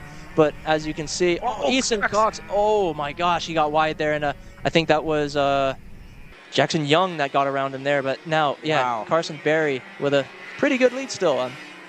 Through turn 10. Yeah, so this is the final lap here this time by for Carson Berry, who's taking that wet weather line. And yeah, you see that rain starting to pick up, and Carson Berry going to pick up heat race and heat win number 2. Sorry, not as of yet. It's the white flag this time by. We got it wrong on our ticker there. Sorry about that, but white flag out this time by as more racing action continues to pick up through. A lot going on, a lot of confusion of what's going on, and for us as well, right? I mean, we're no exception there. Sante Wedon looks to go through on Jackson Young. He's able to get clear sideways there for Joey Domi, who's able to hold on to it. And Jackson Young again on the inside, looks to go for 2-roll move, gets into Invani, who goes off the racetrack here, and Jackson Young just sends it in a little bit too deep. And Carson Berry hasn't looked back since he got to the point of the field. Tyler Roberts was able to get ahead of Tyrone Kemper Jr. last time by. Carson Cox, no! He got off the racetrack. Carson Cox went off the racetrack. Carson Cox into the grass. Your race leader off the racetrack here in Heat 2 and has been beat. Tyrone Kemper Jr. was able to get the move done again. Easton Cox goes wide. Wow, what a race have we just witnessed here, Rocco. Yeah, Tyrone Kipper Jr. was handed the win right there. Carson Berry, very strange, well, not strange, but very surprising mistake that happened in the bowl. But now you have Tyrone Kipper Jr. He's taking that aggressive wide line, and he's about to take the Heat 2 win for KA100 Jr. by 4T Concrete Pumping.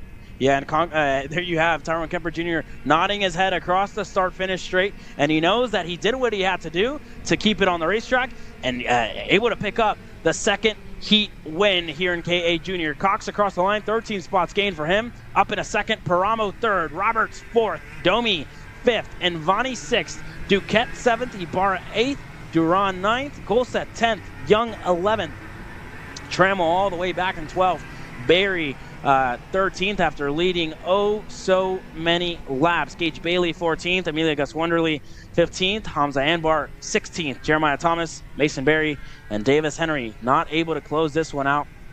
But as a lot of pickup underway, it's definitely going to be the rain dance now, Rocco, and a lot of drivers going to start to look over the fence, see what's the best option, because those lap times from a 52.9 when the track was dry fell all the way down to a 1:12. So we could see the wet weather tires go back onto these go-karts here shortly. But that's all to come your way next, as 206 Senior is coming up next, and one of your two headline classes is going to have to decide what it's going to be when they go green for heat number 2. If you want beautiful, solid wood, made in America dining room furniture, come out and see the new selection of beautiful dining room tables, chairs at Gallery Furniture, and best of all, buy this beautiful, oh so comfortable, made in America dining room furniture, tables, chairs, servers, Gallery Furniture delivers free to your Houston area home in 3 or 4 hours tonight. Make family members on your beautiful new dining room table and chairs. Buy it today. New arrivals, Gallery Furniture delivers free in 3 or 4 hours to your home today.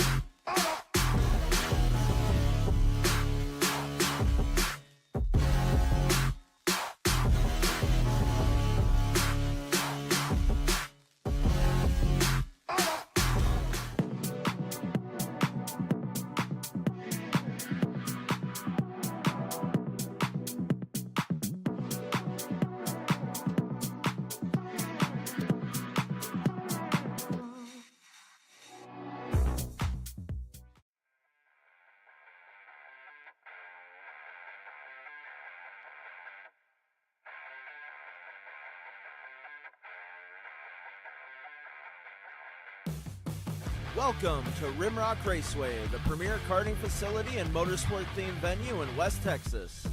While you're at the track, be sure to stop in to Victory Lane and enjoy our full-service bar and event center.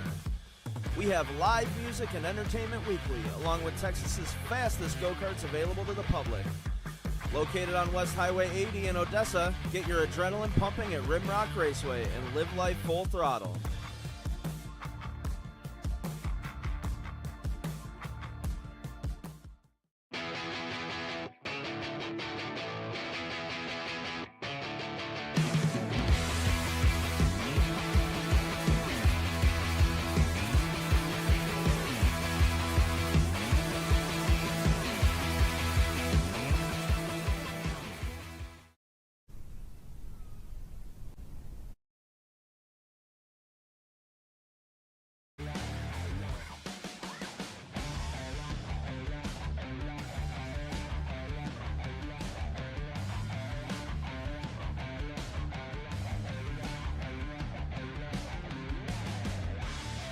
So as we make our way back before we go green with racing action, I mean, Rocco stepped outside there for a little bit, and we have some heavy missing starting to come down before this 206 senior class gets set underway. And I saw a lot of commotion in the grid, a lot of commotion in the pits for drivers, you know, either deciding that if they want to switch, if they have enough time to switch the tires, or just either going up in tire pressure or going down. We know whenever you're out and driving on the slick tire in the wet, some people like to go low to have that tire cube up and kind of move the water away and have it just kind of move. Or some people like to go up to have more heat in that tire. It's really just a variance of what you like, but it's going to be one to watch here as we get set to go green. And there you see already, you know, drivers just trying to find the line, trying to find their way around the racetrack here. And going to be interesting for one of our two headline classes here at the Texas Sprint Racing Series with Aiden Rudolph leading us away. Reagan Seville starting alongside him on the front row. Robertson P3, Frank on the second row alongside Robertson. And that's Oliver, Young, Chambers, and Zing on row 4. Adams and Muckley row 5. It's Cameron Reed, Domain in row 6. Wolf and Wiegman on row 7. Melson, Harrell, Willander, Petzold, Braden, Oaks, and more, all getting set to take the green flag. Carter Kilgo, Christopher White, Chuck Jensen, your 23 drivers here in 206 senior. But already has been action-packed all weekend long, and I mean, I am interested to see what these drivers can do in mixed conditions, because it's been changing all weekend long, and definitely going to be one to watch here in this one as we get set to go green. Rudolph and Seville are going to be the drivers who lead us away here in this one. We saw Elbows out racing in the first heat race, and let's see what it looks like this second time out as the last couple of drivers try and cycle through as they make their way onto the main straightaway here. And Seville looking over to that gas pedal of Aiden Rudolph to see when he decides to go. And it's going to be now. Green flag is out, and we are racing here in 206 Senior. Good start by Rudolph there. Seville on the outside looking to get the move done. Not going to be enough for Reagan Seville this time by. And Aiden Rudolph, your leader here for now. Bryce Frank there, and a lot of drivers just sliding very busy on the steering wheel for a lot of these drivers. Let's see what Seville can do down the bottom of the hill. Has a good run and a good exit there, but Frank going to try and help Rudolph through. Not going to be enough for these two drivers, and there went Rudolph. Looked for the move on the inside of the sweeper. Wasn't close enough to get in on Seville.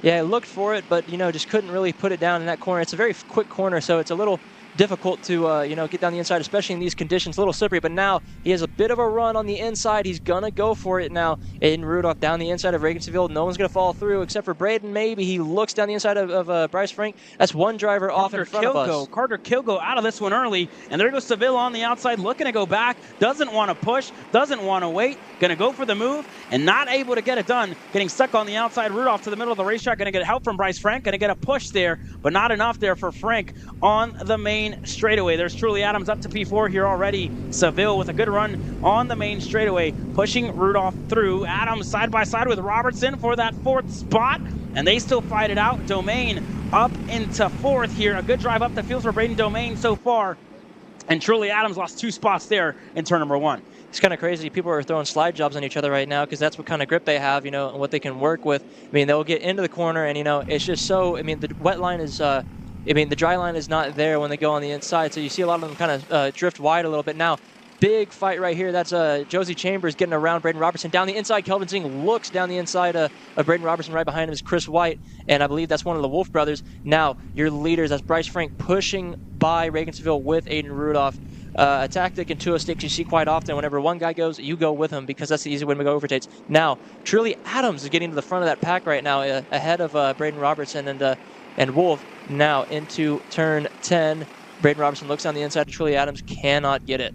Yeah, and a much more tame start to this second heat race for the 206 Seniors. There's Bryce Frank pushing Rudolph further up the field and trying to get away from Reagan Seville, who's been really quick all weekend long. And his Trackside Karting Services GFC, Rudolph goes way wide there on the exit of turn number 1, but has a good exit there and able to stay ahead of Bryce Frank here at the moment. So still line bumper to bumper, nose to tail for the top 4 of Josie Chambers. They're in that 4th spot. Truly Adams, P5. Robertson currently 6th.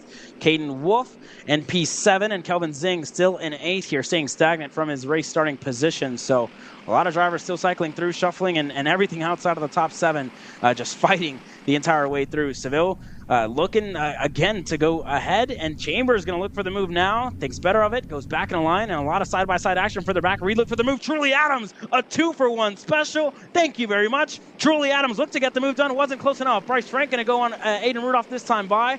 That could have been the move of the weekend there for Truly Adams. Wasn't close enough to get it done and couldn't complete it. But still, side-by-side with Josie Chambers here. And Reagan Seville going to push Chambers through. So a couple of rookies here fighting it out and trying to work together to work their way through. There's Robertson with a much better exit on turn number 10 than Truly Adams had. And Robertson able to slot himself into the top 5 here at the moment. Yeah, Truly Adams, a very inspired move right there. You saw him throw a hand up whenever he got the switchback, but if we remember back at Speed Sports, he wouldn't work with anybody. And, if you're going to go up in the front, you need to make friends in this 206 class, a lot of them probably can't. You have trust with certain drivers, as you have Braden Robertson and Truly Adams both go down the inside of Reagan Seville there. He's fallen back a little bit. Oh my gosh, wow. Yeah, it's Freight Train. You have Zing, White, and I believe that is Cameron Reed. Yeah. Down the inside of Reagan Seville. He's losing a handful of positions right now. Bryce Frank to the lead as well. Yeah, lost a lot of spots here for Reagan Seville. There goes Robertson on the inside of Truly Adams. Going to muscle his way through and up to P4 for Braden Robertson. Side by side further back, Cameron Reed drops a tire. Not too happy there for Cameron Reed with a driver that she's racing with there. Not too sure who she was upset with, but not too happy as Domain going to push his teammate through. And there you have it. Bryce Frank still your leader. Rudolph second. Chambers currently third.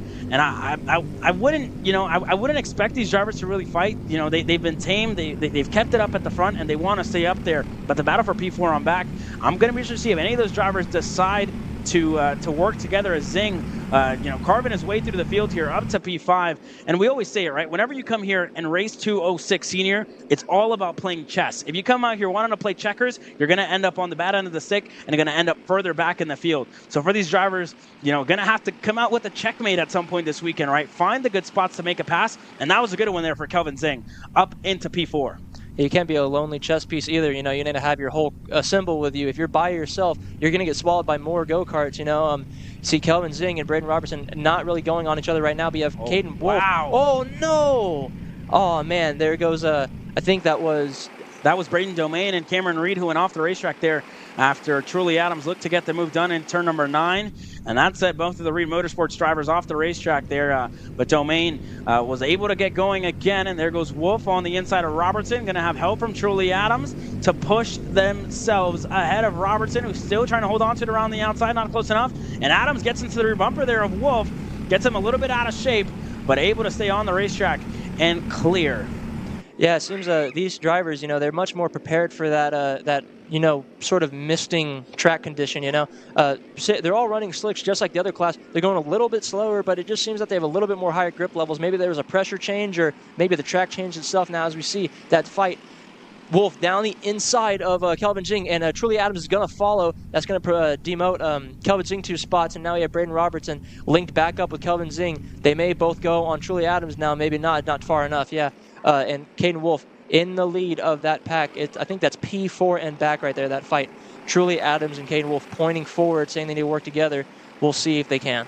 Yeah, and Caden Wolf knows what he has to do to get to the front of the field. I mean, he's a driver who has been in championship talks since the beginning of the Texas Sprint Racing Series. He knows what it takes to be at the front of the field in this 206 senior class. He knows what it takes to lead. He knows what it takes to win. And having a guy like Truly Adams behind you, showing you where the leaders are, pointing to the leaders, hey, we need to get up there, work with me, push me, and we can get up there by the end of the race. I mean, that's what's really important as we have some fighting for the lead here. Bryce Frank and Aiden Rudolph still fighting it out here at the moment, and then Rudolph was able to retake the lead there. Josie Chambers up in a second, and Frank lost 2 spots there in the sweeping left-hander. So this is going to be, pretty tame racing so far by these drivers. Rudolph knew it was time to make the move. He was able to get it done, but you see the dry line already starting to form a little bit here, but it's still very dark on other spots of the racetrack where it's still pretty wet. And you say tame with these 3 drivers. Don't forget, all 3 of these drivers are all Speed Sports locals. They know each other very well. They know how each other race. And I mean, I wouldn't be surprised if they practice with each other back at Speed Sports on their off weeks.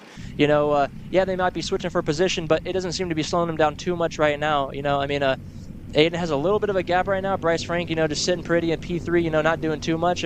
We'll see what happens. I think this is the final lap, isn't it, Caleb? Correct. So white flag was out last time by, and going to be the final time around. And for a guy like Bryce Frank, right, you had a contact at the end of heat number 1. It's all about points from here on out, right? You need a good starting spot later on in the weekend whenever we get main event racing. As you see some action there, side by side.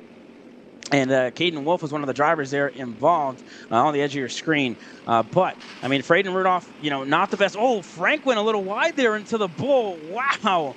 And almost went off the racetrack there. But they kept it tame. They kept it together and have had a good race so far. That's Chuck Jensen at the moment, who's absolutely flying here. A 102.644 for Chuck Jensen, who's up 19 spots in this race. Chuck Jensen, where have you come from? What a drive up the field, but not going to be enough to deny Aiden Rudolph in taking away heat race number 2 in 206 senior. Chambers across the line second, and Chuck Jensen absolutely flying. A minute flat, almost 3 seconds quicker than anybody else on the racetrack. Wow, a rocket ship strapped onto Chuck Jensen's kart. As the rest of the drivers cycled through, it's Frank who finishes P4, Caden Wolf 5th, Truly Adams 6th, Christopher White 7th, Braden Domain 8th, Gabriel Mucleo 9th, and Braden Robertson rounding out your top 10. Then it's Reed 11th, Zing 12th, Seville, that is P12 for Seville, Young 13th. You got Oliver 15th, Oaks 16th, Petzold 17th, Melson 18th, Wegman, Wellender, Harrell, and Braden. Yeah, so all the drivers working their way through, and man, what a heat race did we just have. It was pretty tame, considering the first one. It wasn't too much, but Chuck Jensen, 20 spots gained, and I'm definitely going to have to talk to Chuck Jensen at the end of the day, see what he did, see if he was on the wet tires, see what it could have been for Chuck Jensen. Let's take a look as he comes into the pits here. From the look there that we got, I think it was slicks, but I'm not sure how he was that Came quick. out of nowhere. Wow, 20 spots gained. He started all the way back, almost last in this heat race, and got himself into the podium range. So what a race that time by for Chuck Jensen. And we're trying to take a look here at our screen, and it looks like he's on slicks, but man, what a race by Chuck Jensen, who made so many moves in that one and was absolutely flying, came by like a rocket ship in some of the moves that he was making. But wow, what an action-packed race, and pickup getting set to go underway, and we'll debrief here that one shortly, and we'll definitely be hearing from some of these drivers later on today as the day progresses. But what a race did we just have. We're at the halfway point here towards the end of the day, halfway point in the second set of heat races. We have KA Masters coming up next, as well as Junior, Shifter, Cadet, and KA Senior rounding up the day here on this beautiful Saturday evening at KartMoto. You're watching Kart Chasers live coverage of the Texas Sprint Racing Series. Don't go anywhere. If you want beautiful, solid wood, made in America dining room furniture, come out and see the new selection of beautiful dining room tables, chairs at Gallery Furniture, and best of all, buy this beautiful, oh so comfortable, made in America dining room furniture, tables, chairs, servers. Gallery Furniture delivers free to Houston area home in 3 or 4 hours tonight. Make family members on your beautiful new dining room table and chairs. Buy it today. New arrivals, Gallery Furniture delivers free in 3 or 4 hours to your home today.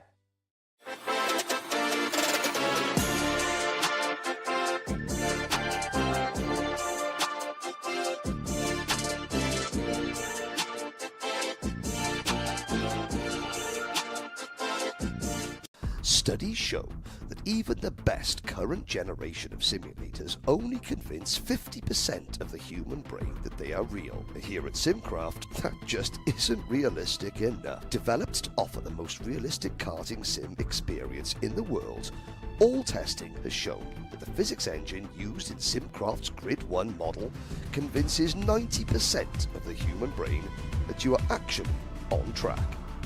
Now that is the real deal. So you finally want to get behind the wheel, huh? Yeah, I've been shooting for 3 years and I've never got to drive. Well, you're going to need some more gear than just your helmet. Why don't you go to shopakr.com. They got their inventory online, and they'll ship it the same day if you order before 5:30 p.m. Eastern. They got shoes? Yep. Gloves? Yep. Rip protectors? Got those too. Can they make me go fast? No. Here at Acceleration Kart Racing, we've got everything you need to get on track. What happens next? Well, that's on you. Check us out online at shopakr.com. Here at MPG Motorsports, our main goal is to provide the best pathway to professional motorsports for our entire team, drivers and mechanics alike.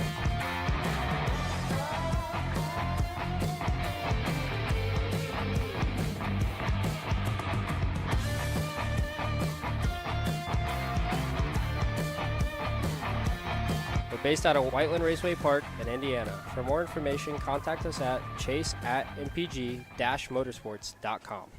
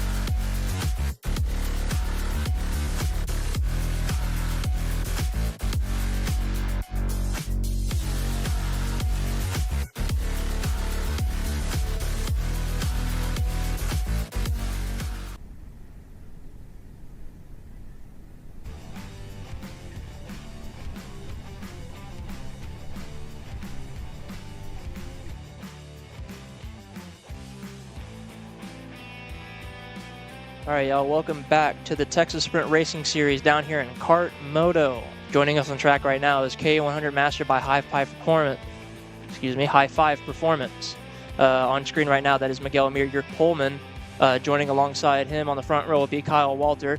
Row 2 is Brent Harper and Evan Kozak. Row 3, Burkett and Caligaro. Row 4 is Pierce Baldus and Pregand. Row 5 is Mike Jones and Kyle Uchinsky. Then you have Anna Kozak in 11th. Udain Din in 12th. Wright 13th. Nguyen 14th. Rogers 15th on that. Kyle Hale 16th. Then it is Keithan Hutchins 17th. Neil Faulkner 18th. Scott Cherry 19th. Nicholas Bergstein 20th. And Jer Gasper in 21st. And they're all warming up right now. They're, you can see how aggressively Miguel Amir is weaving back and forth, trying to warm up those fronts, trying to clean them off as well. I mean, you don't really generate too much tire whenever you're weaving back and forth at low speeds, but, I mean, going that slow, you pick up a lot of marbles. You don't want those whenever you're going into turn 1. Now they're all queuing up here, getting in the tram lines. It looks good enough. There's a bit of a gap between 4th and on back. I don't know what that's all about, but we'll see if they fix that by the time the green comes out. They're still a little far from each other. There's a little bit of spacing. That's odd. I mean, they're usually pretty close together. Now, the green flag. Now, Miguel Amir has a terrible start as somebody gets down his inside. He covers it off, though, but we have Kyle Walter. Goes a little wide and doesn't get around Miguel Amir. He does. He gets totally ahead as there's a gaggle of karts behind them at 3rd and back. You're going potentially 3 wide through turn 2. Oh, no, bit of contact there. I'm not sure who that driver is. I think that's a Speed Sports driver. Not too sure. But now Kyle Walter and Miguel Amir, 1st and 2nd, going down through the sweeper and into the bowl. Into the bowl here. Miguel Amir looking for a move on the inside there on Kyle Walter. He's able to get clear, so Miguel back to the point of the field here. And a lot of carnage there further back. If I'm not mistaken, that looked like David Pregande, who made a little contact there. As one driver goes around, Kyle Walter went sideways, able to hold on to it, and somehow got to the lead of the race. Wow, Kyle Walter went sideways, and that's by far the craziest thing I think I've ever seen in my year and a half of announcing. Kyle Walter, goodness gracious, sir, you put yourself to the point of the field after going sideways in a turn number 9. Wow, I need somebody to explain the physics in that for me, please, because wow, what did we just witness there, Rocco? Yeah, that was so crazy. It's like he parked it and had this crazy hole shot straight out the corner. I mean, Miguel Amir didn't have a botched corner there, so I mean, we thought he would have just bogged down and slot right behind Miguel Amir, but then he actually slotted in front of Miguel Amir. But yeah, so Kyle Walter with the craziest overtake I've seen all weekend, and Miguel Amir sliding back into P2. I mean, he's a little far ways behind him, but I mean, we know Miguel Amir, I mean, he's just, managing that cushion right now. He's going to catch back up probably to Kyle Walter with the draft, and eventually may have Pierce Baldus on the charge as well. Yeah, so Pierce Baldus was the driver who was able to slot himself up in a P3 there in the High Five Racing machine. There's Evan Kozak there in the Cruise Racing Development machine as well, right behind Baldus, and Pregande right behind him. Wasn't the driver who went, did a little bit of half spin there, as there's Mike Jones looking for a move on the inside. Able to get clear 2 for 1. Wow, motors by those 2 drivers. And Mike Jones, I must say, what a move there by him to get clear. So a good couple of moves so far. Caligaro, one of the drivers in this group as well. So all just kind of trying to shuffle through, find track position, and work their way through. I'm not too sure if that was Mike Jones. I'll definitely get back to it here shortly. But a lot of racing action so far in this one, as we'll get numbers and names here for you guys shortly. Yeah, coming out the bowl, these 2 drivers right here, the Lando Norris kart, and I mean, not too sure what kart that is, but you see them 2 going through turn 9 now. Still single file, a decent fight here further back in the field. But up ahead, now we have Kyle Walter and Miguel Amir still 1st and 2nd, closing a little bit closer. I mean, we've seen them. I mean, we know Miguel Amir would have closed that gap, but now he's really close. I mean, we could see a move in the next few corners or so, or maybe Miguel is going to think about it a little bit, maybe just hang behind, because he's not putting too much pressure. I mean, he's close, but he's not, he's not aggressively looking down the inside of Kyle Walter right now. Yeah, just trying to manage the gap, trying to stay on the dry line here on the racetrack. So for Miguel Amir, it's all about margins, right? You want to be close to Kyle Walter, but not too close where you get in the dirty air. But the draft has been so evident here in this race. So we'll see what it looks like as Walter goes a little wide there, and he knows it. Going to let Miguel Amir slot right back up to the point of the field, and Walter going to be patient here and slot back in a second because they know if they fight, they're going to have to fall under fire to Pierce Baldus here shortly. And Evan Kozak, who are currently fighting for that P3 spot. Kozak looked for the move. That's Pregande there, who was able to get ahead of Evan Kozak last time by. So Pregande, the driver, up to P4 here at the moment. It's going to turn into a 5-car train here shortly. Yeah, they're catching quite rapidly. I thought they had a way bigger gap than that. And then when we saw them go into turn 1, I mean, all 5 carts are now in frame. I mean, maybe that's why Kyle Walter was aggressively pointing forward so much. He's like, no, the other pack is catching us. We need to go forward right now. But now you can see Pierce Baldus right on the back of Kyle Walter. There could be a move any moment now. I mean, all of the drivers are within overtaking range, so we'll see as they come into turn 9 who makes the move. It's going to be Pierce Baldus down the inside of Kyle Walter. And is Pregande going to follow? I think he is. Yeah, he's going to slot through, and he's actually side by side now with Pierce Baldus. Not going to get the position on him, though. Just one position for both each. Yeah, not enough there for Pregande to get ahead of Pierce Baldus as Kozak looks for the move on Walter as well. And I think just Walter was losing a little bit of time to Miguel Mir, who's just been lapping a lot quicker than Walter here in this one. So Mir just very experienced with the track conditions, but not the fastest on the racetrack. That belongs to Shane Burkett, who's currently 7th here. Janae Dinth currently inside of the top 10 and 8th. So a good couple of laps by these drivers, and Mir just showing his class here in whatever track conditions out there on the racetrack. He's been the driver to be ahead. You know, they tried to deny him in that first heat race. He was still able to come away with the win. So for Miguel Mir, having a good drive so far and looking for a clean sweep this weekend here at KartMoto. Already did the qualifying session, put it on pole. And there's a move. Kyle Walter on the inside of Pregande looks for the move in turn number 9. They get a little bit of contact there. And Walter able to stay ahead there for, at the moment, Baldus closing down his gap to Miguel Mir. And I think it's getting a little bit more slick there because a lot of drivers starting to slide into turn number 10. Yeah, we saw Kozak go for an ambitious move there, and he got switched back on a few drivers. But now you see Kyle Walters going down on the inside of Ethan Kozak.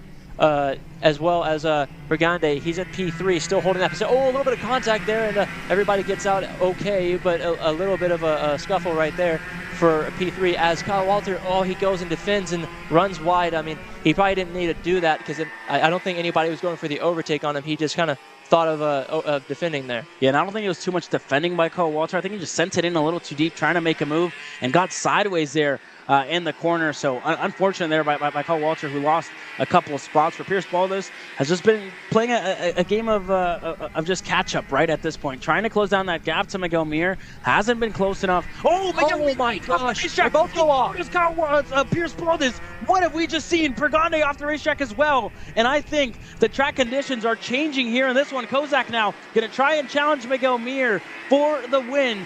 And wow, side-by-side Mir with a much better exit out of turn number 10. And I think the track is getting a lot more slick here. The fastest lap last time by, a 55, a 54, and now they're in the 1 minute marks. Everybody 10 seconds slower than they were last time around. I see the same theme as the K senior race. At the end of the race is whenever everybody started to fall off. Not only is their car, their tires may be coming into life, but the track itself is starting to fall away with the misting and the drizzle. And right now, you saw as they came into turn 9, the last lap around, Miguel Mir and both him and Baldus both went off. But Baldus got the worst of it. He lost a few positions, as well as Miguel Mir kept on to his first base position. As you have Kozak and I believe that was Caligaro trying to go down the inside of Kozak into the bowl further back. No, so Kozak still holds on to his lead. They're 3 wide coming into turn 9. Ooh, as close as Kyle Walter back up into P2. He's recovered from his early mistake. Wow, and you see how slow they're going through turn number 9. And that looks like a pushed-in bumper by Miguel Mir. Obviously, we don't have pushbacks here at the Texas Sprint Racing Series, so it doesn't matter too much for Mir. But I mean, a lot of carnage further back. That's Pierce Baldus off the racetrack. Kyle Walter as well. A lot of carnage in this KA Masters class. As we go around, the white flag is out this time by, so the last lap of this race, that's Miguel Mir. And a lot of carnage. Kozak still in that second spot. Caligaro currently 3rd. Burkett currently 4th. Pregande 5th. Faulkner 6th. Jones up to 7th. Baldus in 8th. after going around. And Kyle Yuchinski, Mr. TB Kart himself, and Mr. Amarillo Kart Complex in the top 10. So not a bad drive there by Kyle Yuchinski. But man, oh man, what a race have we seen, and what a day have we had here at KartMoto. The track and the weather has given us so much to talk about. A lot of changing conditions, a lot of drivers having to fare out with whatever Mother Nature is giving them. But the driver who's kept it out at the front has shown his experience, shown his pace, no matter the condition, no matter if it's sunny, no matter if it's slick, no matter if it's raining, has been Miguel Mir, who's getting set to take heat race number 2 and close out the day with 2 wins and a clean sweep so far on Saturday as one driver way off the racetrack there further back. Checkered flag is out. Miguel Mir wins heat 2. Yeah, and Evan, the other driver's about to cross the line. I believe Evan Kozak will, yep, he crosses the line in P2. Neil Faulkner in P3 up 15 positions. No way. That's crazy. So we have Adamar in P4, Pagan P5, Mike Jones good up into P6, Baldus 7th, Wynn 8th, Udain Din in 9th. We have Anna Kozak in 10th, Burkett 11th, Kyle Yuchinski is 12th, Wright 13th, Rogers 14th, Kyle Walter and Brent Harper both falling down 13 positions after that unfortunate end of their race. Nicholas Bergstein, Kyle Hale, and Hutchins not being able to finish the race. Man, oh, what a race have we just witnessed. I mean, we saw the same thing in the KA junior class whenever there was a lot of action and a lot of, ever so changing track conditions and challenged the drivers. Same thing in these Masters class, right? 206 senior kind of thought, made us think that it was going to clear up and become a dry racetrack by the end of the day. But it's just kind of, the weather has blown a hole through whatever we're thinking to wherever we think that the setup is, whatever it may be, has definitely raised a lot of questions here as the day continues to progress. But wow, already, we've had it all today. I mean, we must say we've had every single bit of action, every single bit of everything, right? So interested in wow, what a race. And pickup gets set to go underway. Coming up next, you have your 206 juniors who get set to go green.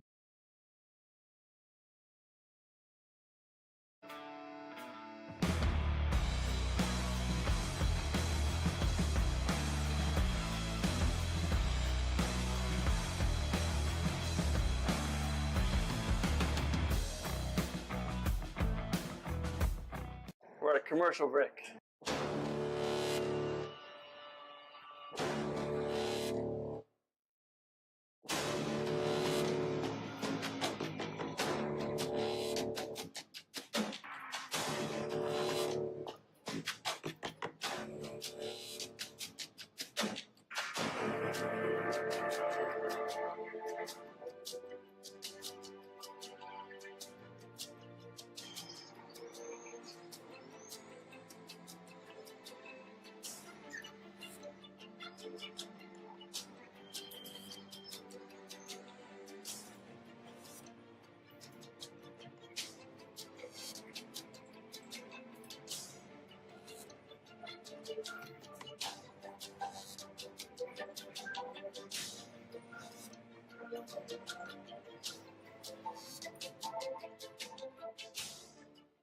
Canada.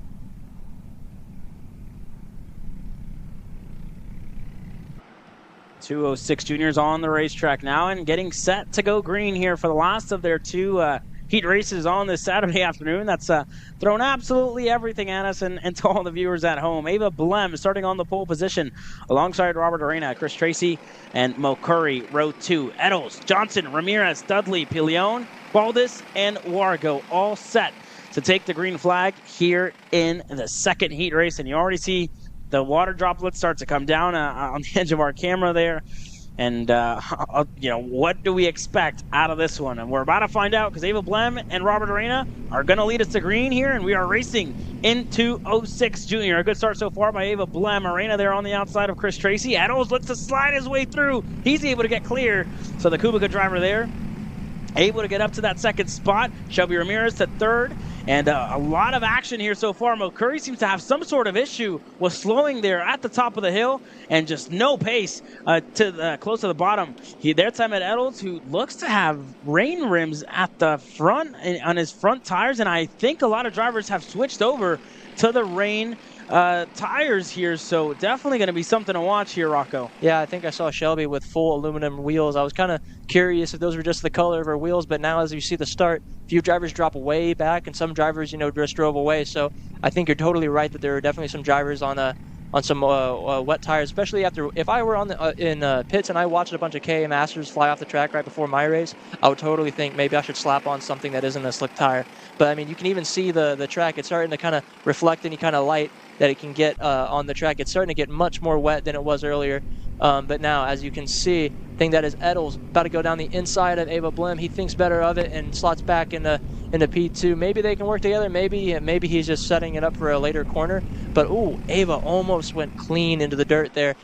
Just kept it on the track, and she still retains her P1 position. Yeah, so I think a lot of drivers have switched over to the wet tires here in this one, as we're starting to see a lot of similar lap times in the 110s here at the moment. A lot slower than what they were going earlier today, but I mean, wow, right? A lot of action, a lot of changing of setups, and a lot of working for the mechanics here this weekend. If you're working on 2 karts this weekend, I really feel bad for you. I mean, for the dads who have kids doing double duty, wow. I mean, I can't even imagine what it's like having to, change the setup twice, trying to work on a kart, twice, doing double the amount as any other mechanic here in the pits. But wow, a lot of work for these drivers, and Edel's, a much better start to his heat race this time by. Is closing down that gap to Ava Blim, and I think it's going to be within his best shot so far to get the move done down the main straightaway. Edel's just doesn't have enough of top end, and I could be mistaken because he's inching his way forward, and I don't think he has enough on the top end of whether it be gearing or most likely gearing for him, whenever it comes down to it to get ahead of Ava Blim.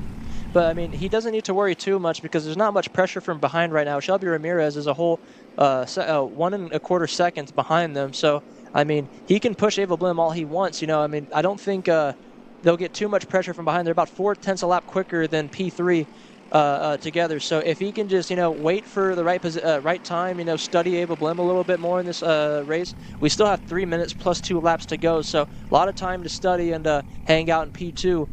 Nothing. When you have no pressure from behind, that's something you can do. I mean, you can more just relax and study, and think instead of like we said, it's a chess match. I mean, you're not only racing, you're also thinking. You want to know when's the right time to overtake. I don't want to slow myself down enough if I'm not going to make this overtake. So you see him poke his nose out, but then he backs off before he has any time to slow Ava down because he knows he can't make that position. But now, maybe it's a different story. He's still in the toe. Yeah, he's just stayed in the toe there. He didn't want to push. He knows he needs to work together with Ava Blim. Yeah, not enough. And McCurry just, I don't know if he went out on slicks, but just, wow. He was really quick all day long, and he's lapping 5 seconds, almost 6 seconds slower. So I think he may have gone out on slicks for John Paul McCurry. Unfortunate there. No setup change for him and no wet tires. So that's not going to help McCurry out here in this one. Tracy currently finds himself all the way down in 10th, Arena in 8th. And I think all those drivers opted to go on the slick tire here because they're nowhere near the pace that Ava Blim and Emmett Edel have here at the moment. And you start to see rooster tails start to form there, and it's just interesting, just a lot. It's definitely a wet racetrack here at the moment. Yeah, I mean, it was pretty obvious at the end of that KO Masters match, race, that it wasn't time for. Slicks are not the right tires right now. Yeah, definitely not the right tires. And I mean, Rocco, you know what it's like, right? Racing in a weekend like this with the conditions, changing so much. Explain to the viewers at home what it's like whenever you go through that stress and whether it's anxiety or nervousness whenever you're back and forth. Do I go to slicks? Do I widen out the front? Do I slam the rear? Like, what do I do? What do you go through throughout a weekend like this that's just kind of throwing everything at you? Well, I mean, there's only so much you can do once you're already sitting on grid with your kart on the stand. I mean, some people will take their rain tires with them to pits in case they need to make a quick change. But, I mean, you already have the race ahead of you. You're already kind of stressed about that. And when you have the decision making of oh, I need to choose a tire pressure, it could be, or tire compound, it could be the wrong one, I'm not too sure, I'll just have to make a guess. It adds more stress. I mean, some people can probably handle it a lot more than me, but whenever we had mixed conditions and we were still waiting for our race to go, it was a really stressful ordeal, because we didn't know. We wouldn't know until our karts were rolling out onto the track whether we made the right decision or not. Yeah, and I mean, one of the other big things, right? Whenever you go out onto the racetrack and you look around, you're like, wow, I think I came out on the wrong set of tires. I made the wrong choice in the pits. That's just such a deflating feeling, right? Whenever you're driving out there on the racetrack, you're losing time, you're struggling for grip, as compared to your competitors like Blem and Eddles, who made the right setup changes, made the right decisions when it came down to it. You see the rear width of Emmett Eddles, that those tires are absolutely slammed in. The bumper kind of hanging out there, and you see that drivers like this made the right choice when it came down to it, right? So whenever you see that and you're out there on the racetrack or on grid, and you don't have time to change, you don't have time to run back and get your engine cover, whatever it is, you realize and it kind of starts to set in, I made the wrong choice, and we're definitely going to pay for it here shortly. Yeah, and about those slam tires, and I mean, I always thought there was a rule about how far you could have your hubs in, because the bumper is sticking clean out. I mean, I always thought there was a risk of hooking somebody if you have a bumper sticking that far out, but I could be wrong. Could be up to the season, to the series, whether that's a rule or not. But I mean, you're correct. Whenever it's raining, to slam that rear end is very beneficial to your go-kart, because if you widen the front and narrow the, actually, as we have a potential pass for the lead here. I mean, we've seen it again before. He hasn't had the power, but now she knows he's on the inside, and he's going to get that position. Now, you have Emmett Eddles into P1 with Ava Blem right behind him. They're long gone from the rest of the field. Even Shelby Ramirez, she was about 1.25 seconds, a few laps back, but now she is a total 7 seconds behind your two leaders right here as they come down the back straight. Ava Blem not letting him go, though. It's going to be a tight race. She's kind of looking out on the outside to see if she can get the inside for the sweeper. It's not going to happen, but as we come over and into the bowl, still Emmett Eddles in the lead. We'll see if Ava has anything to say about it. Not just yet. He goes a little tight on the corner, trying to keep the inside away from her, but as we see it right now, there's no fighting, no aggressive fighting happening right now in the top two. Yeah, not too much here, and you made a good point there about rear width, right? I mean, we do have Tech out here, a very good job by the TSRS crew that does a good job in teching everything, so that's definitely something that they're going to be looking at, right? It's obviously up to SCUSA's standard, and whenever they put the tool there on the rear width of Emmett Eddles, if it's too slammed in, then that's a penalty or could be a DQ, if I'm not mistaken, depending on what the penalty is for Emmett Eddles, and don't want to, hope anything on Emmett Eddles or any of that kind of sorts of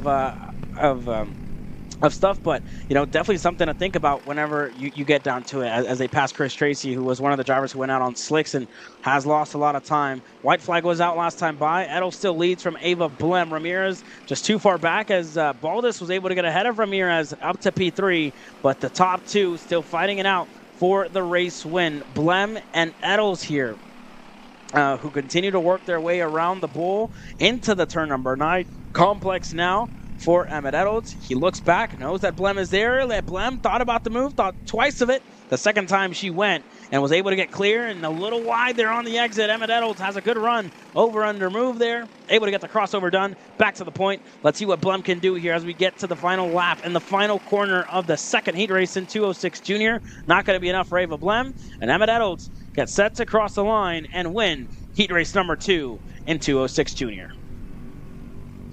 And your second place finisher, Ava Blem, hard fought, but only P2 for her. Jackson Baldus in P3. Shelby Ramirez fell back at the very end there from P3 to P4. Grayson Pillion in P5. Mia Johnson in 6th place. Dudley 7th. Mel Corey all the way in 8th after that mistake with the tire choice. Chris Tracy, I think another driver, falling victim to it, and Robert Arana, who fell all the way down the 10th position. Yeah, all the way down the 10th position there, unfortunately, for Robert Arana, who just made the wrong decision on the exit of the pits. Unfortunately for them, right, almost 10 seconds off the pace from the lap times. Emmett Eddles, Ava Blem, and others were putting down, and you already see the gaps, right? A minute back to John Paul McCurry. Chris Tracy was a driver who got lapped, as well as Robert Arana. So, I mean, wow, what a race, and now, there's no question about it. You need to slap on the wet weather tires and make the decision now, because you can't afford a mistake like the one that the two GFCs made and the Burrell art of John Paul McCurry made this last time out.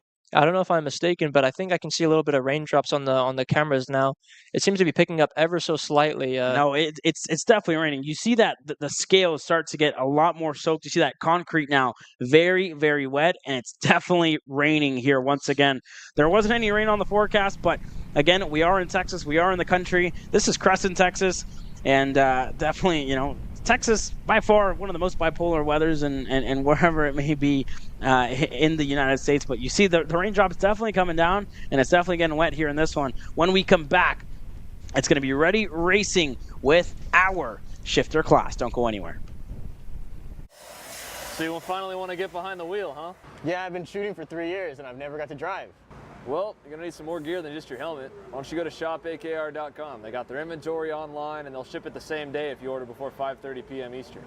They got shoes? Yep. Gloves? Yep. Rip protectors? Got those too. Can they make me go fast? No.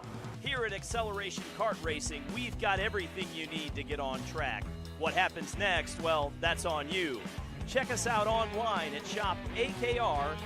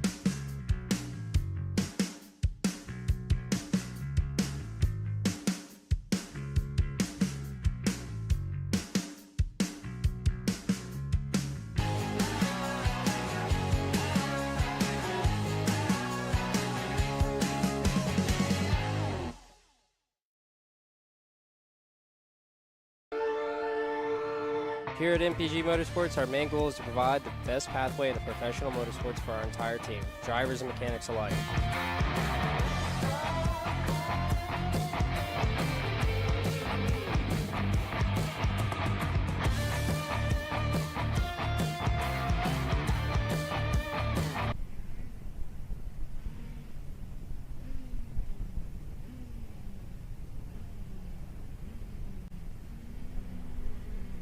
Well, as the drivers get onto the grid and into their start boxes here, Vincent Cassard there starting on the inside. And we're missing Noah Zarsk here in this one, who's not going to get any points, or going to get a lot of points, I should say, for this one. And a whole shot already for Vincent Cassard, and into the lead early. Juan Gomez looked for that second spot, not enough. Derek Proctor on the inside there of Gomez. Proctor able to get clear, and there you see a lot of drivers continue to shuffle through. Dominic Trolio currently P4. And still side by side between Gomez and Proctor, who, wow, goes sideways there into turn number 2 and able to stay ahead here. So Proctor in his high five Magic Kart able to get up into that second spot and stay ahead of Juan Gomez. Yeah, good start from Derek Proctor. He got one position up there. I mean, we'll call it 2 because Noah Zarsk isn't here right now. But yeah, Derek Proctor, good start from him. Him and Luis Gomez are P2 and P3. Behind them is a huge cushion before you get to Trolio and P4. But right now, as you can see, I mean, Gomez tried to get back on Proctor at the beginning of that lap, but couldn't do it. Ooh, a little bit wide there, but I mean, just more extreme line. Trolio loses a few positions there, makes a little bit of contact with Mendez, I believe. The two CRG drivers trying to fight that Trolio for P4 right now.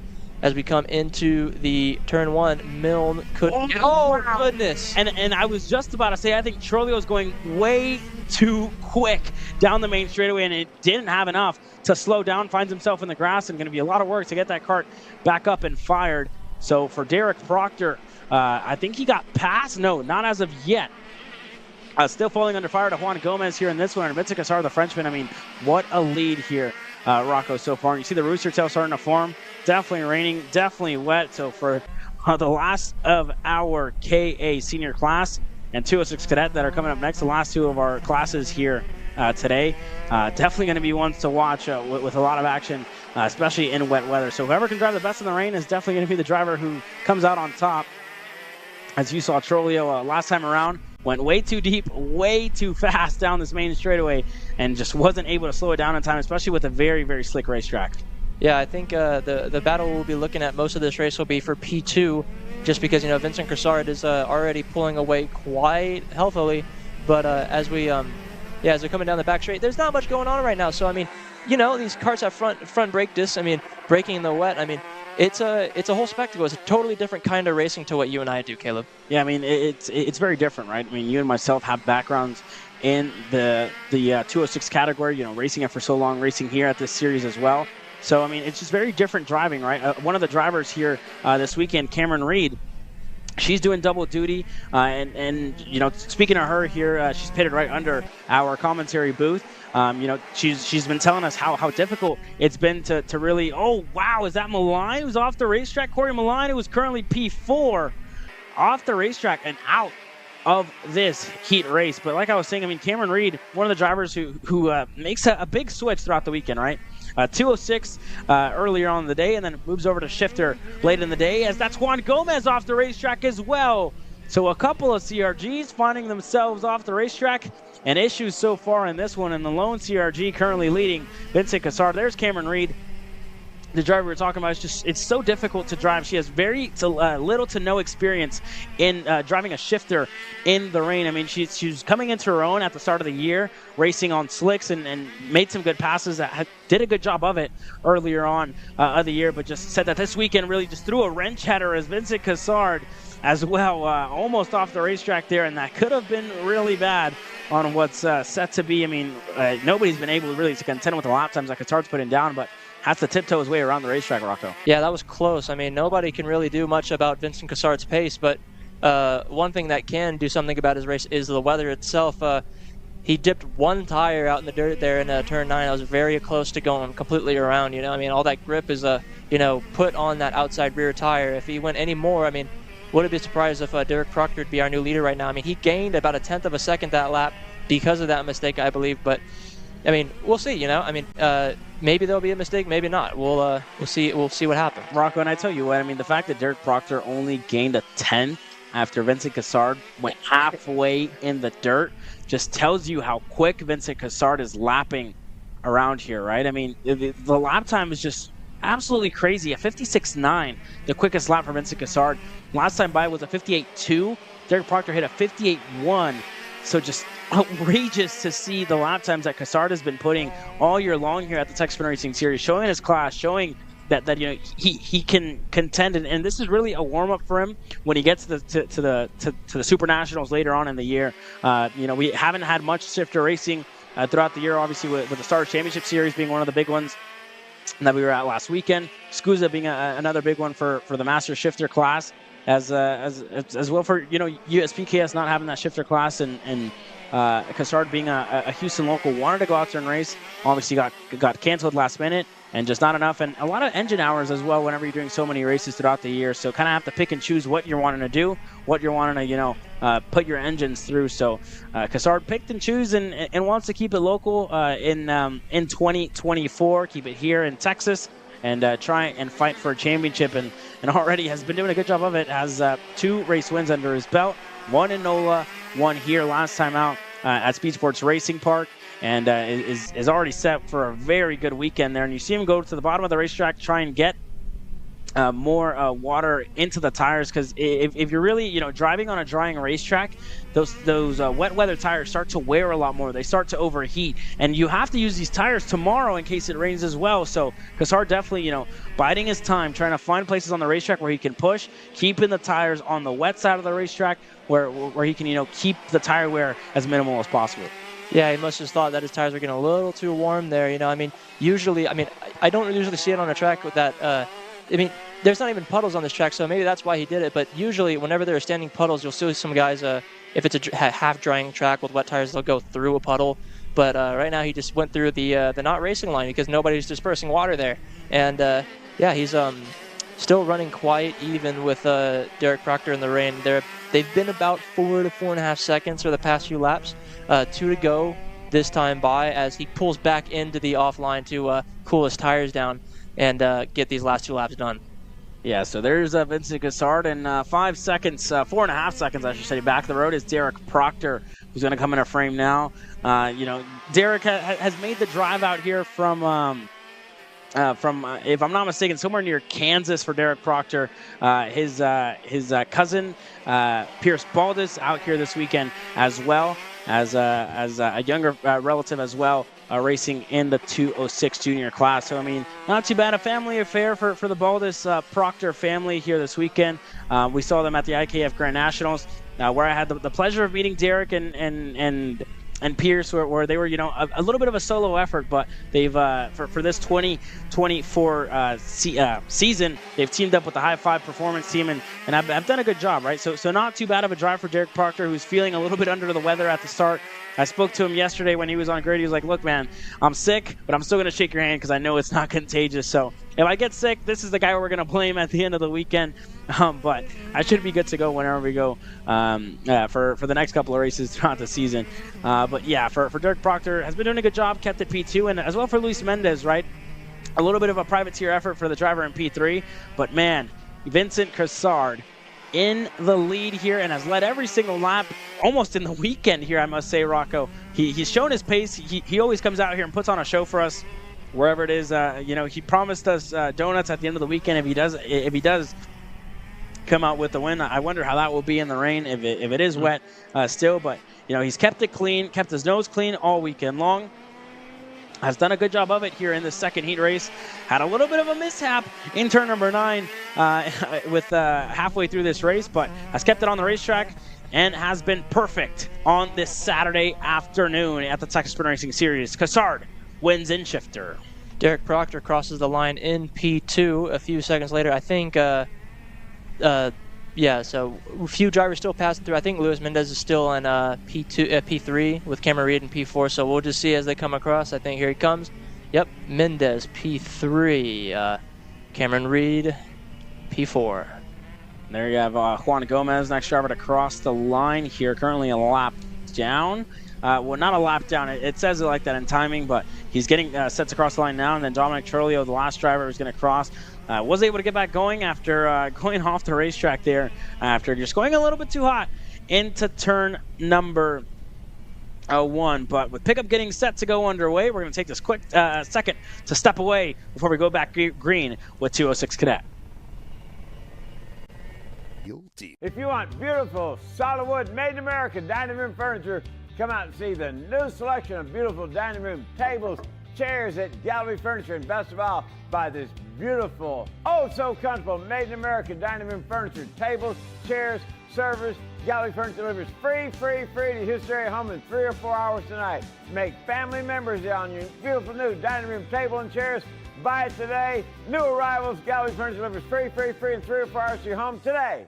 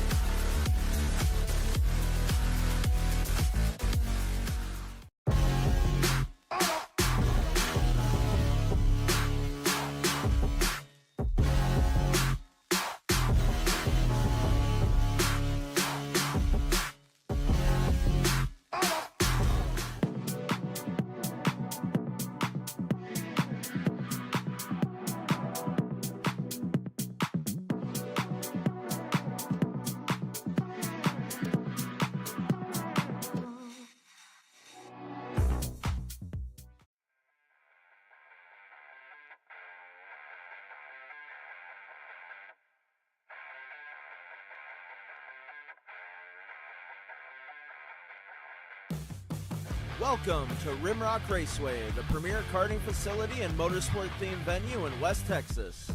While you're at the track, be sure to stop in to Victory Lane and enjoy our full-service bar and event center.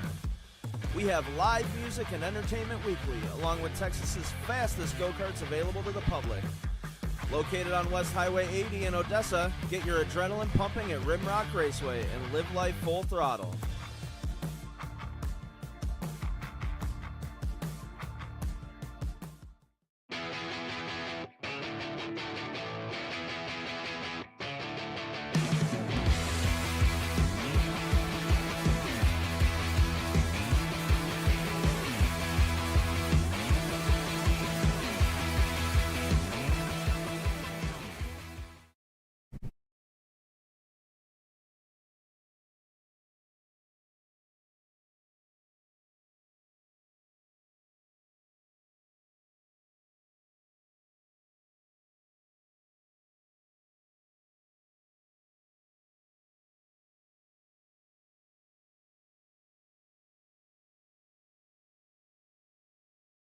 Well, as the racing action continues here on this turbulent Saturday evening, I must say, we get set to go green with our 206 cadets presented by Rimrock Raceway.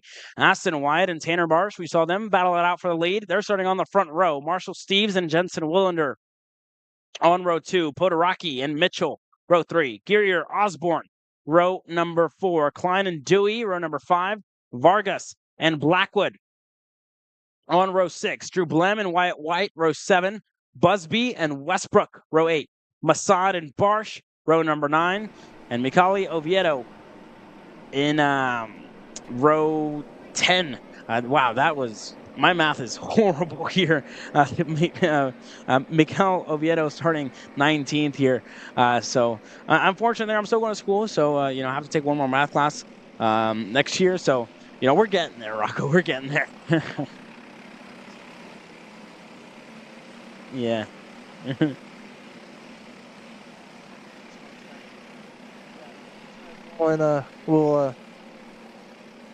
Was I muted the whole time? Yeah, I think we just had a whole conversation with Rocco muted, unfortunately. But nothing important, nothing too important. Yeah, don't listen to me.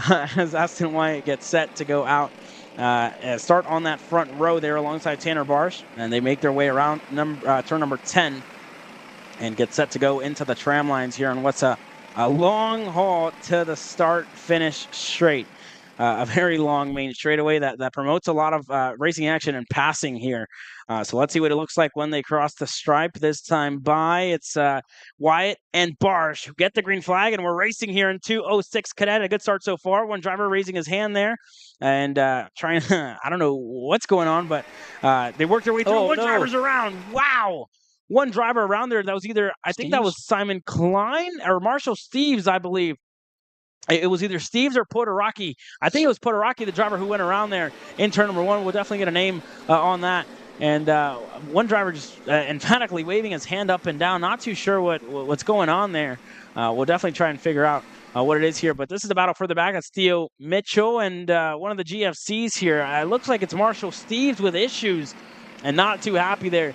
After, DNFing here in this one. But your battle for the lead, Aston Wyatt and Tanner Barsh. It's really going to be, Barsh, a move. Down in turn number 9. Got clear of Aston Wyatt that time by a deep send there by Tanner Barsh and got the move done. I think we saw one driver further back off in the dirt in turn 9, but as they come through, both Barsh and Wyatt, it's a recurring theme here. Those two always find each other up in the front. I always thought they would work together, but I guess I always eat my words on that because they usually go around each other and whatnot. But hey, if I say they're going to battle, maybe they don't this match. Yeah, and I don't think it's just that they want to fight. It's probably the fact that Aston Wyatt could be quicker one lap and thinks he needs to make the move on Tanner Barsh to keep them working their way ahead of the rest of the field, right? So these two drivers, your two championship contenders at the Texas Racing Series, they know what it takes to win. They know what it takes to be a champion. And there goes Aston Wyatt on the inside. Knows that he's quicker than Tanner Barsh, rightfully so. going to make the move, right? If you're obviously quicker than the guy in front of you, you're not going to want to push him all the way throughout the racetrack. And there goes Tanner Barsh again on the inside of Aston Wyatt. And I just think these guys now want to fight, right? The gloves have been thrown off, and now they're fighting. It's earlier than we're used to seeing them fight, but both of them under the Trackside Karting Services GFC team tent. As there went Barsh again on Aston Wyatt, and all this fighting, letting Podoraki close down the gap to Wyatt and Barsh here. So they have to be careful with how much they decide to fight here in the early stages of this race. A much better start to Theo Mitchell's race up to P4 for the Iceman, and side-by-side up the main straight for Aston Wyatt and Tanner Barsh. Yeah, this time they're side-by-side still. Nothing much else I can say about that. They're still side-by-side, and Aston Wyatt goes down on the inside. The one funny thing is that the difference between Heat 1 and Heat 2 is that they had such a lead before they started battling, and now they are in frame with Podoraki and Theo Mitchell as they come down the back straight. But both Podoraki and Mitchell are a little ways away, still about 0.9 seconds back from Aston Wyatt and them. But if they keep fighting like this and they keep throwing it back on each other even more than they were in Heat 1, they may slow each other down quite substantially here, Caleb.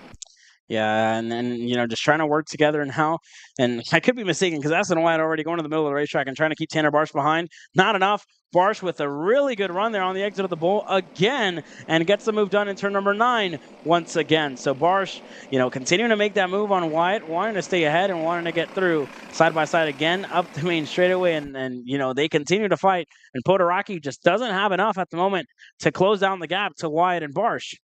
Yeah, these guys find each other on the track so often. I mean, I bet they're quite bored of pushing each other the whole race. So maybe that's another reason why they're going back on each other so much. Because they are teammates, but they're doing what no other teammates would do right now, which is throw it back on each other every corner. And they're still not losing much. I mean, they actually put about 2.2 seconds on Podoraki that time by. So even though they're battling, they're still quicker than P3, which is quite incredible, especially in these wet conditions. But they're battling. They're clean. It's fun to watch. They're actually putting on a show, I would say, for everybody watching back at home, because there's possibly fighting going back in the field, but right now we're interested in what the leaders are doing. But hey, further back, I think Dutch Westbrook actually just got by Theo Mitchell for P4. Yeah, so let's take a look back to 4th on back. Let's see what Westbrook, and he was able to get ahead of Theo Mitchell. So Westbrook able to get the move done in his Kart Racing Solutions. Tony Kart there, and funny story for Dutch Westbrook. He races in the 2-stroke side of things with the Bannock team and races in the 4-stroke side of things with Kart Racing Solutions. So he goes back every time, changes suit, changes kart, changes whatever it is to try and look good there in whatever go-kart he's driving that weekend. So Theo Mitchell, or that race I should say. So for Dutch Westbrook, switches back and forth, has both suits ready to go, and either one of them is going to be wet, one of them is going to be dry. It all depends as the weekend progresses, right? Yeah, and you can see he's tapping his helmet frantically, telling Theo to try and work with him right now, because they still need to catch Podoraki before they can even work on those front two. I don't think there's a chance that they can catch him now, though, because there's only 50 seconds and 2 laps left to go in this 206 cadet class right now. But as you can see, Theo Mitchell actually falling a little bit ways behind of Dutch Westbrook here. It may just be a handful of pace coming from Westbrook, as he's already catching the back of Podoraki. Into turn 9 we go. Yeah, he's rapidly closing that gap. It's down to about a kart length right now. Coming into turn 10, is he going to go for it? I think so. Down the inside goes Westbrook on Podoraki. He gets that position done easily. Yeah, so these drivers continue to shuffle through side by side. Podoraki looking to go back on Westbrook down the main straightaway. On the inside is Podoraki. On the outside is Dutch Westbrook. Can he get clear? Podoraki looking to go through. Westbrook not letting him by. And much later there on the brakes is Dutch Westbrook, who's able to stay ahead of Podoraki. That's quite impressive on the brakes. In 206, it's a little hard to, gain a true advantage on the brakes because everybody's going a little bit slower. You can't really get on the brakes as hard as a KA100 class because you're just not going as fast. So, braking is a very important. I guess I should just not finish that sentence because braking is important in all go-kart races. But yeah, so Dutch Westbrook into P3. I don't know if he'll have the time to catch up to the guys up in front. I think he's actually running about half a second quicker than the last lap from your leaders. He had a 107 flat, while your leaders all had a 107.6s, I believe. But now, change for lead as well. Aston Wyatt back up into the front ahead of Tanner Barsh. Yeah, so Aston Wyatt already building that gap to Tanner Barsh behind, 0.7 of a second this time by. And when they cross the stripe, 2 laps to go, 2 sticks in the air, and Aston Wyatt already with a big gap to Tanner Barsh behind. Yeah, he's he's kind of running away with it right now, about almost a second between him and Tanner Barsh. But as you can see, in that whole frame when we were coming on the back straight, you can see Westbrook in frame as well. I think it's the closest anybody's ever been to them all day in these heat races. But as you can see, Aston Wyatt pulling clearly away from Tanner Barsh. Now down the back straight, yeah, I mean, one more lap after this one. Aston Wyatt's pretty much gone with it at this point, unless Tanner has anything to say about it. I mean, he's got to do about 0.4 seconds a lap faster per lap than Aston Wyatt if he wants to catch back up. Yeah, a lot of work for Aston Wyatt. Sorry, not Aston Wyatt, Tanner Barsh if he wants to catch up to Aston Wyatt here in this one. So that's I'm not going to say seal the deal because we still have a lap left. But a good gap for Aston Wyatt, who's just able to pull away here as the track, it starts to have a dry line, but still not dry conditions. Still very much the wet weather tire, definitely the main option here and the best option out here. When we saw what happened in that 206 junior class, whenever some drivers decided to go on the slicks, and a lot of drivers, I mean, thought that the racetrack would dry up at the end of it. And no, I mean, right, they're going to have a wet weather race here shortly. So going to have to make sure everything's good. Going to have to make sure, got all those little gremlins out of the cart and you're set for a full racing, a wet racing, I guess you could say more intermediate, right? More intermediate racing action. That's more of an F1 term, right? Whenever you have the different compounds, whether it's wet or intermediate, but it's an intermediate track, right? But you have one tire and it's kind of like using a wet weather F1 tire on an intermediate track or a dry racetrack, right? Because it just burns up a lot. That's Dutch Westbrook there and Aston Wyatt on your screen as we get to the final stage of this race and it's turn number 9. Aston Wyatt still your leader and looking really promising with a good gap behind a Tanner Barsh to take away heat race number 2. Aston Wyatt now will round the final corner to take Heat 2 win. It was a tight battle between him and Tanner Barsh, but in those last few laps, it seems that something happened that put a big distance between him and Tanner Barsh. But now, as you can see, across the line, Aston Wyatt will win Heat 2 of 206 Cadet by Rimrock Raceway. In P2, Tanner Barsh, Dust Westbrook goes up 13 positions. A great job from him to get into P3. Podoraki in P4. Mitchell, P5. Guerrier in 6th. Blackwood 7th. Vargas 8th. Blim 9th. And Wellender, your top 10.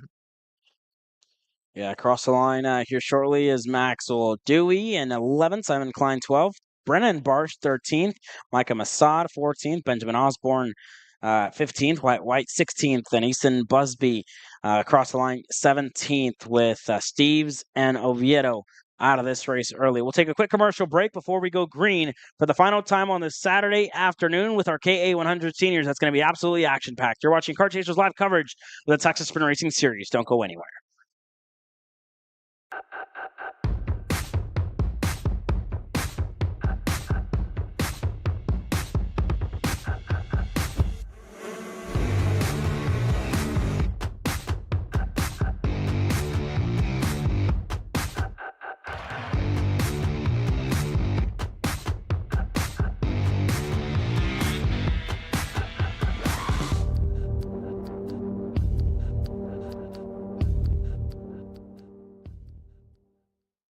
Studies show that even the best current generation of simulators only convince 50% of the human brain that they are real. Here at SimCraft, that just isn't realistic enough. Developed to offer the most realistic karting sim experience in the world, all testing has shown that the physics engine used in SimCraft's Grid 1 model convinces 90% of the human brain that you are actually on track. Now that is the real deal. So you will finally want to get behind the wheel, huh? Yeah, I've been shooting for 3 years and I've never got to drive. Well, you're going to need some more gear than just your helmet. Why don't you go to shopakr.com. They got their inventory online and they'll ship it the same day if you order before 5:30 p.m. Eastern. They got shoes? Yep. Gloves? Yep. Rip protectors? Got those too. Can they make me go fast? No. Here at Acceleration Kart Racing, we've got everything you need to get on track. What happens next? Well, that's on you. Check us out online at shopakr.com. Here at MPG Motorsports, our main goal is to provide the best pathway to professional motorsports for our entire team, drivers and mechanics alike.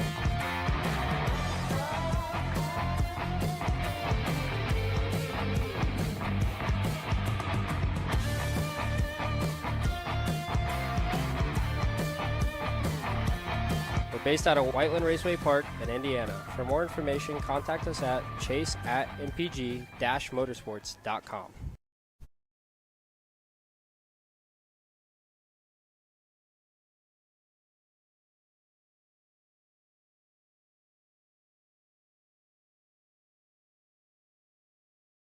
Well, it's that time of the day once again. The KA100 Seniors, presented by CRG Nordum, are getting set to go green here for the final time in what's been an action-packed day of racing on this Saturday afternoon. Saturday, I guess you can say, the whole day that we've been racing as we get set to go green with our KA100 Seniors. Aiden Rudolph starting on the pole position alongside Diego Guillot.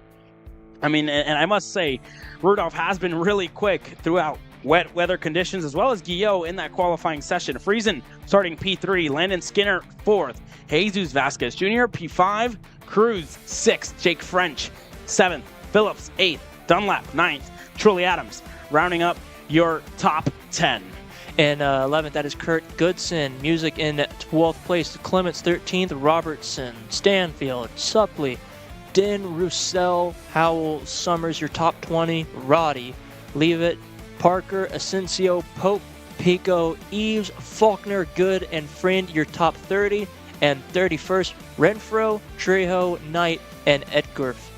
Egdroff starting shotgun. Charlie on the field in 34th here as the KA100 Seniors work their way out onto the racetrack. So definitely anybody's game here today. As you know, it's going to be a toss-up. We haven't seen them race in the rain. We saw them qualify. It was Aiden Rudolph, obviously, the one who put it on the pole position, but we haven't seen them race in wet weather conditions. And it looks like all the drivers have been opting to go on wet tires because that's been the best option so far here this weekend. But remember, it's the same tires that they qualified on and probably the same tires that maybe some of these drivers practiced on earlier if you didn't have a second set. So going to be interesting for however it plays out. But Aiden Rudolph, the man who went quickest in qualifying, and if he wants to put the same type of pace that he had in qualifying, set in good lap time after good lap time, he's going to need a good gap whenever we get to the race start. But has the likes of Friesen and Guillot that are going to want to deny him into turn number 1.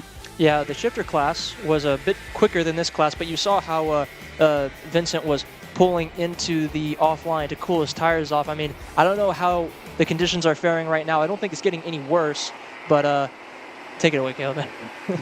Yeah, we'll see. We'll see how it goes throughout this race. But as all the drivers continue to cycle through and get into line for the final time on this Saturday afternoon, that's thrown absolutely everything at these teams, at these drivers, and at everybody here at the paddock, at us here up in the booth. For the final time on this Saturday afternoon, we're going to go green with our KA100 senior class. Aiden Rudolph with a monster start. Diego Guillot on the outside was not ready for that. And there goes Friesen, looked for the move, wasn't close enough, and already to the point of the field. Aiden Rudolph, who is your leader, and everybody trying to cycle through. The TV carts are going a little bit sideways, but still cycling through as Friesen goes there, and Guillot seems to have some sort of issue and lost a couple of spots there. Jake French was able to get ahead.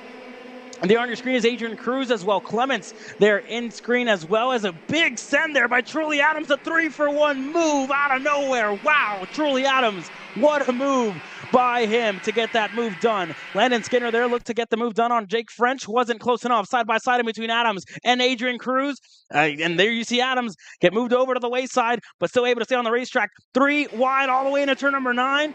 And Truly Adams once again makes up a lot more spots. That factory car absolutely rolling in the wet. Yeah, Truly Adams absolutely flying right now. It's pretty impressive to see cut through all those field at once. There we go. Justin Music down the inside of a few go-karts right there. You can see Cohen Summers on your screen, as well as a few Kurt Goodson, Justin Music, Braden Robertson, and Peyton Phillips on your screen right now. They're going 3 wide for a partial moment there as Braden Robertson gets through to the lead there, but Peyton Phillips still trying to get down the front. I think he slots right in front of Braden Robertson there. And Truly Adams flying through this field here. You see that gap already from Rudolph to Friesen behind. There's Vasquez Jr. and French. There's Skinner. And then there's Truly Adams, who has a lot of work to do if he wants to close down the gap to Landon Skinner. But he's doing just that, doing everything he needs to do to close down the gap. Closing in quickly. The TV cart there of Dallas Dunlap currently the lead TB Kart, I guess you can say, in the field here at the moment. Clements there, moved to the wayside. Robertson looking to go through. Clements all sideways there. Wow, what a save to keep it on the racetrack. Music going to go through as well.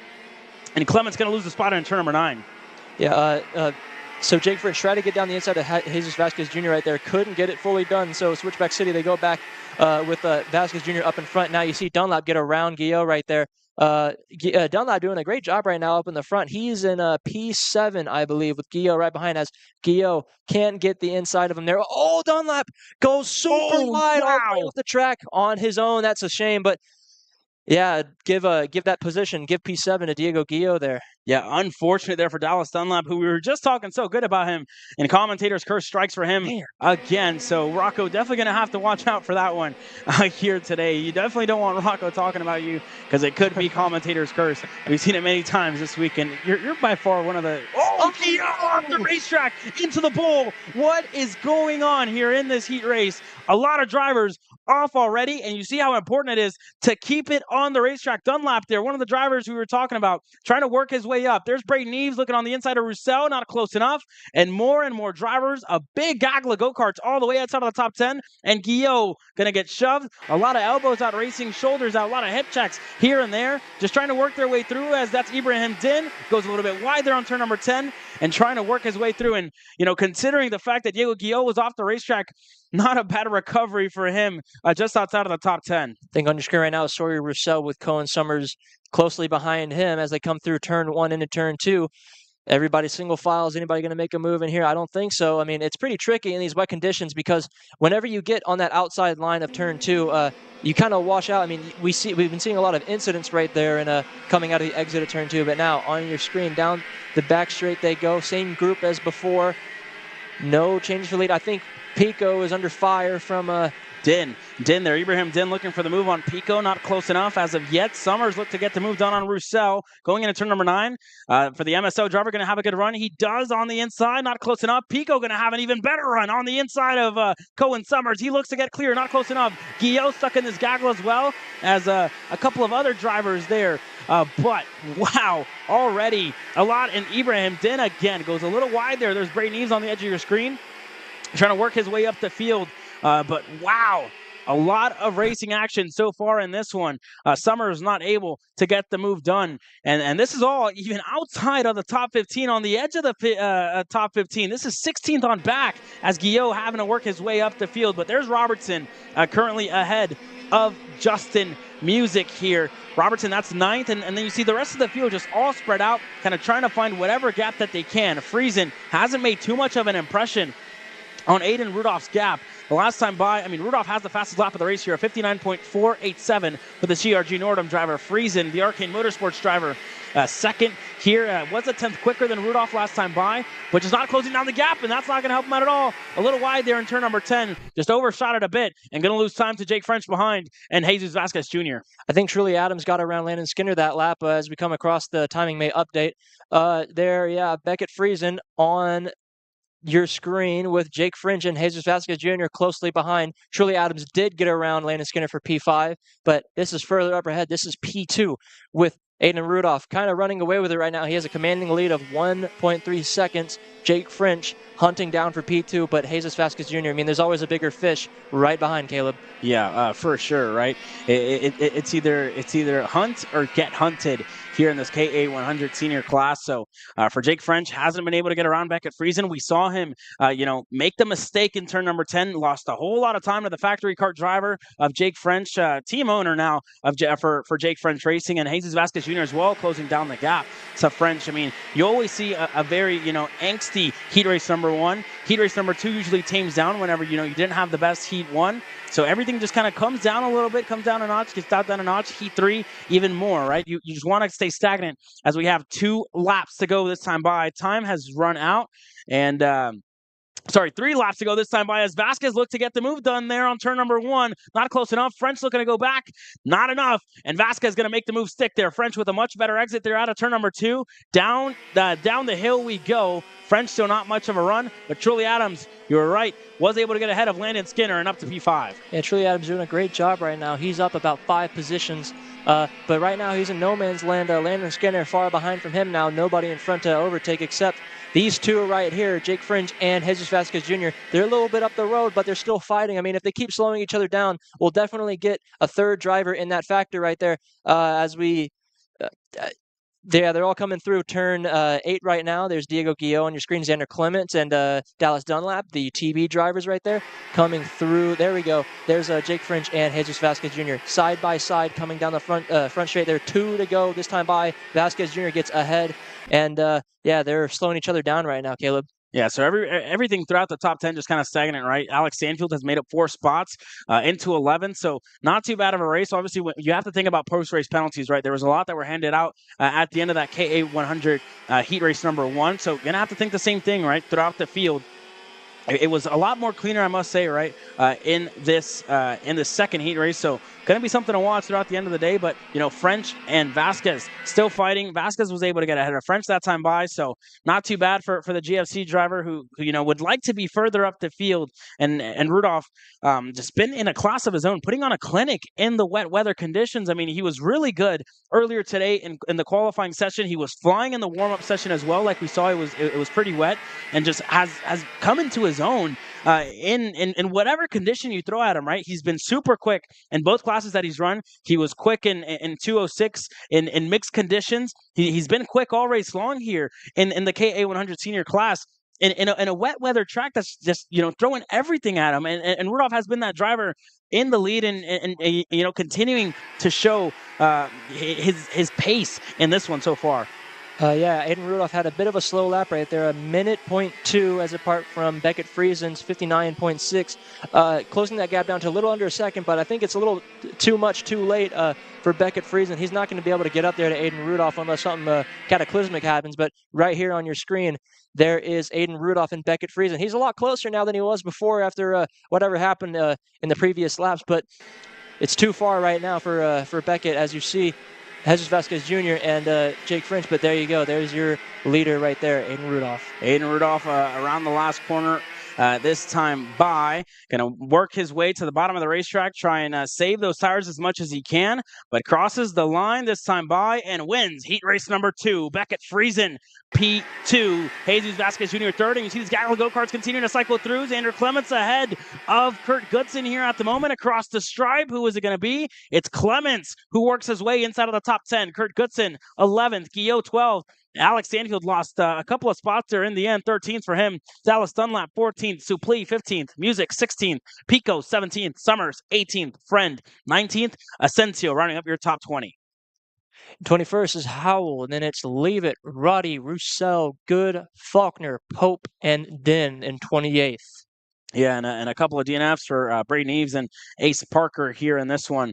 So already, I mean, an action-packed race, a lot more tame than we had earlier on in the day. But I mean, Rocco, this concludes our first day here of round number 3 at the Texas Racing Series. Some of your big takeaways that we've seen. I mean, we saw a lot of mixed track conditions, but what are some of the big takeaways and some of the big storylines coming out of Saturday? I'm really excited for this track because of how good the racing is. I feel like we'll be coming back here a lot in the future, you know. I mean, cool facility, a very nice place, nice location. But, you know, one cool thing is that it's in Texas, so, you know, the weather is a variable. You never know what's going to happen. I mean, it's produced a lot of really good racing this week.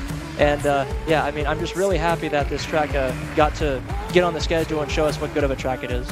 Yeah, correct. I mean, I had the pleasure to race here a couple of weeks ago. Raced it. I mean, I knew it was going to race great. You know, it's super hard to get away. You really need anything you can, and then having this wet weather is really mixing it up for a lot of drivers, right? You were out here practicing, whether it was in the dry conditions, but whenever you come out here to a regional race, anything can happen. You need to be prepared for whatever gets thrown at you, and you know, you have to be ready for whatever condition gets thrown at you, whether it's rain, whether it's dry, whatever it is, right? Mixed conditions, still slick tire, slick option, whatever it is. But that concludes our Saturday coverage here from Cresson, Texas, live at KartMoto from Motorsports Ranch. For myself, Caleb Vieska, and Rocco Ruzic alongside me here in the booth, thank you and good night.